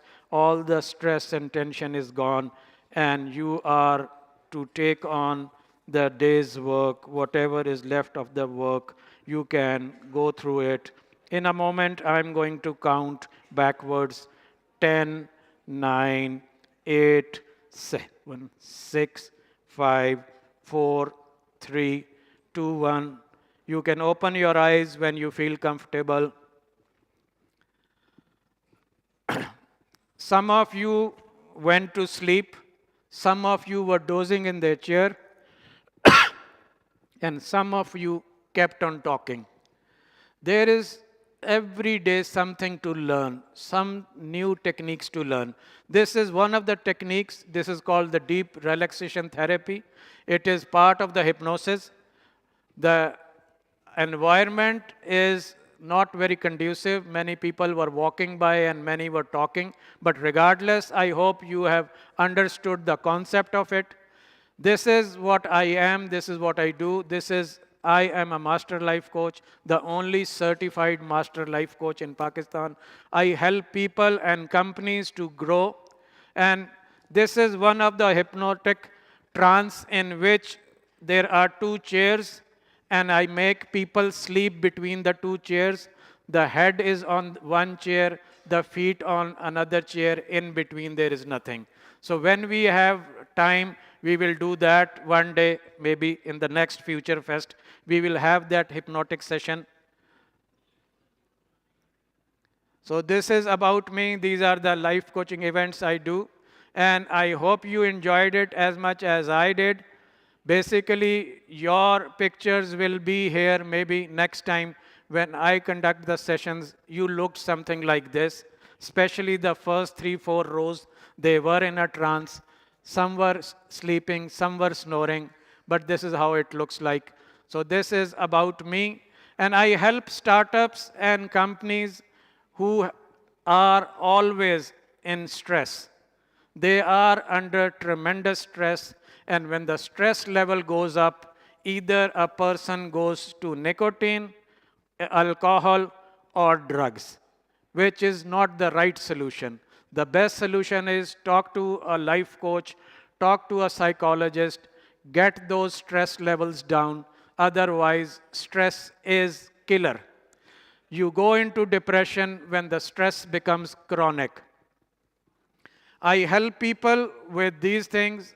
Whoever needs it, 180 minutes, 180 minutes, I can make you quit smoking. Who wants to quit smoking? I can make you quit drinking. I can make you quit anything, any bad habit in 180 minutes.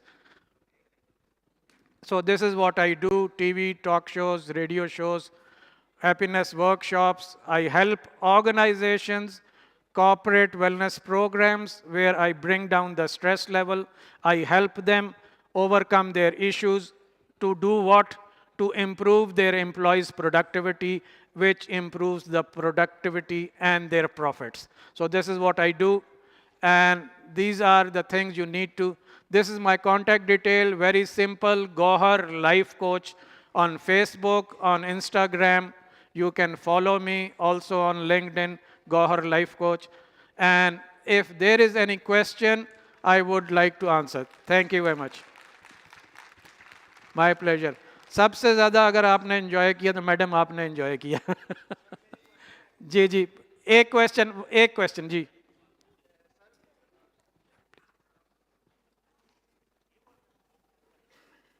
مسلسل آپ بول رہے ہیں, باہر چلے جائیں یا تو. ہاں جی.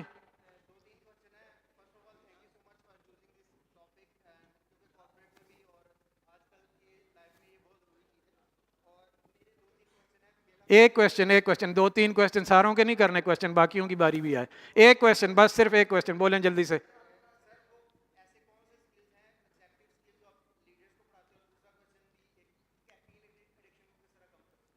دیکھیں 2 علیحدہ چیزیں ہیں. Yes thank you. How many minutes? 5 minutes. Thank you. 5 questions میں لوں گا جی. دیکھیں جو کیفین کی ایڈکشن ہے اس کے لیے آپ کو وہ کیفین چھوڑنی پڑتی ہے. اگر آپ چائے زیادہ پیتے ہیں, آپ سگریٹ زیادہ پیتے ہیں, کافی زیادہ پیتے ہیں, وہ آپ کو چھوڑنا پڑتا ہے. اگر آپ سے وہ نہیں چھوٹ رہی تو میں آپ کو ہپنو تھیراپی کے ذریعے 180 منٹس میں یہی پینڈولم تھیراپی کے ذریعے یا ادر ٹیکنیک سے وہ چھڑا سکتا ہوں. Next question. نیکسٹ کسی اور سے کرنے دیں. کوئی اور کویسچن کسی نے کرنا ہے جی؟ ہاں جی کسی کا کویسچن جی ادھر دے دیں مائک.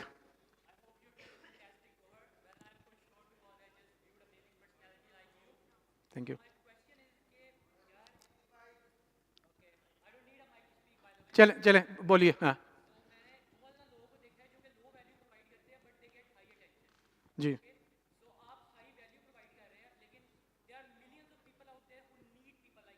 G thank you. آپ نے صحیح کہا. جب میں نے لائف کوچنگ 2017 میں پاکستان میں لانچ کی, آپ یقین کریں کوئی نہیں آتا تھا. میں فری کافی آفر کرتا تھا, کوئی نہیں آتا تھا. اب میں 20,000 روپیز پر آور چارج کرتا ہوں, لوگوں کی لائنیں لگی ہوتی ہیں. You can charge $2,000. Yes You can charge $2,000. یس. جو میرے فورن کلائنٹس ہیں دے پے. So how about you give me a chance to pitch? I think I can sell you my service right now, right here. Great, زبردست. I have been working abroad. 20 سال میں ملک سے باہر رہا. ابھی پچھلے سال سے میں آیا ہوں پاکستان میں. لاہور DHA میں اویلیبل ہوں. اور مجھے جو فورن کلائنٹس ہیں ان کا اور پاکستان کی جو ریشو ہے وہ کم از کم 1:10 یا 1:15 کی ہے. جو پیمنٹ اگر آپ اس کو کنسیڈر کریں جو ان کا پیکج ہوتا ہے. تو میں آپ تمام لوگوں سے یہ درخواست کروں گا کہ آپ لوگ اگر صرف میرا پیج فیس بک پیج ہی فالو کر لیں تو آپ کی زندگی کے 50% مسائل کم ہو جائیں گے. وہاں پہ میری پوڈ کاسٹ ہوں گی. سب سے بڑی جو میری پوڈ کاسٹ ہے اس کے ابھی تک میرے خیال 400,000 ویوز ہو چکے ہیں. نعیم سکندر نے وہ پوڈ کاسٹ کی تھی میری.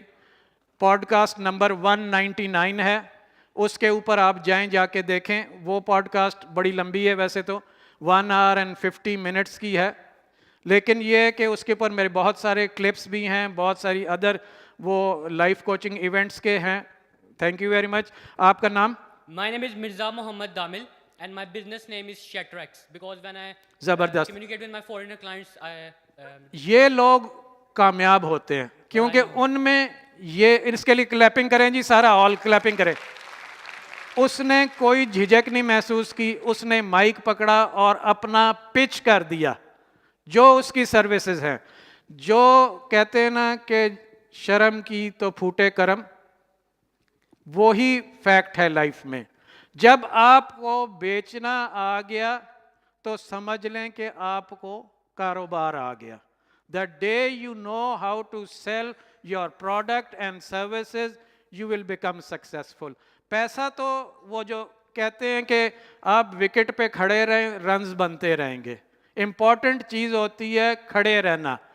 دیکھیں امپورٹنٹ چیز جو سب سے امپورٹنٹ ہے کسی سٹارٹ اپ کے لیے وہ پیشن نہیں ہوتا. لوگ سمجھتے ہیں کہ مجھ میں بہت بڑا پیشن ہے, میں نے یہ کرنا ہے. پیشن سے زیادہ امپورٹنٹ پلان ہوتا ہے. پیشن, پلان اینڈ پرزویرنس. پرزویرنس کیا ہے؟ ثابت قدمی. آپ ڈٹے رہیں. پہلے 3 سال آپ سمجھیں کہ آپ کو رگڑا لگے گا. پہلے سال ہٹی, دوسرے سال چٹی, تیسرے سال کھٹی. तीसरे साल जाके आप ब्रेक इवन होंगे and you will be a success story. तो बहुत शुक्रिया आप तमाम लोगों का यहाँ पे मेरी बातें सुनने का। फेसबुक पे, इंस्टाग्राम पे गौहर लाइफ कोच फॉलो कीजिए, और जब तक मैं पाकिस्तान में हूँ मुझसे फ़ायदा उठाइए, क्योंकि 20 साल तक मुझे लोग मैसेज करते थे और मैं ऑनलाइन उनको अपॉइंटमेंट्स देता था। And I have been doing online appointments, अभी भी मैं करता हूँ जो दूसरे शहरों में लोग रहते हैं। बहुत सारे लोग वीकेंड्स पे आते हैं अपॉइंटमेंट लेके मुझे, तो लाहौर में जो रहते हैं उनके लिए एक्सीलेंट अपॉर्चुनिटी है to visit me and get your hard drive fixed. जो भी प्रॉब्लम होती है वो यहाँ पे होती है। जो आपकी सक्सेस है या फेलियर है वो यहाँ पे है, ना उसका ताल्लुक आपके लैपटॉप से है, ना उसका ताल्लुक आपके मोबाइल से है, ना उसका ताल्लुक मुझे घर में आज नाश्ता नहीं टाइम पे मिला। आप में से कितने लोग ऐसे हैं जो बैठे रहते हैं कि यार मासी चाय बना के देगी तो मैं सुबह उठूंगा? हाँ, वो लोग तरक्की नहीं कर सकते। जो इंतज़ार में बैठे रहते हैं कि मासी या मामा या मेरी मदर या बहन कोई चाय बना के देगी तो मेरी सुबह होगी। मैं सुबह 5 बजे उठता हूँ, फजर की नमाज़ पढ़ता हूँ और अपना नाश्ता खुद बनाता हूँ फॉर द लास्ट 20 ईयर्स। किसी का इंतज़ार नहीं करना। गाड़ी है तो भी ठीक है, नहीं है तो रिक्शे पे बैठ जाएं, चिंगची पे बैठ जाएं, जहाँ जाना है वहाँ पहुँचें टाइम पे। एक्सक्यूज़ ना दें लोगों को कि मैं इस वजह से नहीं आ सका। जहाँ पे आप नहीं पहुँचेंगे आपकी जगह कोई दूसरा पहुँच जाएगा, ठीक है ना? तो no matter how you feel, no matter how what you are doing, it is get up, dress up and show up. 50% contract सिर्फ इसी बात पे मिल जाते हैं व्हेन यू शो अप। वहाँ पता चलता है आपके अलावा आया ही कोई नहीं, 2 लोग आए हैं, 3 लोग आए हैं। आप पिच करते हैं अपना नाम, यार आपने मुझे इधर उम्र इनसे ले लेनी है डिटेल्स इसके बाद, ठीक है? अभी इसके बाद we'll have coffee and we'll meet. आप में से जो लोग कनेक्ट करना चाहते हैं, जिनको ये आइडिया मैं पिच कर रहा हूँ कि अगर कोई शख्स आप में से एंटरप्रेन्योर है इस वक्त लाहौर में, क्योंकि मैं लाहौर से स्टार्ट करना चाहता हूँ, वो है मेरा आइडिया कॉफ़ी विद गौहर। एक फोरम जिसके ऊपर जिसका दिल करे वो आए, आके बैठ के बात करे, स्ट्रेस पे, एंगर मैनेजमेंट पे, रिलेशनशिप पे, टीम बिल्डिंग पे, प्रोजेक्ट मैनेजमेंट पे, कोई भी चीज़ पे बात करे। वहाँ पे सब्जेक्ट मैटर एक्सपर्ट्स बैठे होंगे, वो आपको हेल्प करेंगे, गाइड करेंगे। जब आपने वो अपनी कंपनी के लिए वो काम कराना है, वो ट्रेनिंग्स करानी है, वो हम आपको चार्ज करेंगे। अदरवाइज़ जो वहाँ पे चैट है, वो जो टॉक है, वो एक डिस्कशन है, वो फ्री होगी for everyone. Thank you very much, बहुत शुक्रिया आप तमाम लोगों का।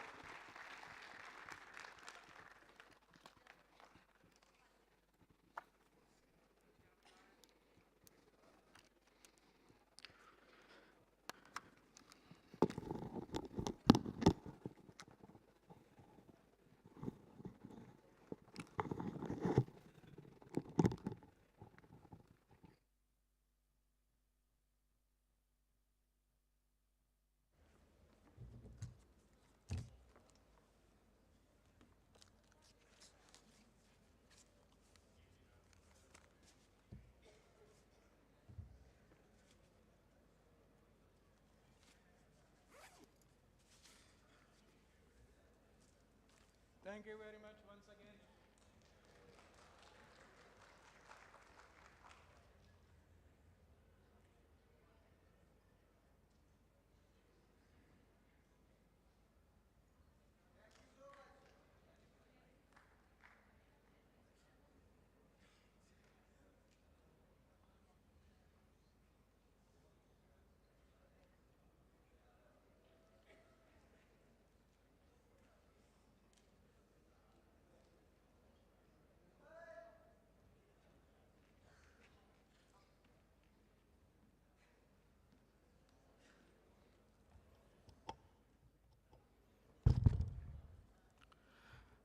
Okay, so now we have a message from our sponsors, HP.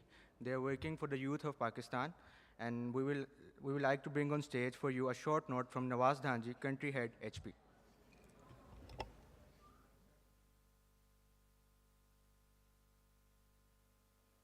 Hello and Assalamu alaikum, Pakistan, Future Fest, and Lahore.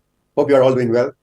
Let me tell you, I'm having a serious FOMO recording this presentation and, unable to attend this, amazing event. I heard and I've been told that there are about 100,000 plus participants on every day, so that's amazing to know. So, thank you so much, everybody, for attending this event and encouraging us for this. I have a very short presentation for you guys. I will not take a lot of your time. But I just wanted to share what HP is and what is HP's thinking about it in the future. And I would also like to thank a couple of important personalities and companies with my presentation. Let me share and start my presentation.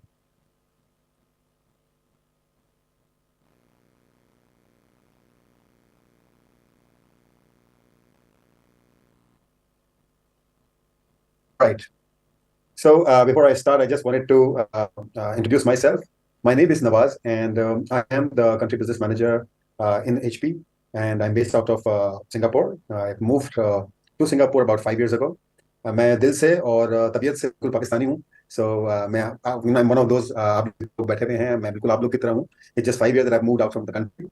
और as I said कि मुझे I'm having a serious FOMO today because I was supposed to come down and do this presentation there. तो इस तरह से मुझे हमारी team members ने जो फ्यूचर फेस्ट है उन लोगों ने मुझे बताया है कि its impact. I have seen a lot of videos on Facebook on future fest channel और a lot of things that is keep going on about the future fest event. So I'm happy that the event is going amazing. So coming back to this slide, it's been 5 years that I've moved into Singapore.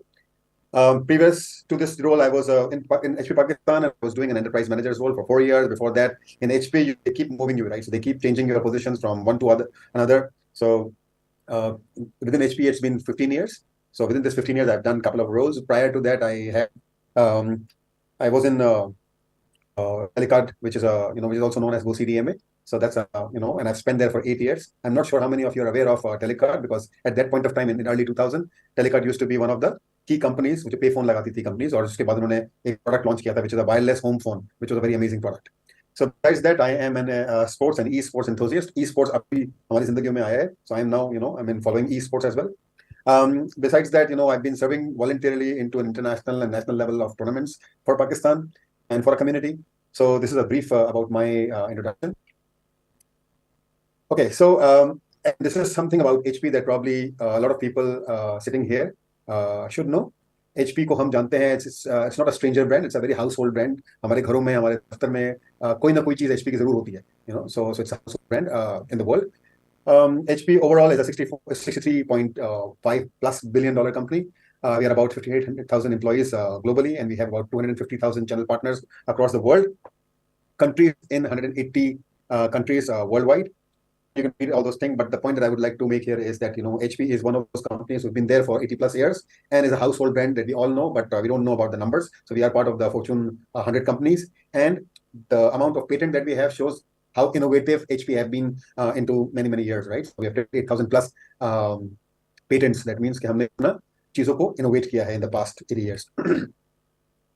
This is a very, I've tried to gather everything into one slide just to show how many products do we have. But as you guys know that we are in every segment, may it be consumer, may it be commercial, may it be, large volume, corporate customers, education, चाहे कोई भी आप segment का नाम ले लें, you will find HP's product into our portfolio. And now we've also acquired Polygon. Polygon is a headset, video conferencing and audio conferencing company. जिसको HP acquire किया है. Besides that, we have a whole range of printing products. Printing, क्योंकि इसलिए मैंने यहाँ पर नहीं use किया क्योंकि HP is known more for printing than for any other product. So I thought कि I just show you the breadth of products that we have on PC and computing side, and printing you may know already. So this is a very I've tried to summarize that everything into one slide. Why I am here today? So basically, our lives are changing, right? Ever since COVID and pre-COVID already it was there, but then COVID actually and within COVID and after COVID, we all realized that our lives and our home lives are changing. It's all hybrid now. So 90% believes of the IT community believes that access to have a right technology leads to a positive work environment, because right now we are working into home, into cafes, into universities, anywhere outdoor, right? So work is no longer the same that you're sitting at one place and working. Look at me today. I'm sitting in Singapore, but I am trying to be present in Lahore in Future Fest event. So the world becomes very hybrid today. So this is a short survey about it, and a lot of people. When we surveyed about it, this is the answer of it, that having a right technology is important. Most important factor of driving returns of office decisions is, again, 89% people say that it is technology. Okay, 75% of the workforce believes the video quality important, because once you are doing when you're sitting somewhere else and you are trying to collaborate with your team members, the video quality and your audio quality makes a lot of difference, right? Otherwise people will keep saying, hey, am I audible? क्या मुझे आप सुन सकते हैं, क्या मुझे आप देख सकते हैं? काफी memes इसके ऊपर बने हैं. So I would not go into that memes, but having a video or a right set of video conferencing products is also important, and that is where HP decided to acquire Polygon, so that we can have a complete ecosystem of the product that supports hybrid workforce. And interestingly, again, every person in our home today is a gamer. So, and out of this 62% of these gamers, they prefer a PC that fits the entire life instead of the gaming only. So, you can play games on your mobile, you can play games on your consoles, but gaming through a PC is something everybody is, and 62% of the majority prefers. And that is where the hybrid workforce comes into play. And that is where HP is focusing, and that is one of the strategic pillar that we have. And that is why I wanted to I thought that, it's good that I can tell you about it, more about it, that, HP is focusing a lot into that particular segment. And that is where we have a product and we have accessories and ecosystem around it, which can support well for the hybrid workforce. And therefore, we have product that can connect better, that can create productivity for you guys. And most importantly, when you're sitting outdoors and you are working from cafes, from a public networks, right? Your PC is supposed to be more secure. Security ke upar, we can have another session. If you're interested, you let me know. We can have another session, but just wanted to tell you that all our products are fully secured. And our security is based on 3 layers: below the OS, in the OS, and above the OS. And when it comes to printing devices, we have also the similar way of managing security. All our printers are network secured, and your network is secure once you have HP printer, even whether it is a Wi-Fi or a network printer. I would like to thank a couple of alliance partners that we have. We have Muller and Phipps today with us here in the arena. जिन्होंने stall लगाया है आप लोगों के लिए. So I would like to thank Muller and Phipps for their partnership, for their alliance for this event. Along the side of Muller and Phipps is our distributor. So along the side we have our reseller Comsi. Comsi is a well-known company in Lahore, in Punjab side. So we have alliance with them for this event. And besides HP partners, we have Future Fest. You all know Future Fest, right? I don't want to talk more about them, but we have alliance with, and then we are the partners for them for this event. And then lastly, but most importantly, Indus Office Automation, Safir Bhai, agar aap log jante hain unko. So we are, because with this alliance or with this Future Fest event, just because of Safir Bhai, because he has introduced into the Future Fest event for us. So thank you, Safir Bhai, for that.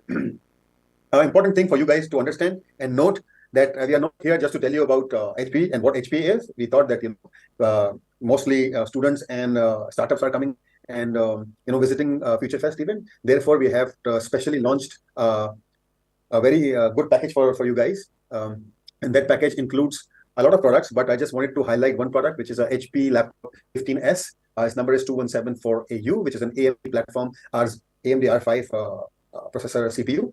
So that product normally होता क्या है कि जब Core i5 के ऊपर आप बात करते हैं या Core i5 equivalent की बात करते हैं, the lowest priced product today which is available in the market is around 30,000 and 40,000 rupees, right? But for this event, what we have done is we have dumped the price and we have offered you guys at 110,000 rupees. And this is for exclusively for 3 days. So make use of it. If you want to book it today, please go and visit our stall. You can book it from there also. One more thing that I wanted to tell you today with this event is, please like and subscribe our MNP HP channel 1 on all the social media, because this is where you will get the relevant information. And if you have any warranty related query, please write it down to that. Normally, मेरे ख्याल में नासिर साहब ने MNP के और HP के platform से ये ऑलरेडी ब्रीफ किया हुआ है, but I just wanted to repeat the products that are available in Pakistan in the retail house doesn't mean वो सारे के सारे legitimately imported products हो. उसमें से बहुत सारे products ऐसे हैं जो कि hand carried है, जो कि rightly channel के थ्रू import नहीं हुए हैं. उन तमाम products की हम warranty नहीं देते. Please make sure कि आप जब भी buy करें तो वो आप ensure करें कि आपने local warranty product लिया हुआ है, जिसके साथ हमारे distributors का warranty card साथ में pasted होगा. इसके अलावा अगर आप कोई भी product लेंगे तो हम उसकी warranty covered नहीं करेंगे. And then thank you to all of you guys. Look at these pictures, and I was amazed, looking at the crowd. I hope that 100,000 plus participants attended this event. So again, I just wanted to thank you guys. And with this, I would like to end my presentation. And particularly, I would like to name Arzish. Participating in such event is something that all the companies does, right? But then my particular objective for this alliance and partnership is to support our youngsters and all the new startup community. Arzish मेरे साथ थोड़े दिन 5-6 महीने हुए होंगे that we get to know each other, और now it's one of the very inspiring individual. So I thought just to encourage Arzesh and his initiative of Future Fest. Look at how he created all this magic, for you guys. So I just wanted to especially highlight Arzesh for this initiative, and thank you, Arzesh, for including us and creating this alliance for us. Thank you so much. Thank you. Hafiz, Pakistan Zindabad.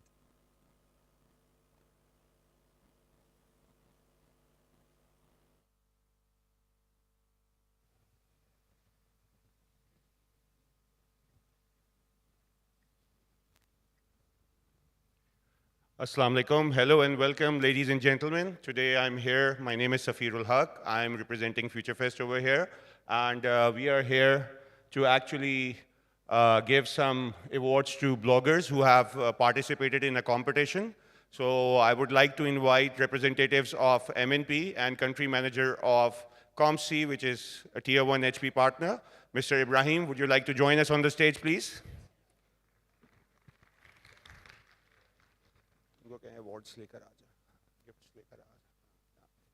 So we have a couple of gifts for the bloggers.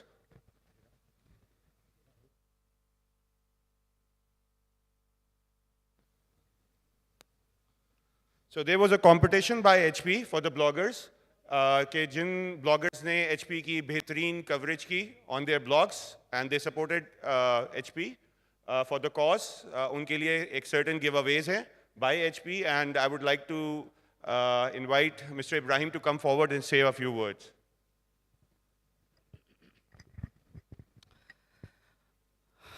Thank you so much all of you for being here. اور نواز دھان جی کو آپ لوگوں نے سنا. H P کی presence Pakistan کے اندر آپ یوتھ کی وجہ سے ہے. ایچ پی اس فیوچر فیسٹ کے اندر آپ لوگوں کی وجہ سے ہے. ایچ پی آپ لوگوں کے لیے بہت کچھ کرنا چاہتا ہے. And all credit goes to Arzish. اور ماشاء اللہ اس نے بہت ینگ ایج میں ہی از انسپائریشن کہ وہ یہاں پر آپ لوگوں کو گیدرنگ اس نے کری اور ایم این سیز کو لوگوں کو یہاں پر لے کر آیا ہے. And it is all for you guys. We have so many. Yes, میرا خیال ہے کہ اس کے اوپر تالیاں بنتی ہیں. Thank you madam. So why we are here is important. ٹھیک ہے, to know each other, to میرا خیال ہے ٹو میوچولی گرو. میں نے بھی کچھ 2-3 اسپیکرس کو سنا. اسکرال رضا بھائی بڑا اچھا انہوں نے کہا کہ if you want to earn money, what you need is a laptop and internet connection. So HP is on the first step. ٹھیک ہے, تو ہم بیسیکلی آپ کا اسٹارٹ ہیں آپ کو گرو کرنے کے لیے. اور ایچ پی تقریباً variety of product for the start ups اور for the growing companies carry کرتا ہے. میں اس کے اوپر فوکس نہیں کروں گا, اس پہ بات نہیں کروں گا. You guys already know it. تو فار ناؤ ہماری پریزنس ہے بوتھ نمبر 9 کے اوپر, ہال نمبر 1 پہ. آپ لوگ آئے, وہاں پر بہت سارے کنزیومرز نے وہاں پر لکی ڈرا کے لیے اپنا ڈیٹا دیا ہے, اور کچھ بلاگرز نے ہم لوگوں کو وی لاگنگ کری ہے, ہماری ویڈیو لاگنگ کری ہے. تو ہم ان کے کام کو اپریشیٹ کرنے کے لیے we want to give them some gift for the top 3 vloggers. میں نے فیوچر فیسٹ کو اس کا جج بنایا اور کہا کہ آپ اس کو جو ہے وہ آئیڈینٹیفائی کریں اینڈ ڈو لیٹ اس نو کہ جس نے بہت اچھا رینکنگ کیا ہے ہم اس کو اپنی طرف سے گفٹ لینا چاہتے ہیں. اور یہ صرف اس ایونٹ کے لیے نہیں ہے, جو ایچ پی کو کوریج کرے گا throughout the year. So on randomly I can not share the timings with you, but we would be seeing you, اور on the basis of that evaluation ہم آپ کو کال کریں گے اور آپ کے ساتھ آپ کو اس کی اپریسیشن کے لیے کچھ نہ کچھ ایچ پی آپ کو دے گا. تو تھینک یو سو مچ. میں سفیر بھائی کو ریکویسٹ کروں گا please. So before we announce the names of the winners, ایک اناؤنسمنٹ اور ہے کہ اپروکس 5 بجے یا 6 بجے ہم کسٹمرس کے لیے بھی ایک لکی ڈرا کرنے جا رہے ہیں ایچ پی کے بوتھ پہ. So we would like to invite you all to come. At 5 p.m. sharp, you have to reach the HP booth at the Expo Hall, presence number 9, where there will be a lucky draw for the customers, and everyone can join that. اور اس lucky draw میں ہم کیا دینے جا رہے ہیں؟ So it's a surprise gift hamper by HP, or everyone should avail this opportunity. So I will start with the first winner. جو first winner ہے, he has been the best blogger for HP, representing HP and promoting HP on his blog. His name is Mr. Faisal. Mr. Faisal, are you here? Would you like to join us on the stage, please?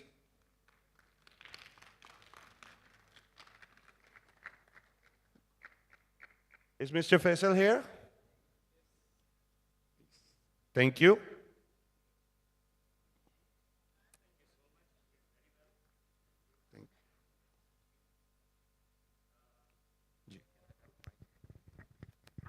This is a HyperX gaming headset.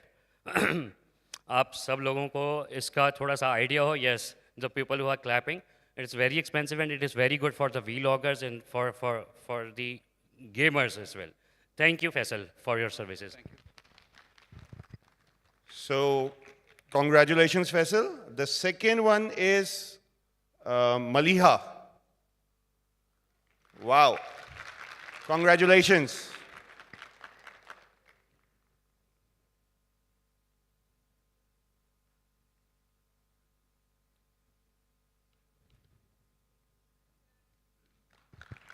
A round of applause.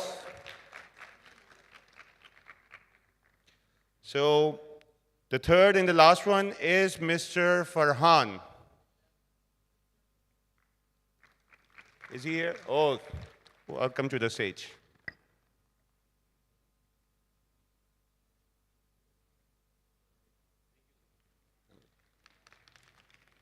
So thank you, ladies and gentlemen. See you at the HP booth at 5 p.m. sharp for a lucky draw, and we hope that goes well as well.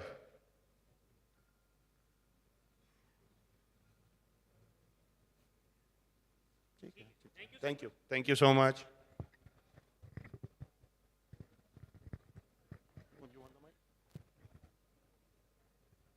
Thank you. Thank you for everything.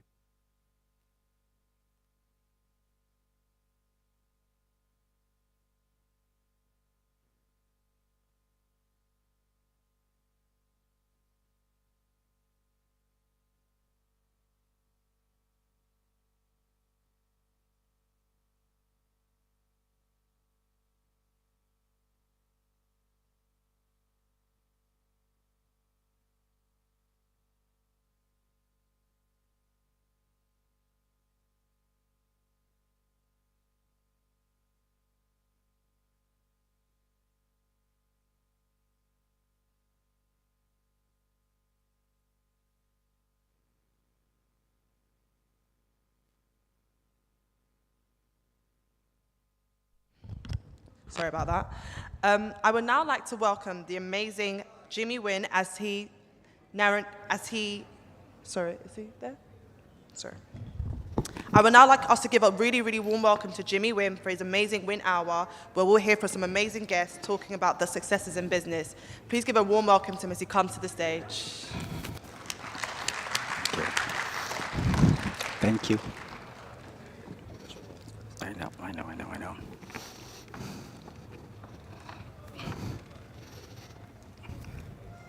Thank you.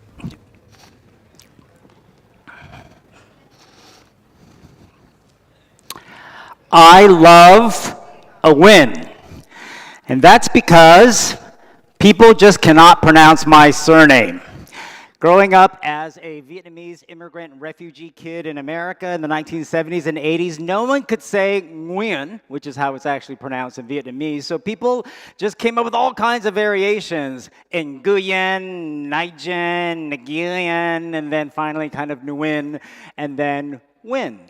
The pronunciation Nguyen actually became especially prominent for me in my high school and university years because I competed in speech and debate all across the United States, and I used to win so many events that my fellow competitors would say, "Win, Jimmy, win," and the name stuck. So too did the idea, and more importantly, what I stand for today. Because as a child born in a war-torn developing country but brought to America, I'm fortunate to have been given the educational resources, career platform, and opportunities to empower my potential to win. First, as an IP and digital technology lawyer for 21 years in the US, starting at the height of the internet Silicon Valley boom of the 1990s. And then second, as an early Bitcoin and blockchain leader, starting around 2016, eventually becoming president of the global association, Bitcoin Association for BSV. And now, thank you, as an entrepreneur in tech and business projects globally.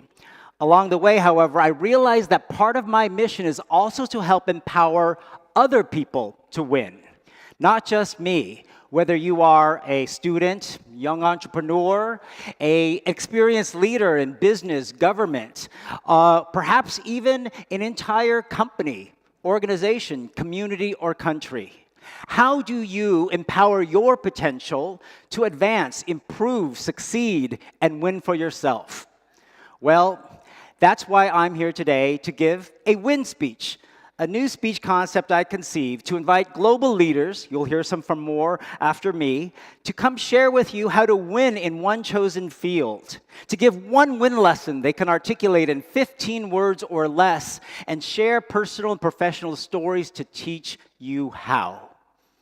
I'm here to talk about where all true wins begin. You.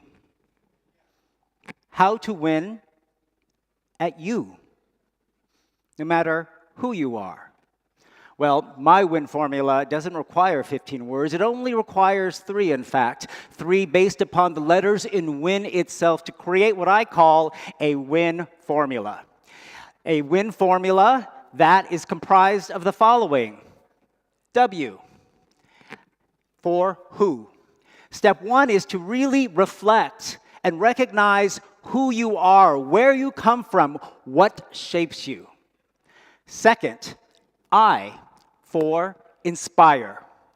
Discover what inspires you. Based upon your identity, past experiences, and who you are, figure out what that motivates you to do, and more importantly, why.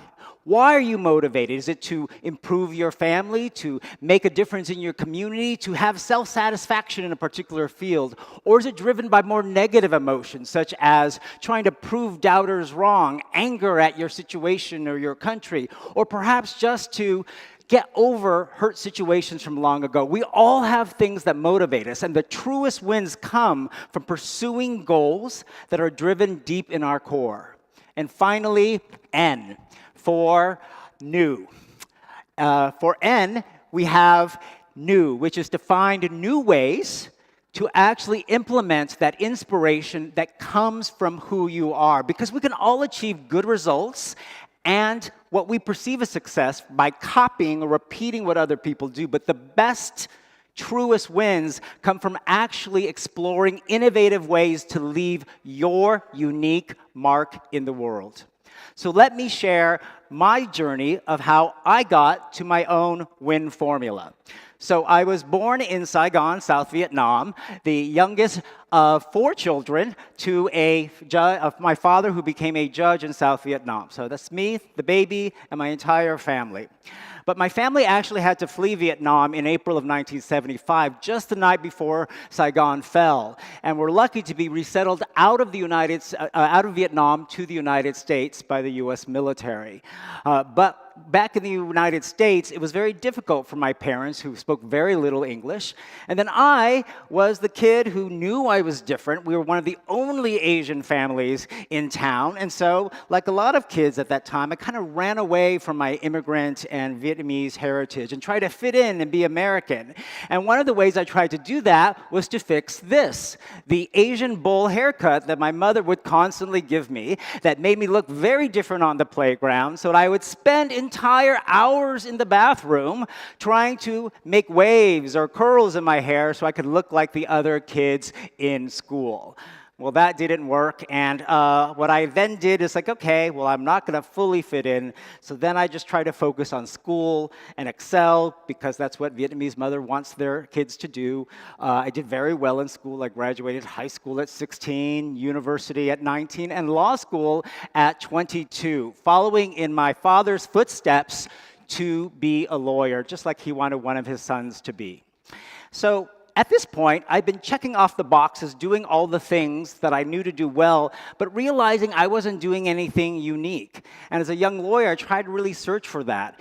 And it was only around my young adulthood that I started really talking to my parents about their life in Vietnam, trying to understand who they are and, more importantly, who I am. And my father told me a story that has really stuck with me to this day and changed the entire course of my legal career. When he was serving on the bench in Da Nang, Vietnam, a criminal case came before him where a man who was associated with an American Christian missionary church in Vietnam was accused of sexual assault of a young woman. He was sitting in the back of the courtroom, and my father looked up as before the case was called, and something completely unusual happened. Lights started coming down from the ceiling, almost like from heaven, over this man. Nothing he had ever seen before. It was completely startling. He called the case. The man came forward to the podium in front of the bench, and the same thing happened. And in that moment, my father did something very unusual. He looked at kind of the case file and decided that the evidence was not sufficient enough to continue to prosecute the man, and he acquitted him and let him go because he decided to follow his heart. Something that you would think in law, which is very logic, analysis, and evidence-based profession, doesn't come into play, but he let himself follow his heart.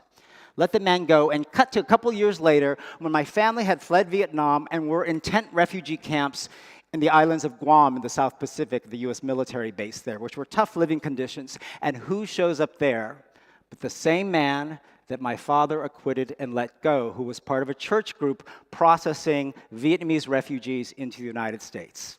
Recognized my father instantly, took our family outside of the tents into a hotel for better living conditions, and that man is responsible for finding a church that sponsored my family into the United States as one of the very first to get into America.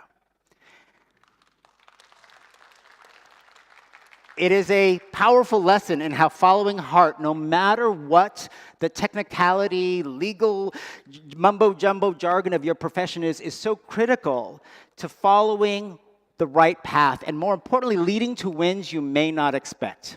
And so when he told me this, it really opened something in my mind as a lawyer. Instead of just being the technically good lawyer, I just figured out I need to be a lawyer with heart. And it meant that I started communicating with my clients with more empathy, personal relationships. I won more clients because of that. I started using heart and emotion more in my arguments, in legal briefs, in court, in hearings and trials. And as a result, my career took off even more, so that I was proud by the end of my law career, having been a partner at 3 major US law firms, to get to represent all of these amazing organizations and brands in the United States. The Motion Picture Association of America, Major League Baseball, Sony Pictures, Microsoft, Amazon, Uber, Lego Systems, even the Miss Universe organization, because I developed relationships with clients and used heart in what I did as a lawyer. A lesson I learned by asking who my father was, learning who I am, being inspired to use heart in my profession in new ways that were unusual in law at the time. Give it up for my father. That's really him. My next story, however, is about my mother. While I learned heart from my father, I learned ingenuity from my mother.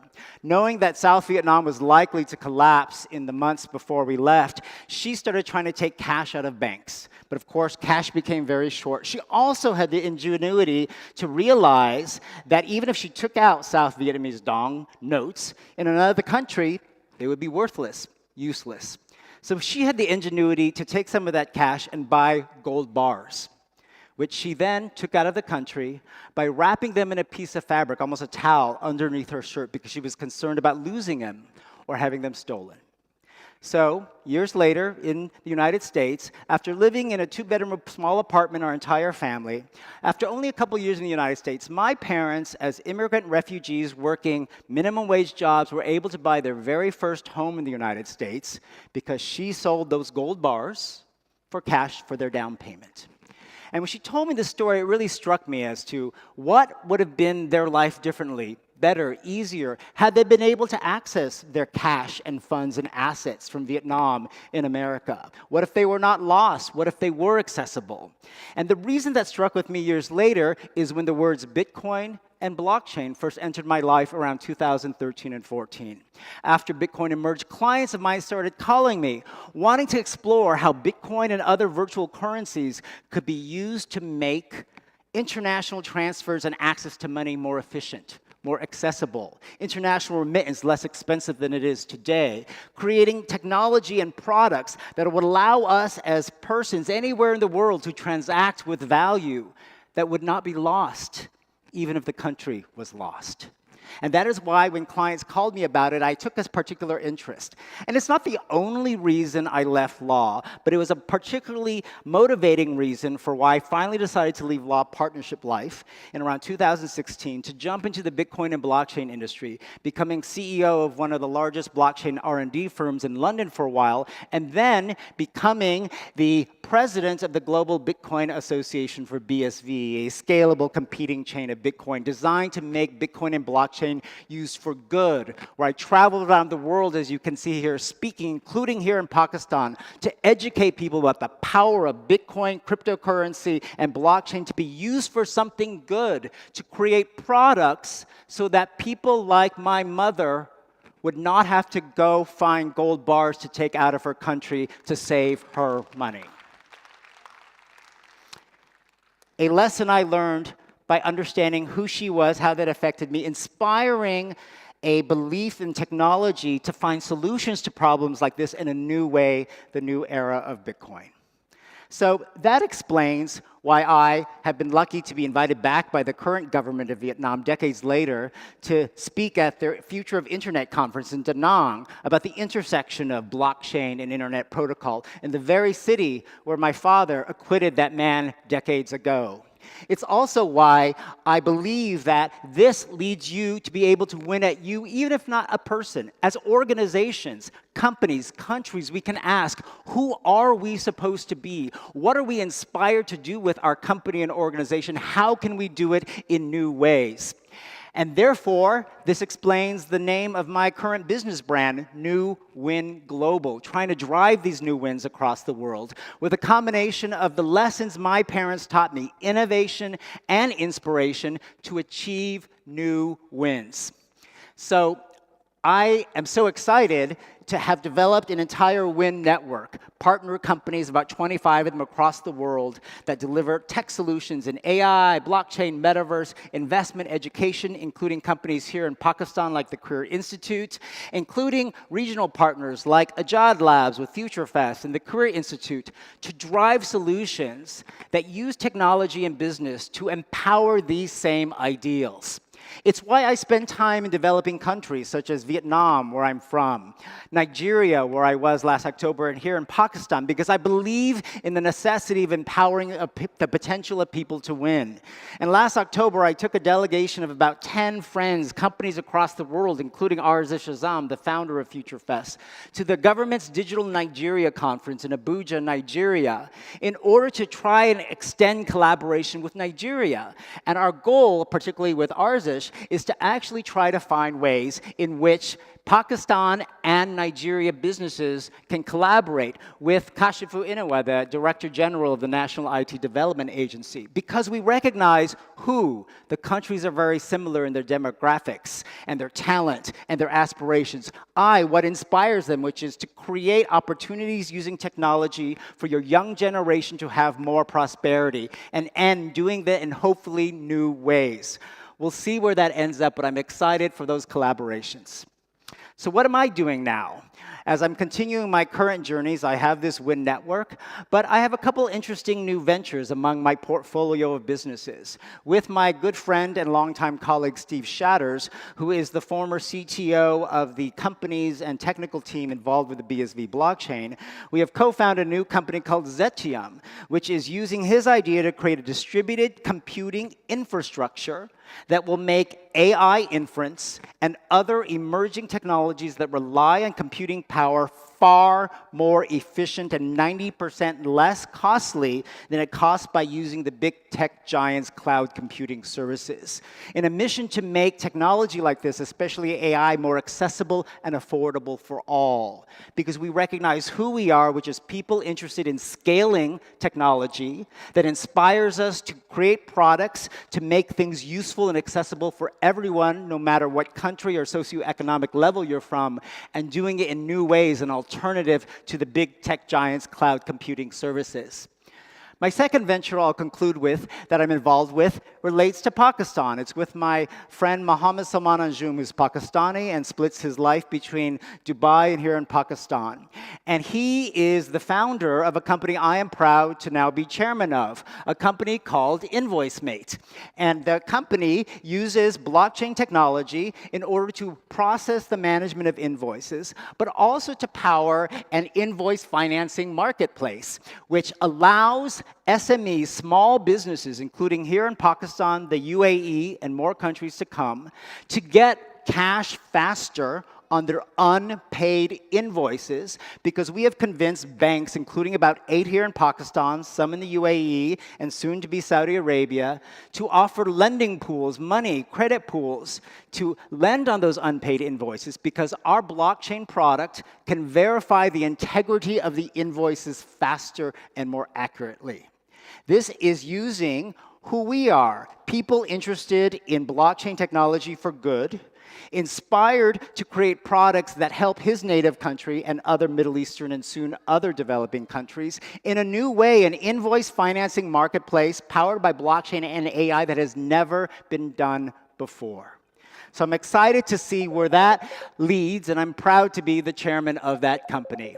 And of course, I have to thank Aazam, who you'll be hearing from in a second, for his leadership in reflecting who he is, a young Pakistani entrepreneur driven by an inspiration to make more opportunities for the young generation of Pakistan, and doing so in new ways, such as the innovative ways that Future Fest is showing.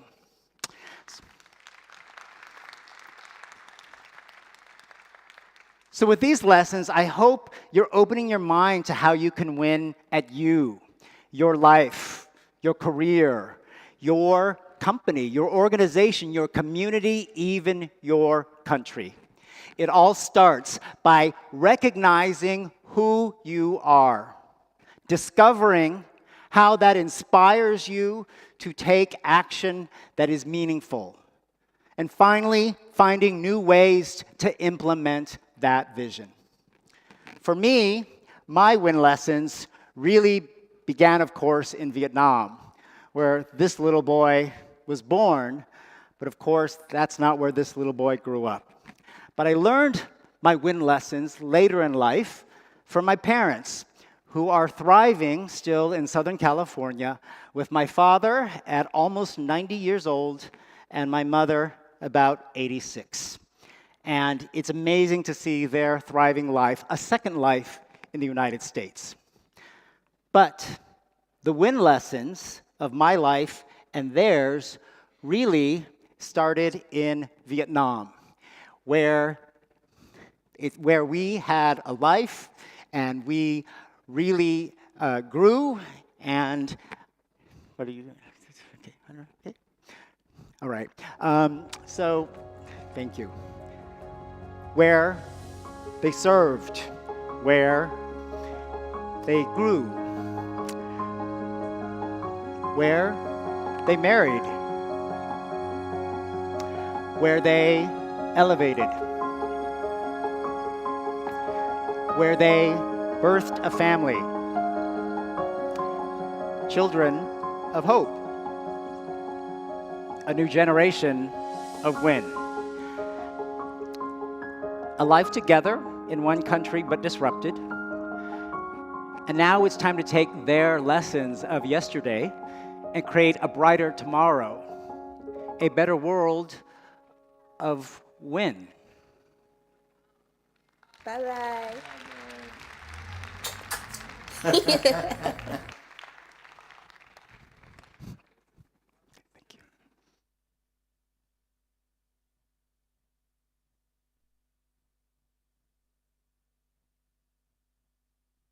for your attention on that.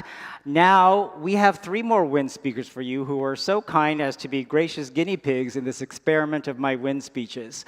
I'm going to introduce our next speaker who comes to us from Germany, and he is the managing director of Bechtel Remarketing, who will explain to you how you can win at a very powerful and important concept, refurbish. Please welcome to the stage from Germany, Alexander Thiel.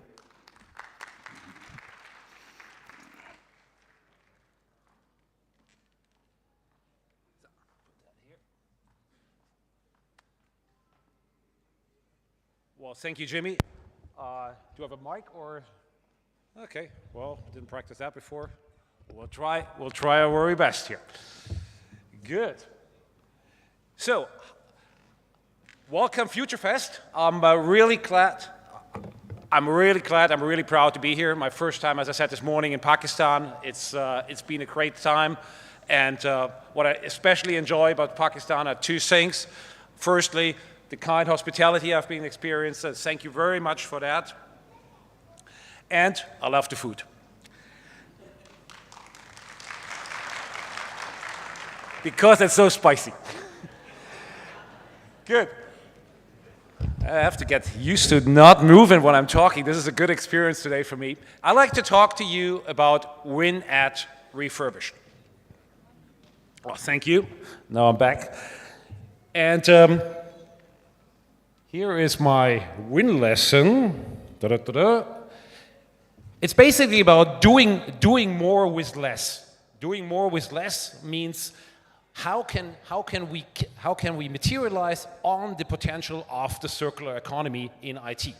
That is all what is refurbished about. But let me tell you my story, and let me tell you how I actually came to think about circular economy. Who of you ever saw that picture? No, not very many. I'm at 20 years in IT now, and 3 years ago I was asked to take over managing director for one of our companies that manages circular IT in economy, circular IT. And while I was preparing for this role, I came across that picture. So this picture was taken during the Apollo 8 mission. It was taken by accident. Because normally pictures are scheduled, what you astronauts have to take. This picture was taken by accident. And I love this picture. I love this picture for 3 reasons. Number 1, it shows we're out there alone. This is the only planet we have out there in the planet. Number 2, it shows how beautiful our planet is. And number 3, it shows also how vulnerable our planet is. And that was the moment I caught fire for the idea of the circular economy, for finding ways for IT to produce less waste and therefore establish a concept of being reusing, repairing, recycling, everything to do not to use virgin material and save material and do something good for the planet. And also, first and foremost, create a business model out of that. So if you look on my LinkedIn profile, you also find that picture because it means so much to me. So what is the circular economy now? What I'd like to talk to you about. So basically, we start off with the initial use of the product. So we, as a larger company where I belong to, we sell a lot of new equipment to our customers. And after 3 or 4 or 5 years, we come back to these customers and say, well, Mr. Customer, what are you doing with your old IT? And then our aim is to take back that old IT from our customer, buy it back, and refurbish it to a second use. So some of the equipment we can simply repair. It's easy because it's still in good use, it was well maintained. Some of that we have to refurbish. And I think always a word speaks more than 1,000 pictures, or otherwise, a picture speaks more than 1,000 words. I'll show you something. I brought you something. So sometimes we get equipment back that looks like this, with a scratch on the back and everything. So you don't want to use such an equipment, but you could still use it because it's still functional.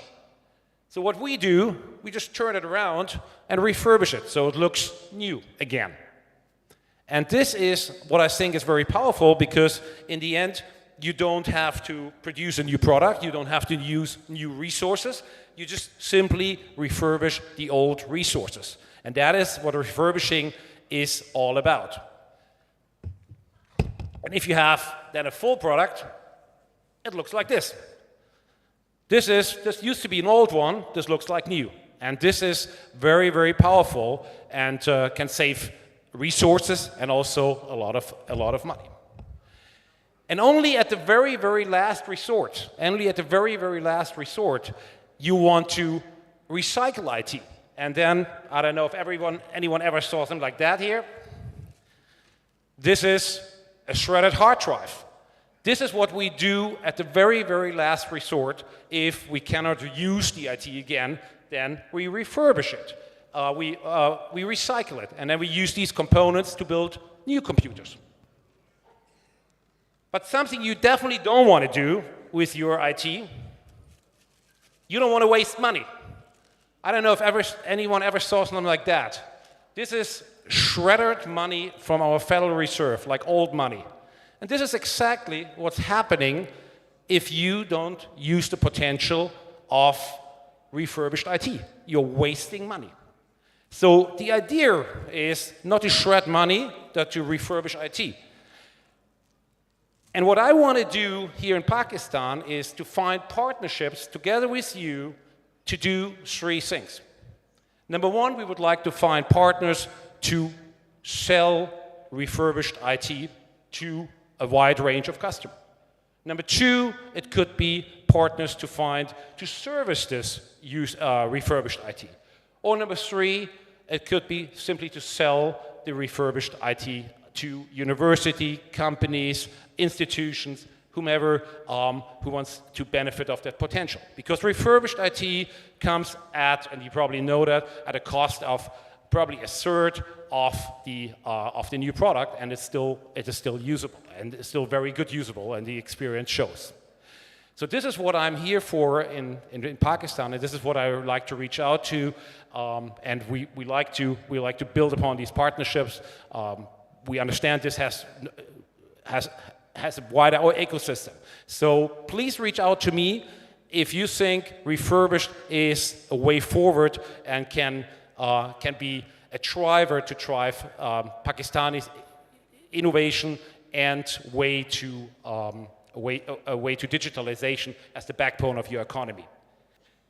I have left you my contact detail as well. Well, it's not working now. Just to recap one more time, I hope this came across. We're doing more with less, we're saving money, and we are saving resources. If you want to reach out to me, please find my contact detail, my LinkedIn header. Hope this comes through. And I thank you very much for your attention, and let's win at Refurbish. Thank you very much. Give it up for Alexander. You have a lot of toys there, Alex. Yeah. Lots of toys. All right. All right, we have two more win speeches from two very special guest speakers. We heard from one earlier today, but he's here to tell you how to win at Community. Are we ready for the father of Future Fest, as I call it? Give it up. You know who he is. You love him. He is the co-founder of this event and the managing director of Ejad Labs. Please welcome to the stage, Aazam Malik. Woo, bigger round of applause. More love, more heart, more win.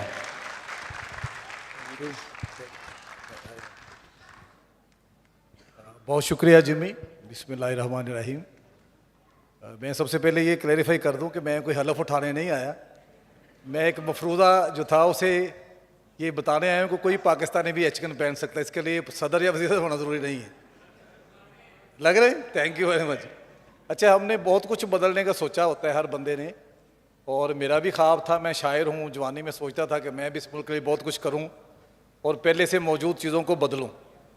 تو تالیاں بجا دے اگر دل کرتا ہے کسی کا. ہم نے یہ رویہ بھی بدلنا ہے کہ ہم تالی نہیں بجاتے کسی کو حوصلہ نہ مل جائے, حالانکہ ہمارا کچھ نہیں جا رہا ہوتا. جو بات اچھی لگے اس پہ تالی بجانا سیکھ لیں, اس سے بڑے سارے لوگ مضبوط ہو جاتے ہیں. اچھا, مجھے ہمیشہ اس کی ضرورت رہی, لیکن اپنے بیٹے کے اس ایونٹ کرانے کے بعد شاید ضرورت نہیں رہے گی. ارزش جب 18 سال کا تھا تو اس نے یہ کمپنی بنائی تھی ایجاد لیبس. 18 سال کا بچہ جب یہ کہہ رہا ہو کہ مجھے جاب لینا اچھا نہیں لگتا مانگنا, میں نے جاب دینے والا بننا ہے, تو مجھے لگا کہ میرا خواب پورا ہو گیا جو میں نے سوچا تھا پوری لائف میں.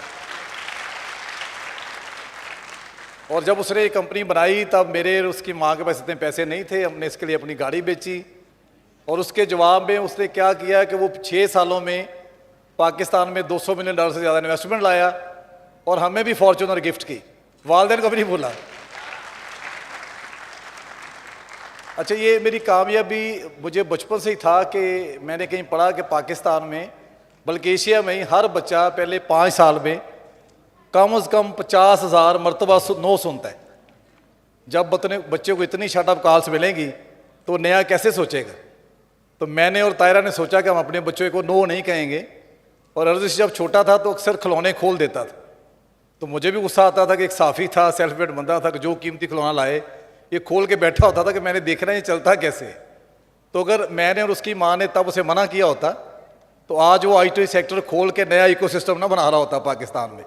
تو پلیز اپنے بچوں کو کرنے دیں جو وہ کہتے ہیں. اقبال نے کہا تھا, خرد کو غلامی سے آزاد کر, جوانوں کو پیروں کا استاد کر.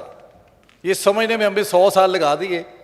اور یہ جو آج ہم آپ سب لوگوں سے مخاطب ہیں, میں نے سوچا کہ جب پچھلا ایونٹ ہوا جنوری 2023 میں, اس میں 60,000 لوگوں نے اٹینڈ کیا تھا, کوئی 300 کے قریب لوگ تھے انٹرنیشنل گیسٹ, اور تب تک میرے لیے ایک ایونٹ تھا. اور جب 3 دن کے بعد مجھے پتہ چلا کہ اس ایک ایونٹ میں 3 دن میں جو ایموز ہوئے ہیں, جو سرمایہ کاری ہوئی پاکستان میں, وہ $200 ملین سے زیادہ ہے. جب مجھے یہ ڈیٹا میرے تک آیا تو میں نے اپنی لائف کا گول ری ڈیزائن کیا اور میں نے سوچا کہ میں اپنے بیٹے کے ویژن کو اپناؤں گا جو میرے ملک کے لیے مجھ سے اچھا کر رہا ہے. تو میں نے اس فیوچر فیسٹ میں یہ ارادہ کیا کہ میں اس کے لیے کچھ ایسا کروں جو ماں باپ ہمیشہ کر رہے ہوتے. جس طرح ہم نے اپنے بیٹے کو سپورٹ کیا تو کوئی خاص نہیں کیا, ہر پیرنٹس کر رہے ہوتے. اور میں نے پھر سوچا کہ اس دفعہ میں کچھ خاص کرنے کی کوشش کرتا ہوں. اور میں نے اور اس کی ماں نے یہیں بیٹھی ہوئی ہیں, چاہوں گا کہ آپ کو اپنا چہرہ دکھائیں, مجھے لگے کہ کون بندہ میرے ساتھ تھا اس ساری اسٹرگل میں.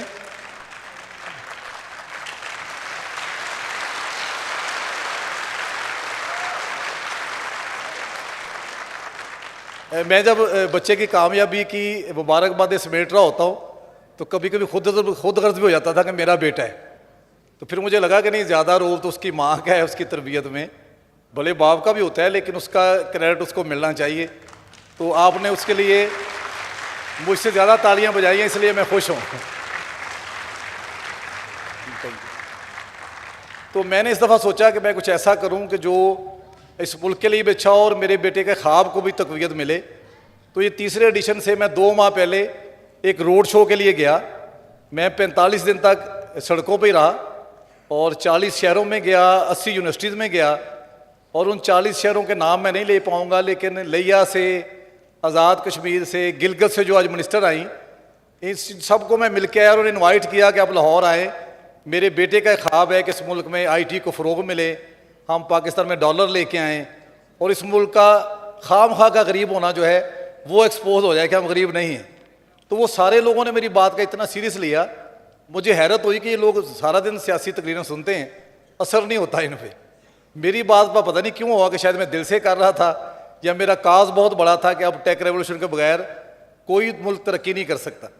تو وہ سارے 40 شہروں میں سے لوگ آ گئے, مجھے یہاں آ کے ملے اور مجھے یہ لگا کہ میں اپنے بیٹے کے لیے وہ کر پایا ہوں جو ہر باپ کو کرنا چاہیے. اور اب یہ کروں گا کہ ان سارے شہروں میں دوبارہ سے جا رہا ہوں, ان شہروں میں دوبارہ سے جاؤں گا ان کا شکریہ ادا کرنے اور آپ لوگوں سے مدد مانگنے کہ آپ نوجوان آکسیجن ہے اس ملک کی, آپ جو فری لانسرز ہیں, جو ٹیک انٹرپرنور ہیں, جو ملک میں ڈالر لا رہے ہیں, یہ ہمارے ہیرو ہیں. آپ سوچ لیں کہ ڈالر لانے والے ہیرو ہونے چاہیے کہ لے جانے والے ہیرو ہونا چاہیے, اتنی تو سینس ہونی چاہیے.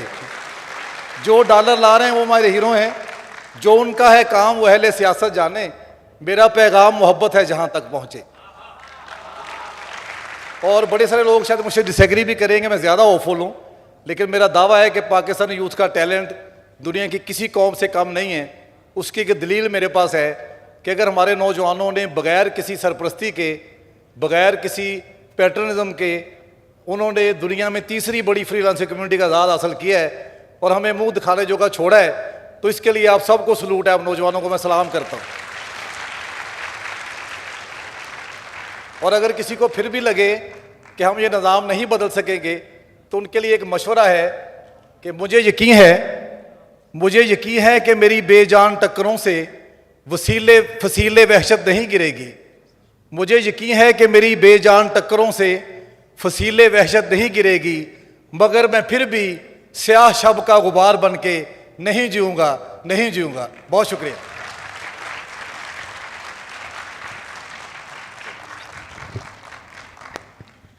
All right, thank you so much. And now it's time for our final win speaker of this event.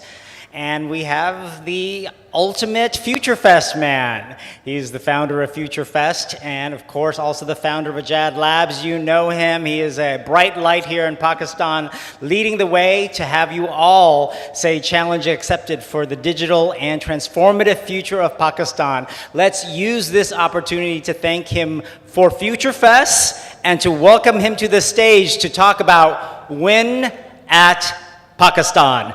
Aazam.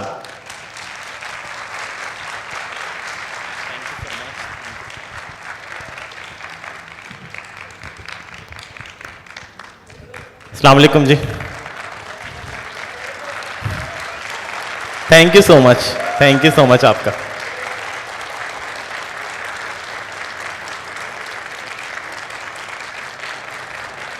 Thank you so much جی. Thank you so much. میں تھوڑی کوشش کروں گا کہ میں کچھ اچھے لیسنز آج شیئر کر سکوں. میرا دوست جیمی وین جو کہ اسپیشل اس فیوچر فیسٹ کے لیے آیا ہے, اسپیشل یہ ٹاکس ڈیزائن کر کے اس نے لوگ ڈھونڈے ایجنڈا میں سے کہ کون لوگ ہیں جو اچھے لیسنز شیئر کر سکتے ہیں ہماری آڈینس کے ساتھ ان چیزوں پہ جو انہوں نے اپنی زندگی میں سیکھی ہیں. آئی تھنک میرے والد صاحب سے, میری والدہ سے میں نے بہت کچھ سیکھا ہے. میری فیملی ادھر بیٹھی ہے. میری عمر شاید اتنی نہیں ہے, لیکن کچھ لیسنز میں نے بھی سیکھے ہیں اور اس میں پاکستان کا بڑا رول ہے. مجھے لگتا ہے کہ بے شک ہمارے ملک میں شاید ہمیں بہت کمیاں نظر آتی ہیں, مجھے بہت اپرچونٹی نظر آتی ہے کہ یہاں ہم بہت کچھ کر سکتے ہیں. شاید آج کل جو انوائرمنٹ پاکستان میں چل رہی ہے اسی میں اس ہوپ کی, اس فیوچر فیسٹ کی زیادہ ضرورت تھی. کچھ دوستوں نے ہمیں کہا کہ جس طرح کے ملک میں حالات ہیں آپ یہ ایونٹ نہ کریں, آپ یہ بعد میں کریے گا, ابھی جو ہے نا کوئی باہر سے نہیں آنا چاہتا, یہاں پر کوئی ترقی کی چیزیں نہیں چل رہی. تو ہم نے کہا جی اسی ٹائم پہ فیوچر کی بات کرنی چاہیے جب فیوچر کے بارے میں کوئی پتہ نہ لگ رہا ہو کہ کیا ہو رہا ہے, کون آ رہا ہے, کون جا رہا ہے, سب کچھ بدلتا رہتا ہے. تو تب جو ایک چیز سرٹن ہے وہ یہ کہ ہماری تقدیر ہمارے ہاتھ میں ہی ہے. جو تھوڑی اس ایونٹ کی کامیابی اور ہماری جرنی اور کچھ میرے لیسنز ہیں میں وہ چاہوں گا کہ میں آج آپ سے شیئر کروں. تو میری جو پریزنٹیشن ہے ون ایٹ پاکستان, اس کا لیسن بیسیکلی یہ ہے کہ it only works if you make it work, right. And by you is کہ وہ آپ کے کرنے سے ہی کچھ ہوگا, آپ کریں گے تو کچھ ہوگا. اور جو اس کا میننگ ہے وہ یہ ہے کہ وہ ویسے نہیں ہوگا, کیونکہ اگر وہ ویسے ہو رہا ہوتا تو آج ہمارا ملک اس حالت میں نہ ہوتا جس میں ہم دیکھ رہے ہیں. آج ہمارے ساتھ وہ زیادتیاں نہ ہوتی جو ہم ہمیشہ سے ہوتی آئیں. تو جو بھی کچھ کرنا ہے ہم نے ہی کرنا ہے, وہ آپ نے ہی کرنا ہے, اس جنریشن نے ہی کرنا ہے. اور اس جرنی میں کچھ سپورٹ ہے جو آپ کو مل سکتی ہے. مجھے بہت اچھے دوست ملے اپنے پروفیشنل کریئر میں, اپنی پرسنل لائف میں, جن سے بڑی اسٹرینتھ ملتی ہے. آج بھی میرے دوست پورے ملک سے, پوری دنیا سے آئے ہوئے ہیں. بہت سے انٹرنیشنل دوست ہیں جو آل دا وے اسپیشل ٹریول کر کے آئے ہیں, کیونکہ شاید وہ پاکستان کے بارے میں اتنا کچھ نہیں جانتے, لیکن ان سے ایک دوستی ہے ہماری. تو ہمیں یہ سمجھ آئی کہ اصل میں تو دوست آپ کے ویژن کو, آپ کے گول کو اور آپ کے ملک کو بھی اس کیس میں سپورٹ کرتے ہیں, آپ کو ایک اسٹرینتھ دیتے ہیں کہ آپ بڑے بڑے ایمبیشنس پہ کام کر سکیں. اور جب آپ کسی محض پہ کھڑے ہوں تو آپ کے دوست ہوتے ہیں جو آپ کے ساتھ کھڑے ہوتے ہیں اور آپ کے لیے اسٹرینتھ بنتے ہیں. اور اسی کے ساتھ ساتھ فیملی, جس طرح ابھی میرے والد صاحب آئے, میری والدہ آئیں, ان کی سپورٹ جو ہے وہ بڑی امپورٹنٹ ہے. اب چاہے اگر کسی کی فیملی سے اس کو اپنے اسٹارٹ اپ کے لیے انٹرپرینورشپ کے لیے یونیورسٹی نہ جانے کے لیے سپورٹ نہیں ملتی میری طرح, تو آپ اپنے دوستوں میں اپنی فیملی بنا لیں, آپ ان لوگوں میں اپنی فیملی بنا لیں جو آپ کو سمجھ آتے ہیں. ہمیشہ فیملی وہی نہیں ہوتی جس میں آپ پیدا ہوتے ہیں, فیملی وہ بھی ہوتی ہے جو آپ کو فیملی مانتی ہے. مجھے لگتا ہے کہ میں بہت لکی رہا اس معاملے میں کہ میرے والدین کی سوچ بڑی ڈیفرنٹ تھی اور انہوں نے بڑے ہمیں مواقع دیے ڈیفرنٹ قسم کے, جس کی وجہ سے ہمیں ایکسپوئر ملا کہ زندگی میں کچھ ڈیفرنٹ کیا جا سکتا ہے. ہمیں اندازہ نہیں تھا کہ وہ اتنا ڈیفرنٹ ہو جائے گا کہ اس کے ملک پہ ایک سگنیفیکنٹ امپیکٹ ہوگا, لیکن وہ جو ٹریننگ ہے وہ اگر کسی کو اپنے گرد و نواح سے, اپنے خون کے رشتہ داروں سے وہ موٹیویشن نہیں مل رہی, تو آپ ان دوستوں کو رشتہ دار بنا لیں جن سے آپ کو وہ موٹیویشن ملتی. یاری کائنڈلی سلائڈ چینج کر دیں. جی بالکل. سو جب مجھے سفر کرنے کا موقع ملا, کوئی 30 ملکوں میں آئی تھنک 100 سے زیادہ دفعہ میں جا چکا ہوں, اور بہت جگہ پہ ہم جا کے دیکھتے ہیں کہ ہمارے جو بھائی بہن وہاں گئے ہوتے ہیں وہ اپنا نام بھی بدل لیتے ہیں, وہ نام کو شارٹ کر لیتے ہیں, لمبا کر لیتے ہیں, گوروں والا نام رکھ لیتے ہیں, وہ یہ چھپاتے ہیں کہ وہ اس ملک سے ہیں, جو کہ شاید صحیح بھی ہے. بہت جگہ پہ ریسزم ہے, بہت سے مسئلے مسائل ہیں, لیکن اگر آپ اپنی شناخت کو, اپنی آئیڈینٹی کو اپنی فاؤنڈیشن بنا لیں تو وہ ایک سورس آف اسٹرینتھ بھی بن جاتی ہے. ہم دنیا کی 5th لارجسٹ کنٹری میں سے 5واں بڑا ملک ہے. یہاں پر 9 ملین لوگ کرپٹو یوزرز ہیں, یہاں پر ایوریج ایج 32 ہے, یہاں کسی بھی ڈیجیٹل پلیٹ فارم کا جو استعمال ہے وہ بہت سے ممالک سے زیادہ ہے, تقریباً آدھے یورپ سے زیادہ ہماری پاپولیشن ہے, لیکن پھر بھی دنیا پہ قبضہ کچھ اور ملکوں کا ہے کیونکہ شاید ہم اپنی ہی اسٹرینتھ کو, اپنی آئیڈینٹی کو سمجھ نہیں پائے. اور بہت سے سالوں میں, بہت سی صدیوں میں ہمیں بتایا گیا ہے کہ نہیں ہم تو کمتر ہیں, کوئی اور جو ہے وہ ہم سے برتر ہے. حالانکہ ایسا نہیں ہے. دیکھیں برتری جو ہے وہ علم کی بیسس پہ ہوتی ہے, اور جتنے ٹیلنٹڈ, جتنے ایجوکیٹڈ ہمارے یہاں لوگ ہیں, جتنا یہاں کمپٹیشن ہے, اگر ہم دنیا میں جائیں جو کہ بہت سے لوگ باہر جاتے ہیں تو انہیں جو سکسیس ملتی ہے وہ ان کے نالج کی وجہ سے ملتی ہے, اور کبھی آپ کی آئیڈینٹی اس میں ہرڈل نہیں بنتی, اس میں سپورٹ بنتی ہے. میں جہاں بھی گیا ہوں میں نے اپنے آپ کو ایک پاکستانی انٹروڈیوس کیا ہے. بہت سی جگہ پہ ریسزم بھی فیل کرنا پڑتا ہے, لیکن ہم لڑتے ہیں, ایڈریس کرتے ہیں, ہم کہتے ہیں کہ کیوں آپ جو ہے نیشنلٹیز پہ, پاسپورٹس پہ ڈسکرمنیٹ کرتے ہیں. آپ کو علم کی بیس پہ, نالج کی بیس پہ لوگوں کو ٹریٹ کرنا چاہیے, اور یہی ایک پرپز ہے جس کی وجہ سے آج بہت سے انٹرنیشنل گیسٹ جو ہیں وہ پاکستان آئے ہیں, کیونکہ یہ جو مثبت پکچر ہے اس ملک کی, یہ جو پاکستان کا ایک پراؤڈ فیس ہے, یہ جو پازیٹیوٹی ہے, یہ کبھی کسی نے مطلب ریپرزینٹ ہی نہیں کی باہر جا کے. کوئی نہیں جا کے بتاتا کہ ہمارے یہاں اتنی لائف ہے, اتنا کلچر ہے, اتنا میوزک ہے, آرٹ ہے, شاعری ہے, ہماری اتنی کمال ثقافت ہے. ہم جاتے ہیں باہر اور ہم کہتے ہیں ہاں ہمارے پولیٹیشین کرپٹ ہیں, کشمیر کا مسئلہ بہت ہے. تو ٹھیک ہے سارے مسئلے ہیں, لیکن جو اچھا ہے ہماری ڈیوٹی وہ بتانا ہے, کیونکہ ہم اچھی چیزوں کو ریپرزینٹ کرتے ہیں, ہم اپنی بری چیزوں کو ریپرزینٹ نہیں کرتے. اور اسی کے ساتھ ساتھ میں بس اس پہ آؤں گا کہ جو مشکلات ہمیں آتی ہیں, مجھے اپنی زندگی میں بڑا احساس ہوا ہے کہ وہ اللہ آپ کے سامنے ایک مشکل اس لیے لاتا ہے تاکہ آپ وہ حل کریں اور آپ کسی اور کے لیے ایک راستہ بنائیں, نہ صرف اپنے لیے بلکہ کسی اور کے لیے. جب بھی کسی اسٹارٹ اپ میں, کسی انٹرپرینور میں کوئی چیلنج آتا ہے تو وہ اسے حل کرتا ہے, ایک نئی ڈائمینشن کھل جاتی ہے, جو کہ بہت سی دفعہ ہم نے دیکھا. گینگو کے نام سے جو کمپنی پاکستان میں آئی ہے, آج کوئی 25-30 ہزار لوگ اس سے روزگار کما رہے ہیں. یہ ان کاموں میں بہت سے مسئلے آتے ہیں. جب آپ کو یہ لگے کہ پاکستان میں اسپیسیفکلی چیلنجز بہت زیادہ ہیں, کہ کچھ چیزیں تو بہت آسان ہیں باہر, یہاں کیوں اتنی مشکل ہیں, تو وہ اس لیے مشکل ہیں کہ انہیں آپ نے آسان بنانا ہے, یہ آپ کی ڈیوٹی ہے. آپ انہیں آسان بنائیں تاکہ آگے آنے والوں کے لیے وہ آسان رہے. Kindly next slide, can we do the next slide. Okay.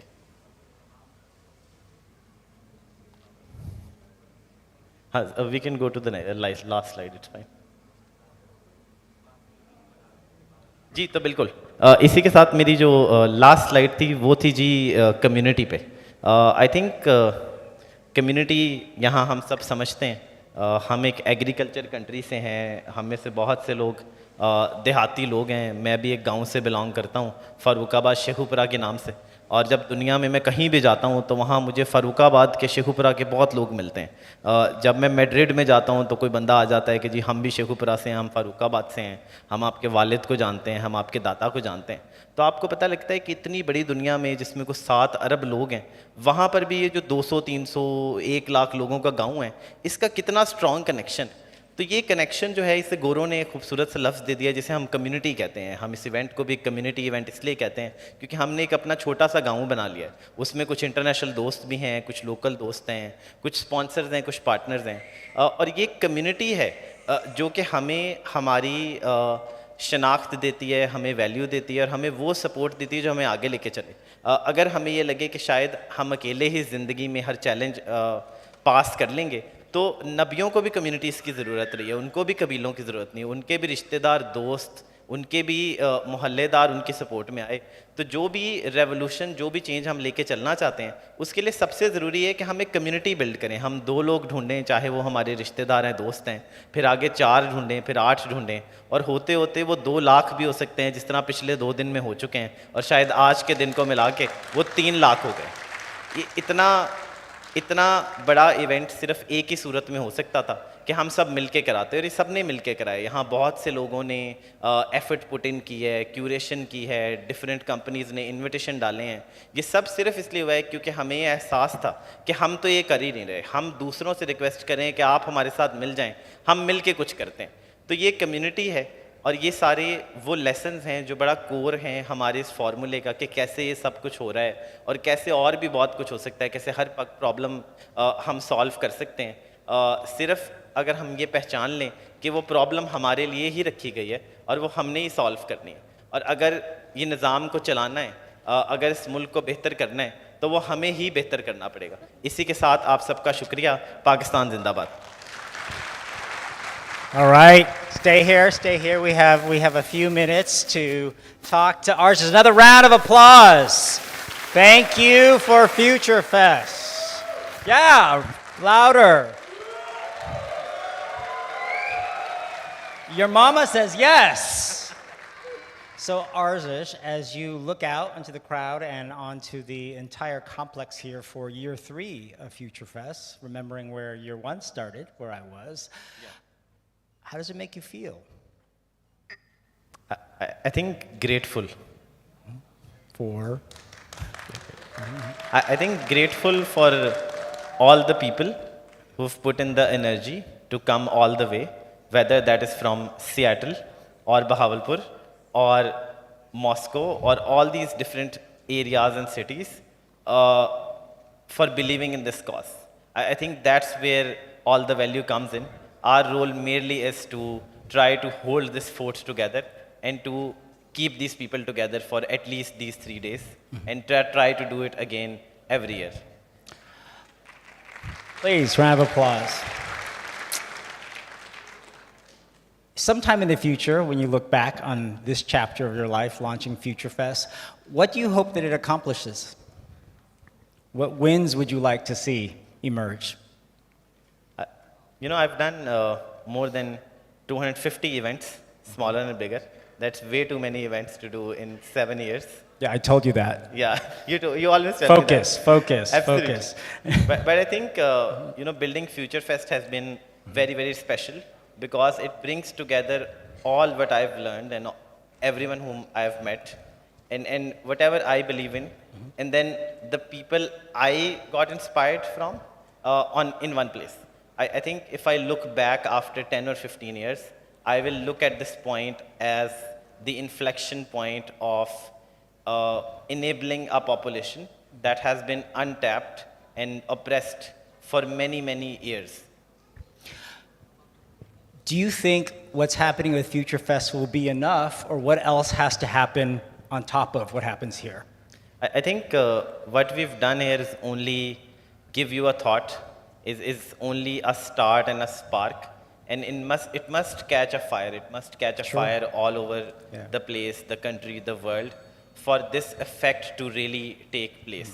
You know, all the people that are here, if they walk away with one learning and they start changing and implementing that in their life, I think that is where the real impact will come in. Yeah, correct.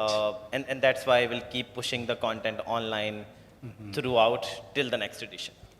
So, Ejad Labs and Future Fest is truly a family affair, both figuratively and literally, with your father here, and I know your brother and your sister are a key part of the team. With your parents here, what would you say to them about your experience with Future Fest and their involvement and support? I think it wouldn't have They're been... right there. Yeah. What would you say to them? They're right I think here. it wouldn't have been possible, obviously, without all the silent support that I get, and which is often taken for granted. But then I always understand it, and I have it in the back of my mind, that there are some things that I don't need to take care of, because they are taken care of for me, and that has enabled me to do so much more than what I could have done on my own. How's it like working with your dad? I'm not sure I could do it. How is that?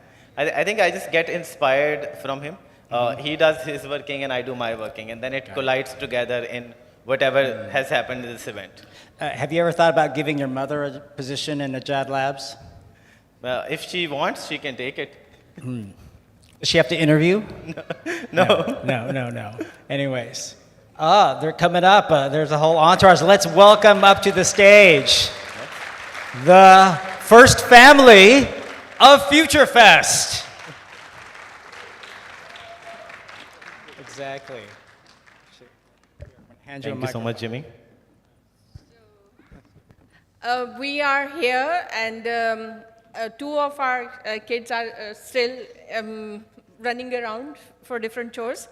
Mehroz Aazam and Fatma Aazam, Akasha, our eldest daughter. We, Aazam and family, whole family, we want to say a great thank you. Thanks a lot for all of your love, support and participation. अच्छा, एक छोटी सी बात मैं भूल गया था, अब ज़रूर शेयर करना चाहता हूँ कि हम दोनों ने जो पेरेंटिंग की अपने बच्चों की, उसमें मेरी मरहूम बहन का बहुत रोल है। बुशरा उनका नाम था, वो स्टोव बर्न हो गई थी एक्सीडेंटली। तो जब उन्होंने अपने आखिरी सांसों में मुझे अपनी 6 माह की बेटी सौंपी और कहा कि भाई आपने इसकी तरबियत करनी है क्योंकि आप बहुत अच्छे पेरेंट्स हैं, तो मुझे लगा कि उसके उस जुमले ने मुझे बहुत अच्छा हमें वालिदैन बना दिया, और वो बच्ची मेरे साथ खड़ी है, काशा। तो इसकी तरबियत की वजह से हमारे बच्चों की बहुत अच्छी तरबियत हो गई। तो आपका बहुत शुक्रिया, आपने ट्रस्ट किया हम पे, हमारी फैमिली पे। ये काम अब आपका है, आप आगे लेके चलें, इस तरह के इवेंट्स करवाएं, ऑनलाइन कमाएं, डिजिटली साबित करें खुद को और पाकिस्तान को बदलें। ये आगे फातिमा मेरी बेटी जी, माशाल्लाह, इसके लिए क्लैपिंग। अच्छा, जब आपके पास अच्छा वक्त नहीं होता तो फैमिली साथ देती है, तो इसलिए फैमिली हमेशा साथ रहती है। लेकिन कतई नहीं रही कि ये फैमिली का ही सारा शो है, ये आप लोगों की वजह से यहाँ तक हम पहुँचे हैं। और अगर कोई कमी रह गई है तो वो इसलिए कि हर वक्त अच्छाई की गुंजाइश होती है। हमारा हर साल हमारा पहले से बेहतर होता है, ये हम गारंटी करते हैं। लेकिन बहुत सारी कमियां रह गई होंगी जो आपने मिलके हमारे साथ सही करनी है, हमें गाइड करना है। आपकी सजेशन हमारे लिए बहुत अहम है और हमेशा आपका इंतज़ार में रहेंगे। हम इससे बड़े इवेंट कराते रहेंगे और आप भी अपनी अपनी सतह पे पाकिस्तान को बदलने के लिए अपना रोल अदा करें। पाकिस्तान जिंदाबाद। Thank you. All right. Another round of applause for the first family of Future Fest. Can I be adopted? You're already part of the family. Can I be adopted? Can I have your bedroom? Can I be adopted? Okay. It would be an honor. Yes. All right. We only have 2 more quick sessions for you before we wrap up all of Future Fest. So hope you join us for just 2 things. First, we have an online virtual presentation and one more live presentation before we close the show. As we're getting ready, I really hope all of you have found some inspiration and some kernels of learning. I go to so many events across the world, and I know there's only so much you can learn in any given event. Usually it's one person, one speaker, one idea that is really powerful. Oh, tears are flowing down. It's always amazing when you see a father cry for his son's achievements. And so, as they're taking pictures, let me introduce our next session, which is a virtual one, which is what's next in Polygon 2.0, the value layer of the internet's future. And to deliver that is Krinza Momin, who is head of developer relations at Fluent Labs, and Sandeep Nawal from Polygon. Please I guess welcome them to our online virtual screen. Thank you.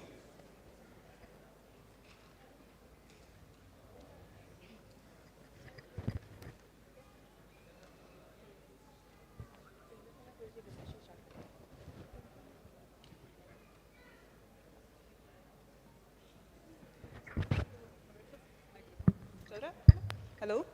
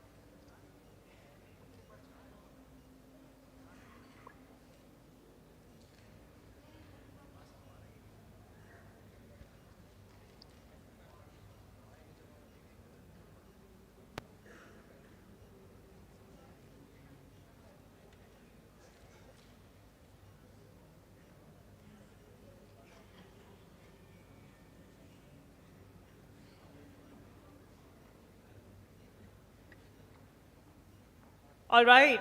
Hi, everyone. Thanks for joining in, especially when it's day 3, the very last day for Future Fest. And I think we are coming up to our very last segment, or one of the very last segments. And today I'm joined by, or with, Sandeep. He is founder of Polygon. I'm sure you must have heard about that. And yeah, today what we're going to be talking about is Polygon 2.0 and its vision for 2024. Right? Because when we look back to the 2023 year, we saw the launch of Polygon ZK AVM mainnet. We also saw a lot of CDK chains emerge within the ecosystem, right? So clearly there's a lot happening, builders' vibes are on, but it also gives us a lot of things to unpack here. So welcome, Sandeep. How's it going?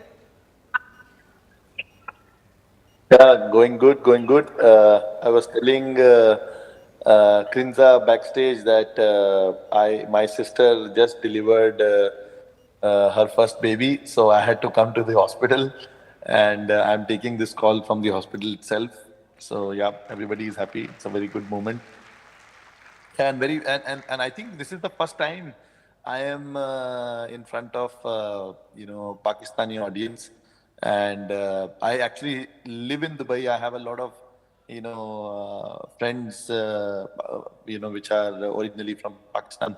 But it's great to, be presenting in front of the Pakistani audience first time.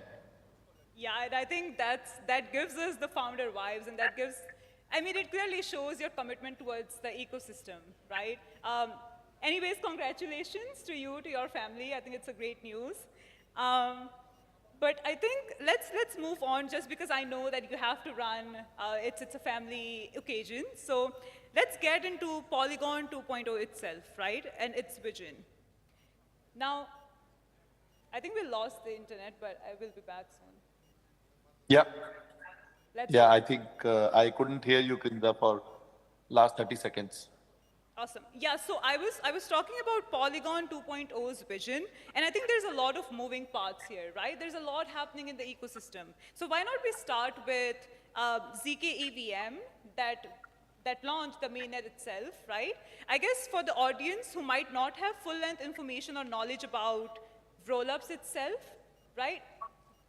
I wanna ask you, do you think that ZK rollups are game changers? If so, how, compared to like all the other scaling solutions that we have, such as, say, optimistic rollups, right? Yeah. Yeah, because I think that is a very technical topic. I see that the audience here might not be like even that deep into blockchains.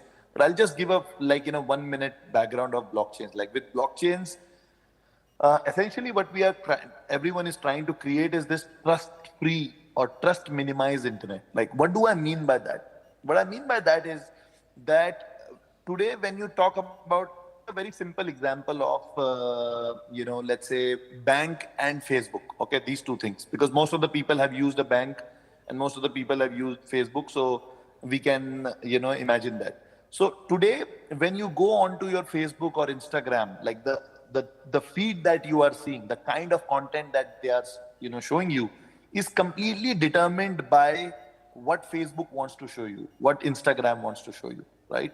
And they can actually, it has been shown that in American elections last time and in 2015 also, it was very well proven by multiple research agencies that these social media platforms change your opinion. So you basically are trusting these companies, which are like, Facebook and Instagram and many other companies, right? YouTube and all that, who can formulate, who have the power to formulate your opinion. Same thing in the internet, like when we talk about banks, if we see like, we go to our online bank and we see that, okay, I have $10,000 in my bank account.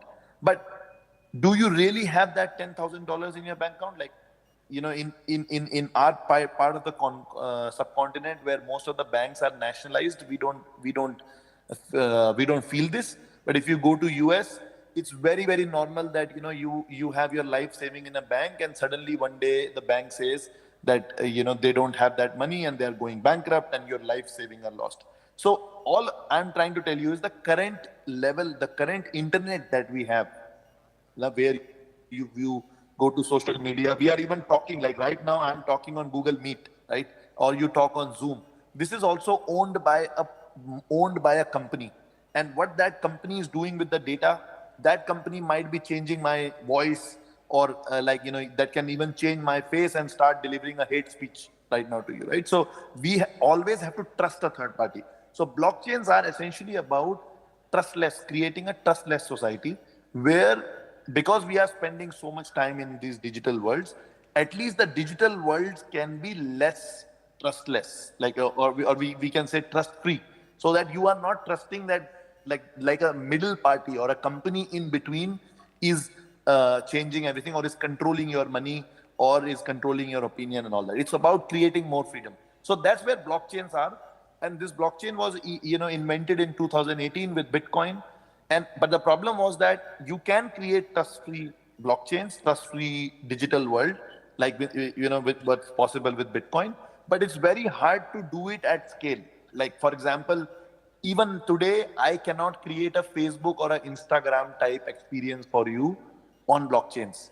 So all of us, people like us, companies like Polygon, they are trying to scale blockchains.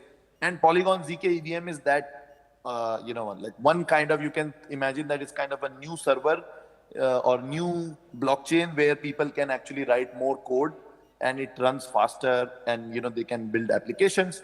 But it's a long journey to take it to the scale of internet that where it is today. That's a really great explanation, and I think I really love how you are catering your responses to the audience, and I want to cater to the audience that understands. I mean, I wanted to get into technicalities, but let's move on or move away from the Polygon 2.0 for a second. Yeah. And I think one of the things that I wanted to get into is, so Electric Capital recently released a developer report, right?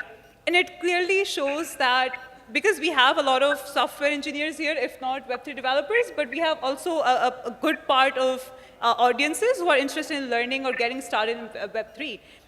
So that report clearly shows that Polygon has been developers' first choice when they get into Web3, right? And I'm curious, like, in your opinion, what do you think, what makes Polygon apart and makes it so appealing for developers that when they decide to join Web3, Polygon is their soft launch into the entire development stack? Yeah, I think it's also comes from the Ethereum stack that we built on.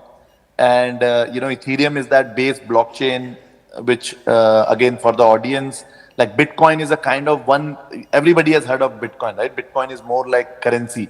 Ethereum is more like a decentralized computer. So we all are building these applications on top of this global computer that is Ethereum.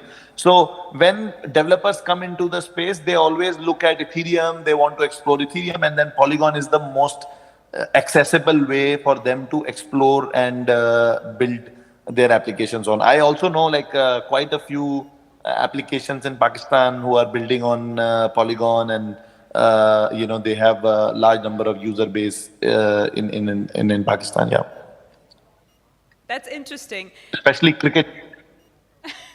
I'm forgetting the name of the application, but they are actually basically, you can watch cricket matches and earn from watching ads and things like that. But anybody, maybe somebody remembers the name.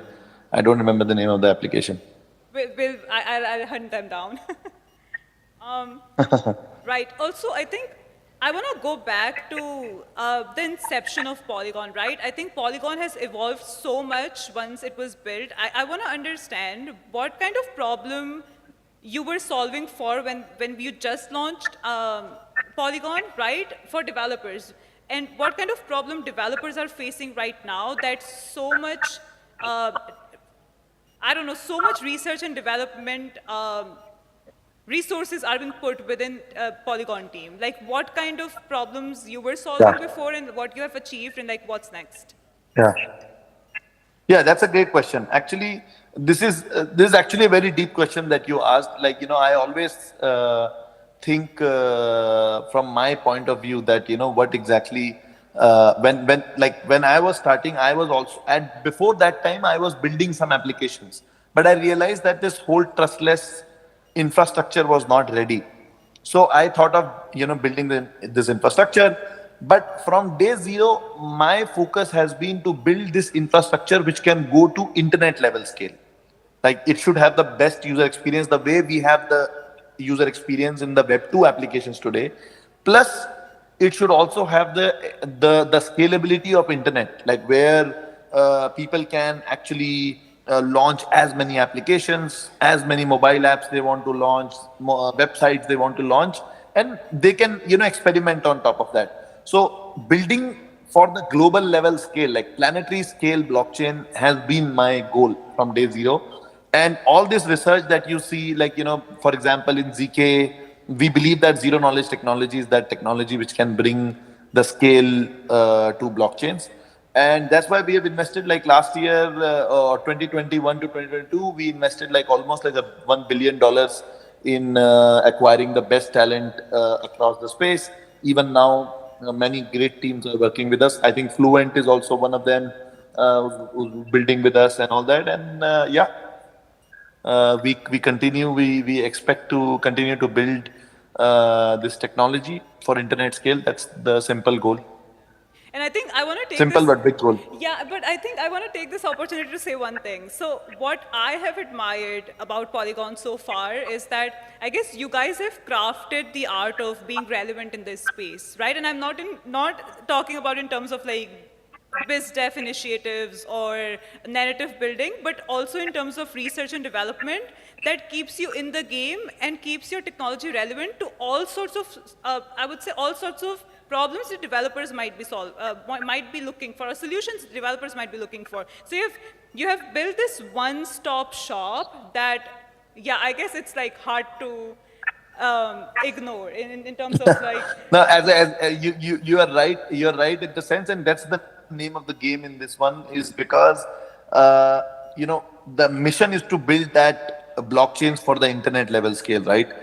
And but the problem is that this industry is so fast moving that if you lose sight of, like, you have to optimize both the short and middle term plus the long term. Like if you don't do the things like ZK which are relevant in the long run, then in the long run you are irrelevant, right? But if you do too much long term stuff and only focus on that and you know, become irrelevant, as you said, like use the right word, relevant. If you become irrelevant in the current scope and then no developer is using it, then your momentum dies. And so it's one of the hardest industries. Like I always say that being a crypto entrepreneur is probably one of the hardest jobs in this world, because you have to manage both, because it's hyper financialization. There is only one reward. The reward is that this is very liquid and your tokens come into the market and all that. But except that reward, everything is problematic. But that's what I think, that liquidity, early liquidity, getting a lot of brilliant minds into the space, and yeah, the space moving forward. Space keeps moving forward. Yeah. So I think we have seen a lot of developer tooling come from Polygon, and one of the most used right now, like one of the things that people are focusing on, is the chain development kit. I want to understand like what problem or what solution that offers to developers. Like what was the problem statement and like what it solves for a lot of teams or projects? Yeah. Yeah, see, again, like it comes back to my, like as I said, the mission is to create an internet level scale for blockchains. Like when today you are building a startup, you don't go and build your website on somebody's shared computer, right?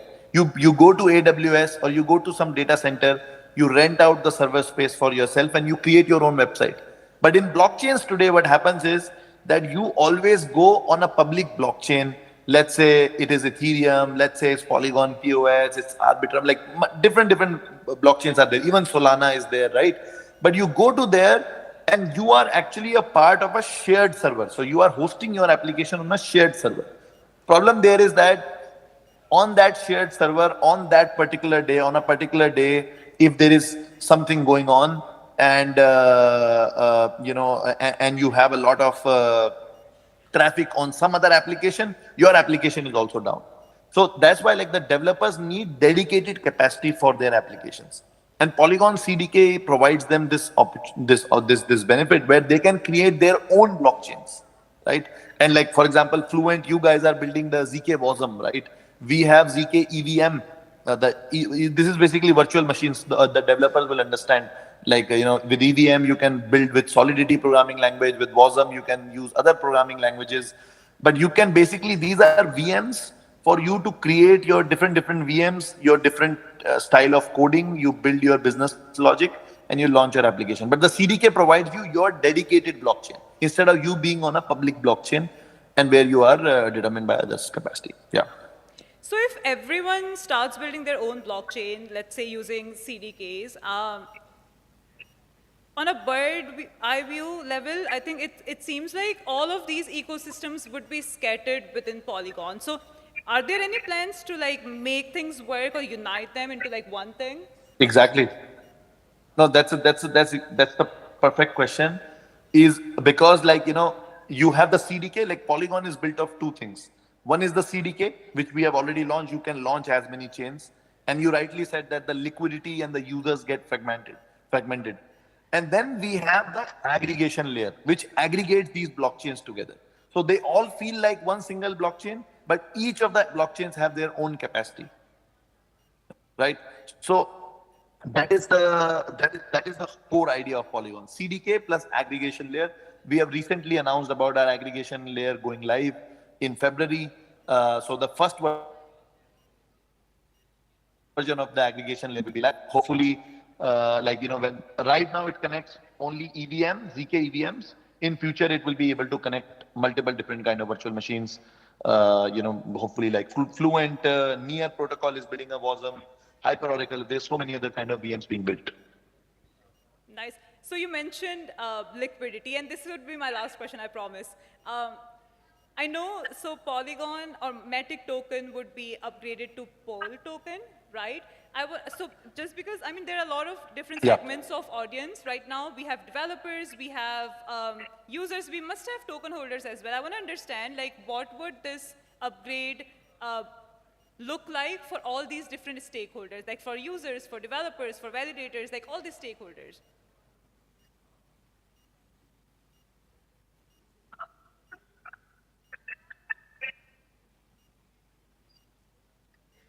I think we are back. Did you hear my question? Or No, I lost your last 10 seconds of your question. I wanted to ask, so when Matic would be upgraded to Pol token, how would it impact the token holders or users or the developers itself? Like, is there going to be a different journey or something?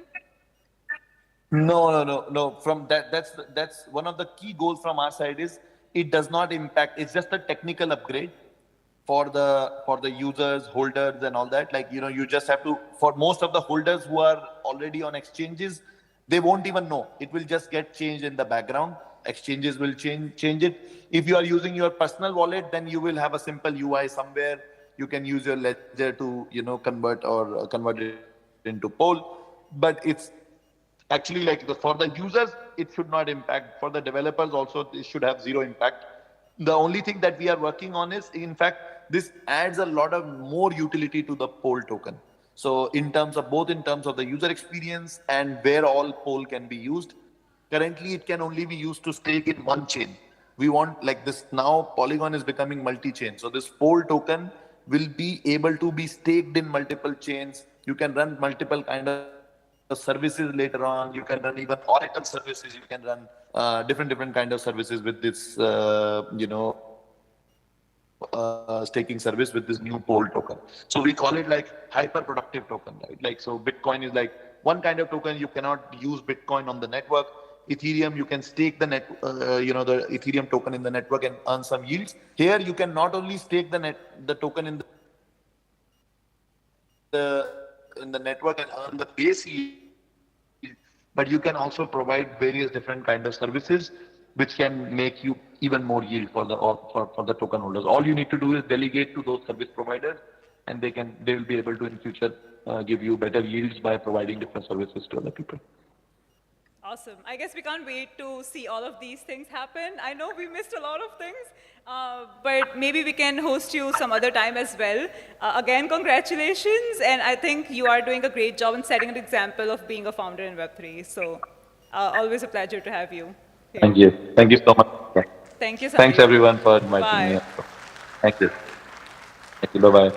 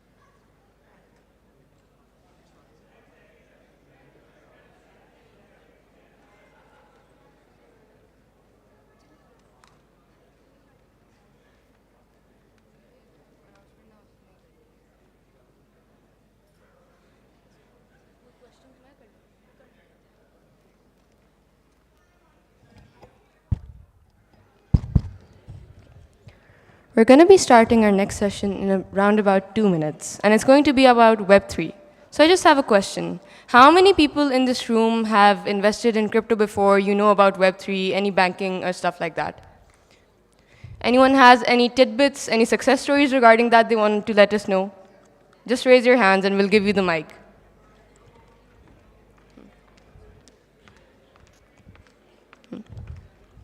If you want to, mic दे देते हैं, कोई issue नहीं है उसमें.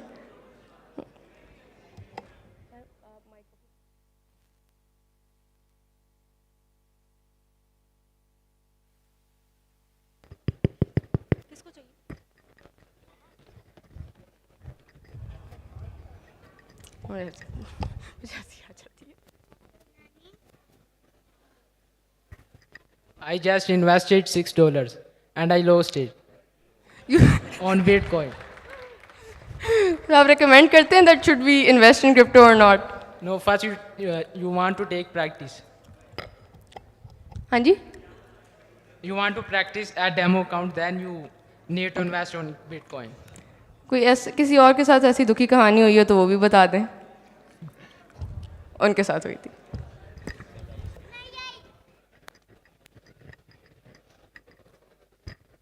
Assalamu alaikum. So I have investing 300k in crypto. Now the token has zero liquidity and the token is gone.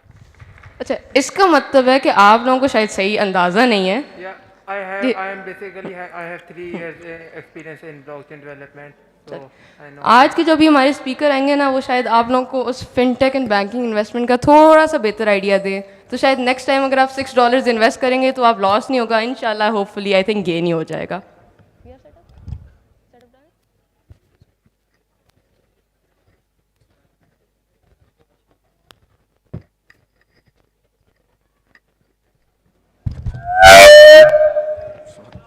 Sorry, everyone. Before we dive into our final session, I want to extend a heartfelt thank you to each and every one of you for staying with us until the very end. Your dedication and enthusiasm truly make events like these memorable and worthwhile. Let's make this last session one to remember. So our last speaker will be talking about the Bitcoin era, from writing to banking to Bitcoin. So our speaker is Salahuddin Khwaja, CEO, Hypermode Declaration. Everyone, please a round of applause for him.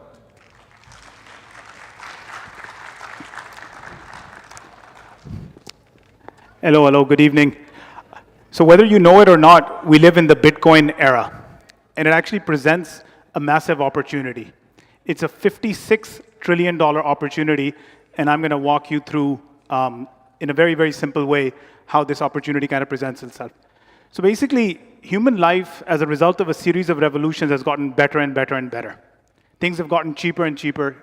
The printing press made knowledge cheaper because we printed books. Steam engine made transportation cheaper. And the Industrial Revolution made manufacturing cheaper. Telecom made sending messages cheaper. Computers made computing calculations cheaper. Before, you would have hundreds of people doing calculations to figure out where the cannonball would fall. Now you just have a computer doing those calculations. Artificial intelligence is making the cost of prediction cheaper. And Bitcoin is actually making the cost of trust cheaper. And trust is a very, very big thing in human life, and we're going to walk you through the specifics of that. So tech adoption is actually happening at a faster and faster and faster pace. So over the last century, you'll see how the TV, as an example, went up to a massive adoption faster. Smartphones. There was a time when nobody had a smartphone, and suddenly billions of people have a smartphone. And guess what? We're right at the beginning of the Bitcoin era. So we're very, very early. People get confused. It's $40,000. How could we be early? In my mind, this is going to $1 million, $5 million, $10 million, and I'll show you exactly how. But the key thing to keep in mind is that we're very, very early. So if I gave you a piece of paper, 1 millimeter thick, and I ask you to fold it once, fold it twice, fold it 3 times, fold it 50 times, how high does it go? It doesn't go up to 50 millimeters. It actually goes all the way to the sun. This is the power of compounding. So go back to how there was a time when nobody had a smartphone, and then billions of people had a smartphone. That was a compounded pattern. It was exponential. And Bitcoin is following exactly that. So this is showing you the multiple of how the 20 turns goes. And then if you continue to 50, it doesn't even fit on the screen. This is, so most humans, right, if you're not a mathematician, it's very tough to understand these exponential patterns. But if you understand exponential patterns, you can create value for yourself in terms of making money, you can make careers out of it, you can make businesses out of it. So humans started living together about 13,000 years ago. And they started trading wool, wood, wheat. And that trading, when that happened, the records, the transactions, where were they kept? They were kept in the head. Now, where is the trust in that? The trust is in your social circle. But if you wanted to trade not in your village, but a village that's far away, there's no trust. So that's where writing was invented. And this is a really interesting thing. Writing was invented 5,000 years ago, not to communicate, but to maintain a record, to maintain a ledger. In Urdu, we say khata. That's why writing was invented. And from here, 2,500 years ago, gold coins were invented. And what was gold? It was the thing that basically allowed me to trust someone far away. Because gold was authentic. You could trust gold. So then after that, 1,200 years ago, paper currency was invented. And paper currency was backed by gold or silver or a commodity. And from here, you had the Medicis. The Medicis were an Italian family that invented banking. What is banking? Banking is a ledger. That's it. It's your checking account. I gave them 1,000 lira. They maintained it in a ledger. I withdrew some money. They maintained the ledger. What is modern day banking? It's a ledger. Your checking account, your savings account, your credit card account, your mortgage, everything is a ledger. About 50 years ago, just 50 years ago, the US and every currency in the world, 160 currencies, moved to something called the fiat standard. Currencies were no longer backed by gold. They were just printed. This experiment is finishing. It's a catastrophe. It's made everything expensive. And so over the next 5, 10, 15, 20 years, not sure how long, this experiment is going to wind down and Bitcoin's going to take over, is what I think. And I'll walk you through why I think that. So if you think about the overarch of human history, memory was ledger 1.0, writing ledger 2.0, coins, money 1.0, paper currency, money 2.0, banking, ledger 3.0. Bitcoin is ledger fiat currency was money 3.0, then Bitcoin is money 4.0 and ledger 4.0. That's the simplest way to understand this complicated technology. There's a lot of tech behind it, SHA-256, algorithms, blah, blah, blah. But the fundamental way to think about it, it's a ledger. It's a perfect ledger. Have you ever heard of the Bitcoin network being hacked? It's never been hacked. It's the perfect ledger. The example that I give, that if I got into a fight with you, I would go to your village, I would tell the guy who maintains the land records, here's 1 lakh rupees, here's $300, please change the land record. The land record would change. Suddenly, it's my land now. You can't do that in the Bitcoin world. So if I had the same fight with you in the Bitcoin world, I can't do that. And that's what Bitcoin basically is. The way to think about the ledger is that it's decentralized. So there are 15,000 people that are maintaining the ledger simultaneously. So I have to convince 15,000 people to change the records. And that's why it's super secure, and this is part of the network. And this is what most people get confused. There's Bitcoin, the network, and Bitcoin, the currency and the commodity. So you have to think of it in two different ways. The network is perfect. It's immutable. It doesn't change. Every single transaction is there. The public can see it. Doesn't change. It's super secure. There's a lot of energy and work behind it. And it uses billions of dollars of energy and hardware to ensure that each transaction is valid. And that's why you can trust Bitcoin. I can't trust my bank. It's permissionless. Think of email. Do you need permission to set up an email address? No. Why do you need permission to bank? So Bitcoin is a protocol that allows anyone participate. So since we're in Pakistan over here, to open up a dollar account is a pain in the butt. To open up a Bitcoin account, walk in the park.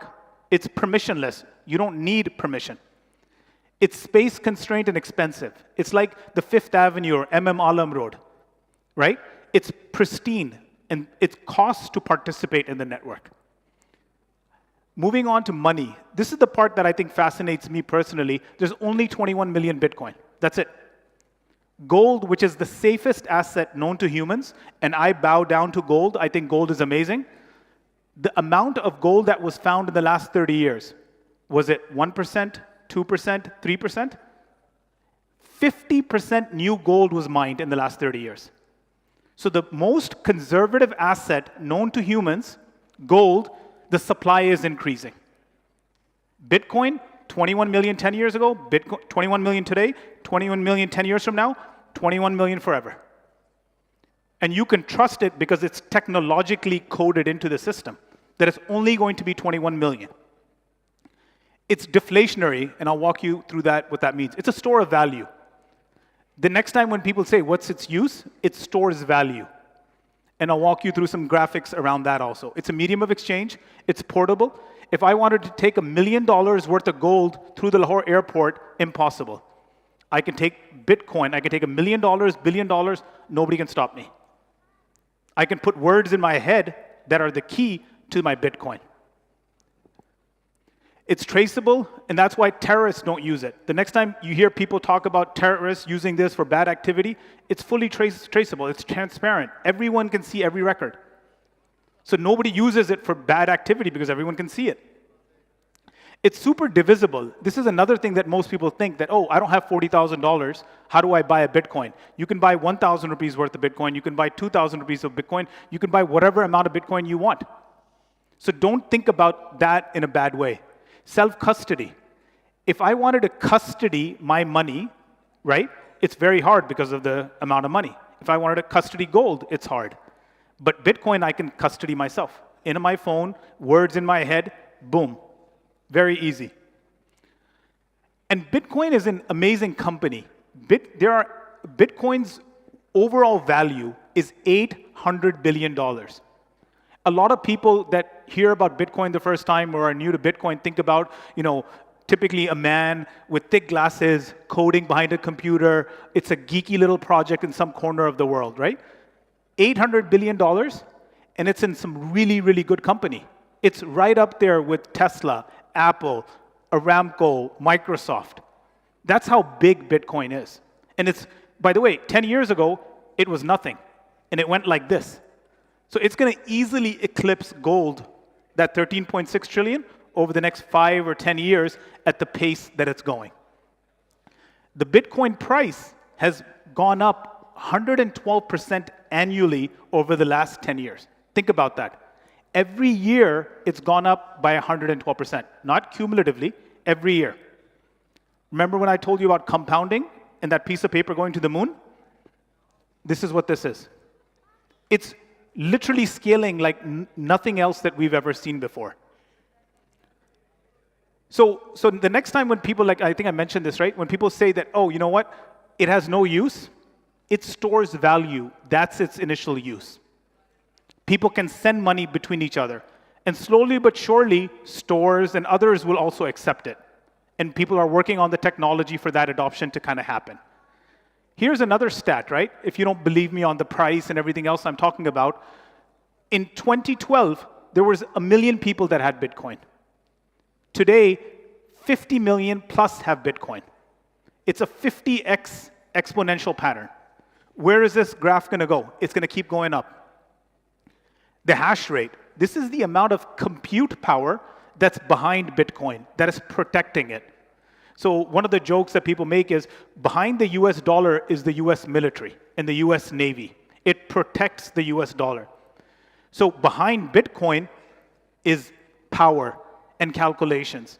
And this is billions of dollars of infrastructure that's in place protecting the network. The example I gave about the ledgers, right? There are 15,000 people maintaining the ledger. So they're in local parlance, there's 15,000 patwaris. They're simultaneously maintaining the ledger.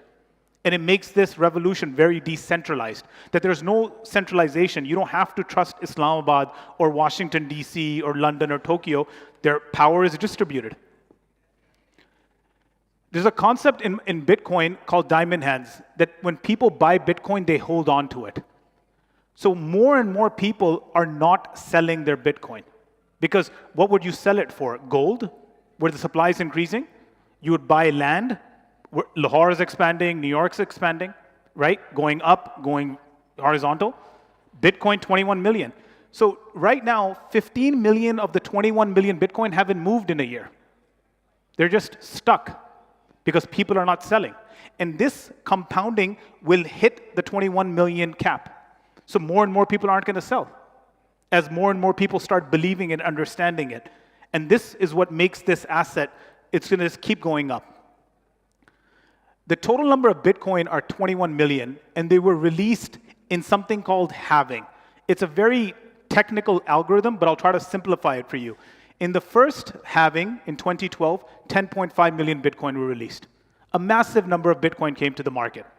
That's when some people bought a pizza for like thousands of Bitcoin, because a Bitcoin was worth 1 cent. But then guess what happened? In the next halving, the supply halved. In the next halving, the supply halved further. And we are just finishing the fourth halving, which is going to happen in April.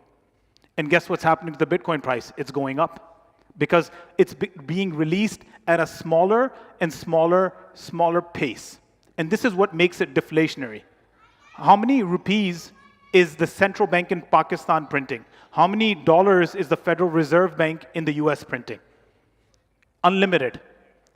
This, less, less, less. And because of the halving, the price keeps going up. So as the supply release goes down, the price keeps going up. So in April, the halving will happen, and the release will become even less. And guess what's going to happen? The price is going to shoot up.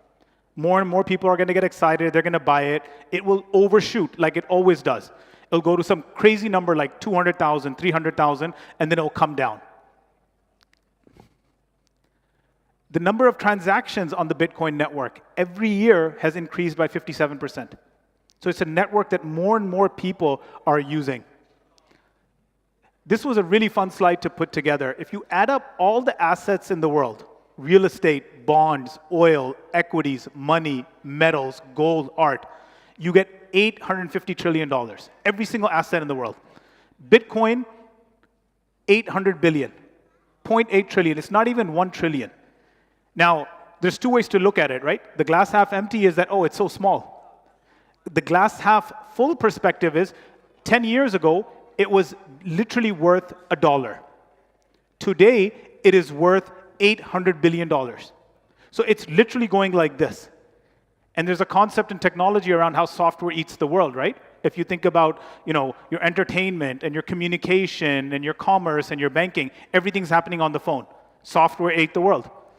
Bitcoin is going to eat a good chunk of this because everything's going to get monetized here. So humans have a negativity bias, right? If I have a relationship with one of you for 20 years and there's something bad I did last weekend, you're going to remember that bad thing versus the 20 years of good times. So every time people think about Bitcoin, they're like, oh, it crashed. But think about how much up it went and remained up. In the first halving, the actual return after the drop was 7,000%. In the second halving, the return was 1,800%. In the third halving, it was 361%, cut short by COVID and a few other issues. Right now, we're in this other halving right now. So don't think about, oh my God, it went from $65,000 to $16,000. Sure, it did, but it's back from $16,000 to $42,000. Train your mind to think about the positive, right? Look how much it's increased.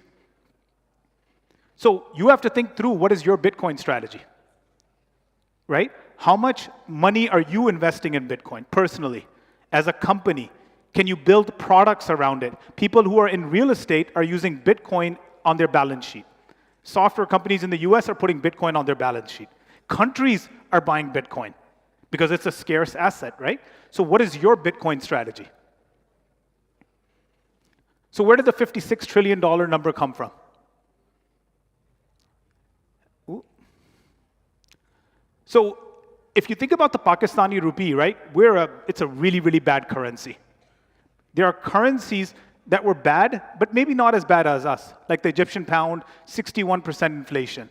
Then you had the Nigerian naira, 69% inflation. And Pakistan's next. We're at 83%. But there are countries that are worse than us, such as Turkey, Lebanon, Argentinian peso. So these are all the currencies that suck in the world, and we're right in the middle of that. With everything that's happening, Bitcoin is a great alternative. I moved to the US in 1997. A Big Mac meal used to cost $3. A Big Mac meal today costs $12. $3, $12. So in my world, we joke, right? The US dollar is a shit coin because it's losing value, right? And this is the chart that shows it, right? That when the Federal Reserve in the US was created, all it did was print money. When you print something, the supply increases and the price goes down. Simple as that. So this is an opportunity for countries like Pakistan and others to take advantage, right? If we choose to. The US national debt. Since COVID, the US has printed $4 trillion. Pakistan was looking for $4 billion. The US printed $4 trillion. Right? And that debt is increasing and there's no stopping it. So they're just going to keep printing more dollars.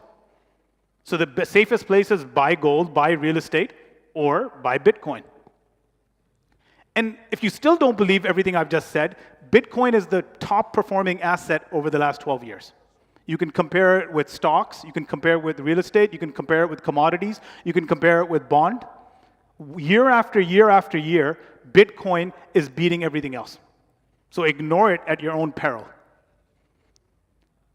Then what was the fastest asset to $1 trillion? Was it Microsoft that took 44 years? Apple took 42 years? Amazon took 24 years? Google took 21 years? Bitcoin took 12 years. This is how fast it's moving. And it's going to keep going. It's like a steamship, just like this. So in a digital world where money hasn't been digitized, everything else has been digitized, right? We don't send a letter anymore. We just WhatsApp, right? Or banking, you don't go to the bank. You just bank on your phone. So money is being digitized, and a lot of wealth is being digitized.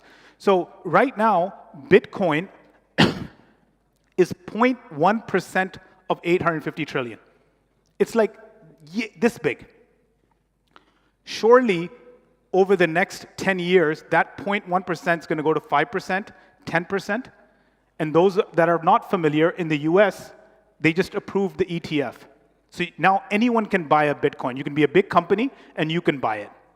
So people are putting that on their balance sheet, and that 0.1% is going to go to 5, 10, 15, 20%. But let's be conservative, right? I don't want to be super, super exciting about this. Let's assume just 5%. So what happens? That 5% goes to $56 trillion over the next 10 years. That's how big of an asset this could be. Now, is it going to be 20 trillion or 100 trillion? 56 is kind of in the middle. That's kind of my guess. Thank you so much. Follow me on Twitter. I share more insights there. Thank you.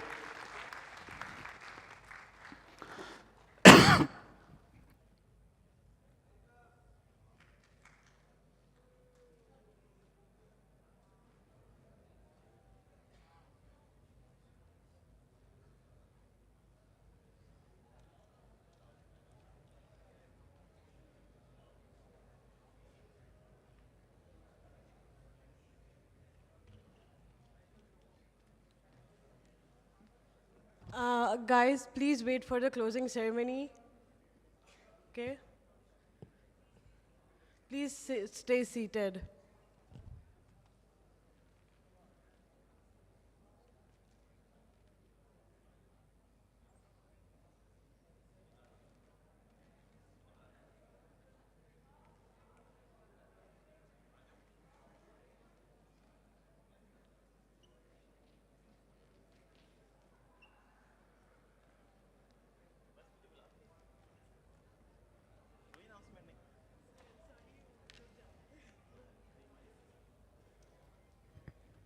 جی جی بس 2 minute رک جائیں, ہم تھوڑا سا شکریہ آپ کا ادا کرنا چاہتے ہیں.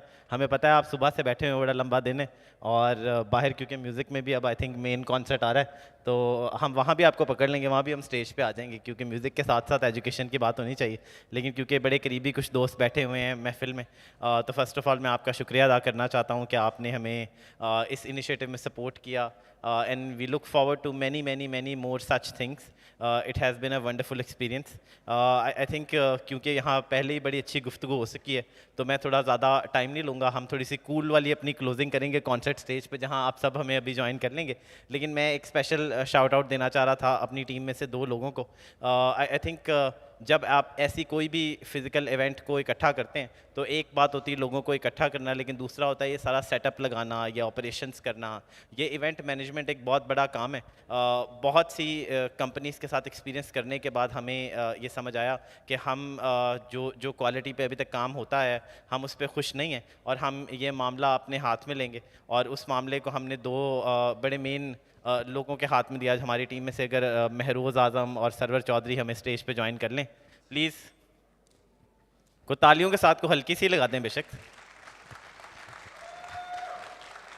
تو یہ جو 2 ہالز میں کانفرنس چل رہی ہیں, تیسرے میں ورک شاپس چل رہی ہیں, پورا ایک VIP لاؤنج چل رہا ہے جہاں تقریباً روز کو پتہ نہیں 1000 لوگ آ جاتے ہیں, کیونکہ ہمارے لیے آپ سب VIPs ہیں. اور اسی کے ساتھ ساتھ پاکستان کا سب سے بڑا میوزک فیسٹیول جو ہے وہ ہم نے آرگنائز کیا ہے اسپاٹیفائی کے ساتھ مل کے, 3 دن, اور تھرسڈے کے رات وہ چلتا رہا. شہروز اگر آپ بھی اسٹیج پہ آ جائیں تو میں اسپیسیفکلی اگر ایونٹ مینجمنٹ کے حوالے سے بات کروں تو جو مہروز کے اور سرور کے آپریشنز ہیں یہ صرف اس کی وجہ سے پاسبل ہوا ہے. انہوں نے کچھ 7-8 دن لگائے ہیں آن گراؤنڈ, دن اور رات. اور آپ کو پتہ ہے کہ پاکستان میں تھوڑا سا کام کرانا کبھی کبھی مشکل ہو جاتا ہے, لیکن پھر جو کام کرا لیتے ہیں ہمارے ہیرو وہ ہیں. اور ہم چاہتے ہیں کہ جس طرح انہوں نے ایونٹ مینجمنٹ کی سائڈ پہ بھی ایک انوویشن کی ہے, اور اتنے بڑے ایونٹ کو اتنی سموتھلی انہوں نے ان پیرلل مینیج کیا ہے, یہ بھی پاکستان میں اپنے میں ایک اور مثال ہے. جو باقی ہماری ساری ٹیم ہے ان کو ہم کریڈٹس دیں گے کانسرٹ والی اسٹیج پہ, لیکن ان دونوں کے لیے ایک ہمارے پاس اسپیشل ایوارڈ ہے. تو یہ ہمارے ایسٹروناٹس ہیں, یہ چھوٹے چھوٹے سے ایسٹروناٹ ہیں. ہمیں لگتا ہے کہ یہ فیوچر کو ریپرزینٹ کرتے ہیں, اور کیونکہ ان 2 لوگوں نے کوئی 400 لوگوں کا کام کیا تھا اور ہمارے پاس 400 ایسٹروناٹ نہیں تھے, تو ہم نے 4 ان کو دے دیے, تو یہ 100 خود لگا لیں گے. اسی کے ساتھ آپ دونوں کا شکریہ, جس طرح آپ نے ایگزیکیوشن کی, جس طرح یہ سارا سیٹ اپ بنایا اور چلایا. آئی تھنک باقی ساری کمپنیز کو آپ سے سیکھنا چاہیے کہ ایونٹ مینجمنٹ ہوتی کیسے ہے اور یہ سب کچھ کیسے ایگزیکیوٹ کیا جاتا ہے. اور اسی کے ساتھ ساتھ ساری آڈینس کا شکریہ کہ آپ سب آئے. میں ایک اسپیشل تھینکس کرنا چاہوں گا چودھری اکرم صاحب کو, ہمارے ساتھ موجود ہیں, سما کے پریزیڈنٹ ہیں. سما ہمارا بڑا میجر پارٹنر رہا ہے اس انیشیٹو میں, کوئی 150 کے قریب سما نے, پلیز تالیاں جی سما کے لیے.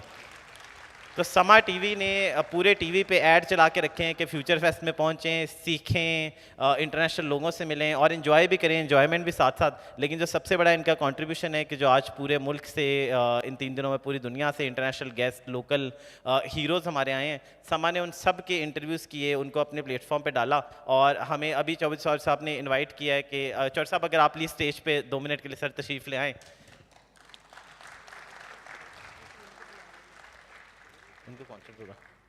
جی اگر باقی فیوچر فیسٹ کی ٹیم بھی پلیز اسٹیج پہ آ جائے, ایک فوٹو کر لیتے ہیں اسی بنے. جی تو چودھری صاحب کا میں شکریہ ایک اور چیز کے لیے بھی ادا کرنا چاہوں گا کہ ہم نے ابھی فیوچر فیسٹ شاپنگ اناؤنس کیا ہے, جو کہ رمضان میں انشاءاللہ افطار سے سحری تک first of its kind family shopping festival ہوگا. It's call future fest shopping, وہ پیچھے لگا بھی ہوا ہے. اسی کے ساتھ ساتھ آپ کو سب کو رمضان مبارک, اور یہ انشاءاللہ ہم سما کے ساتھ, سما کی سپورٹ کے ساتھ بھرپور طریقے سے کریں گے, اور جو پورے پاکستان میں فیملیز ہیں ان کو ایک سیف اسپیس پرووائڈ کی جائے گی افطار کے لیے, سحری کے لیے, شاپنگ کے لیے, اور ہر اس چیز کے لیے جو آپ کو ان دنوں میں جس کی ضرورت ہوتی ہے. چودھری صاحب اگر آپ کچھ الفاظ پلیز کہنا چاہیں. بسم اللہ الرحمن الرحیم. فیوچر فیسٹ جو ایونٹ کیا ہے وہ میرے نزدیک نئی جنریشن کے لیے نئی اوپننگز کے راستے جو ہیں کریٹ کرنے کے راستے سکھائے ہیں, اور میں سمجھتا ہوں کہ سروس انڈسٹری جو ہے اس میں ہی ہمارا مستقبل ہے, اور ہمیں اسی سے سیکھنے کی ضرورت ہے. اور میں فیوچر فیسٹ کی پوری مینجمنٹ کو مبارکباد دیتا ہوں کہ جو کام حکومتوں کو کرنا چاہیے, جو کام بڑے بڑی آرگنائزیشن کو NGOs کو کرنا چاہیے ان انڈیویجولز نے کیا ہے، اس لیے یہ مبارکباد کے مستحق ہیں اور ہمیں ان کو سپورٹ کرنا چاہیے اور اپنے بچوں کو آئندہ جو فیوچر ہے، جو IT انڈسٹری ہے جس میں سروسز کی جابس ہیں، اس میں کیسے کام کرنا ہے، اس لرننگ کو ارننگ کو آگے بڑھانے کی ضرورت ہے. یہی اس ملک کی ضرورت ہے، یہی اکنامکس اس ملک کے لیے ہے، یہی اکانومی آپ کی آئندہ نسلوں کو سروائیول کا راستہ دے گی، یہی آپ کو غربت سے باہر لے کے آئے گی، یہی آپ کا مستقبل بہتر کرے گی. بہت شکریہ. Thank you. Again, Ji, thank you so much, Chaudhry Akram Saab and Sama, for all their support, and to all my team and the community and all of you for joining us. میں closing پہ آپ کو یہی invitation دوں گا کہ آج کل ایک بہت مشہور پاکستانی آرٹسٹ ہیں جو بچے تھے اور کے نام سے انہوں نے گانا بنایا، وہ YouTube پہ وائرل ہو گیا. ان سونی میوزک نے سائن کر لیا. آئی تھنک یہ ان اٹ سیلف ٹیکنالوجی کی ایک ایگزامپل ہے کہ جس طرح انہوں نے اپنے موبائلوں سے یا کیمروں سے کراچی میں بہادر آباد میں جو پارک ہے وہاں پر یہ گانا بنایا اور وہ صرف یوٹیوب پہ وائرل ہونے کی وجہ سے آج وہ سونی میوزک کے آرٹسٹ ہیں پاکستان میں. ہم نے اسپیشلی ان کو کراچی سے انوائٹ کیا as the performer for today تاکہ ہم سیلیبریٹ کریں کہ ٹیکنالوجی جو ہے وہ نہ صرف ملک کی اکانومی کو بلکہ ہمارے کلچر کو، ہماری آرٹ کو، ہماری ثقافت کو بھی پروموٹ کرتا ہے. آپ پلیز اس کے بعد ہمیں کانسرٹ ایریا میں جوائن کریں جہاں پر میوزک چلتا رہے گا till 8 PM thanks to our collaboration with Spotify. And اسی کے ساتھ ساتھ اسی کے ساتھ ساتھ thank you for coming to the 3rd future fest. Please join us the next one in Ramzan and many many more. Pakistan زندہ باد. Thank you so much. ساری ٹیم آ جائے. ہم آپ لوگ سارے کانسرٹ انجوائے کرنا شروع کریں. ہم ایک فوٹو بنوا کے آ رہے ہیں آپ کے پاس. بس کائنڈلی ہماری ٹیم آ جائے پلیز. جو سما کی ٹیم بھی موجود ہے وہ بھی، کیونکہ ہماری ٹیم ہے تو وہ بھی اگر آ جائے.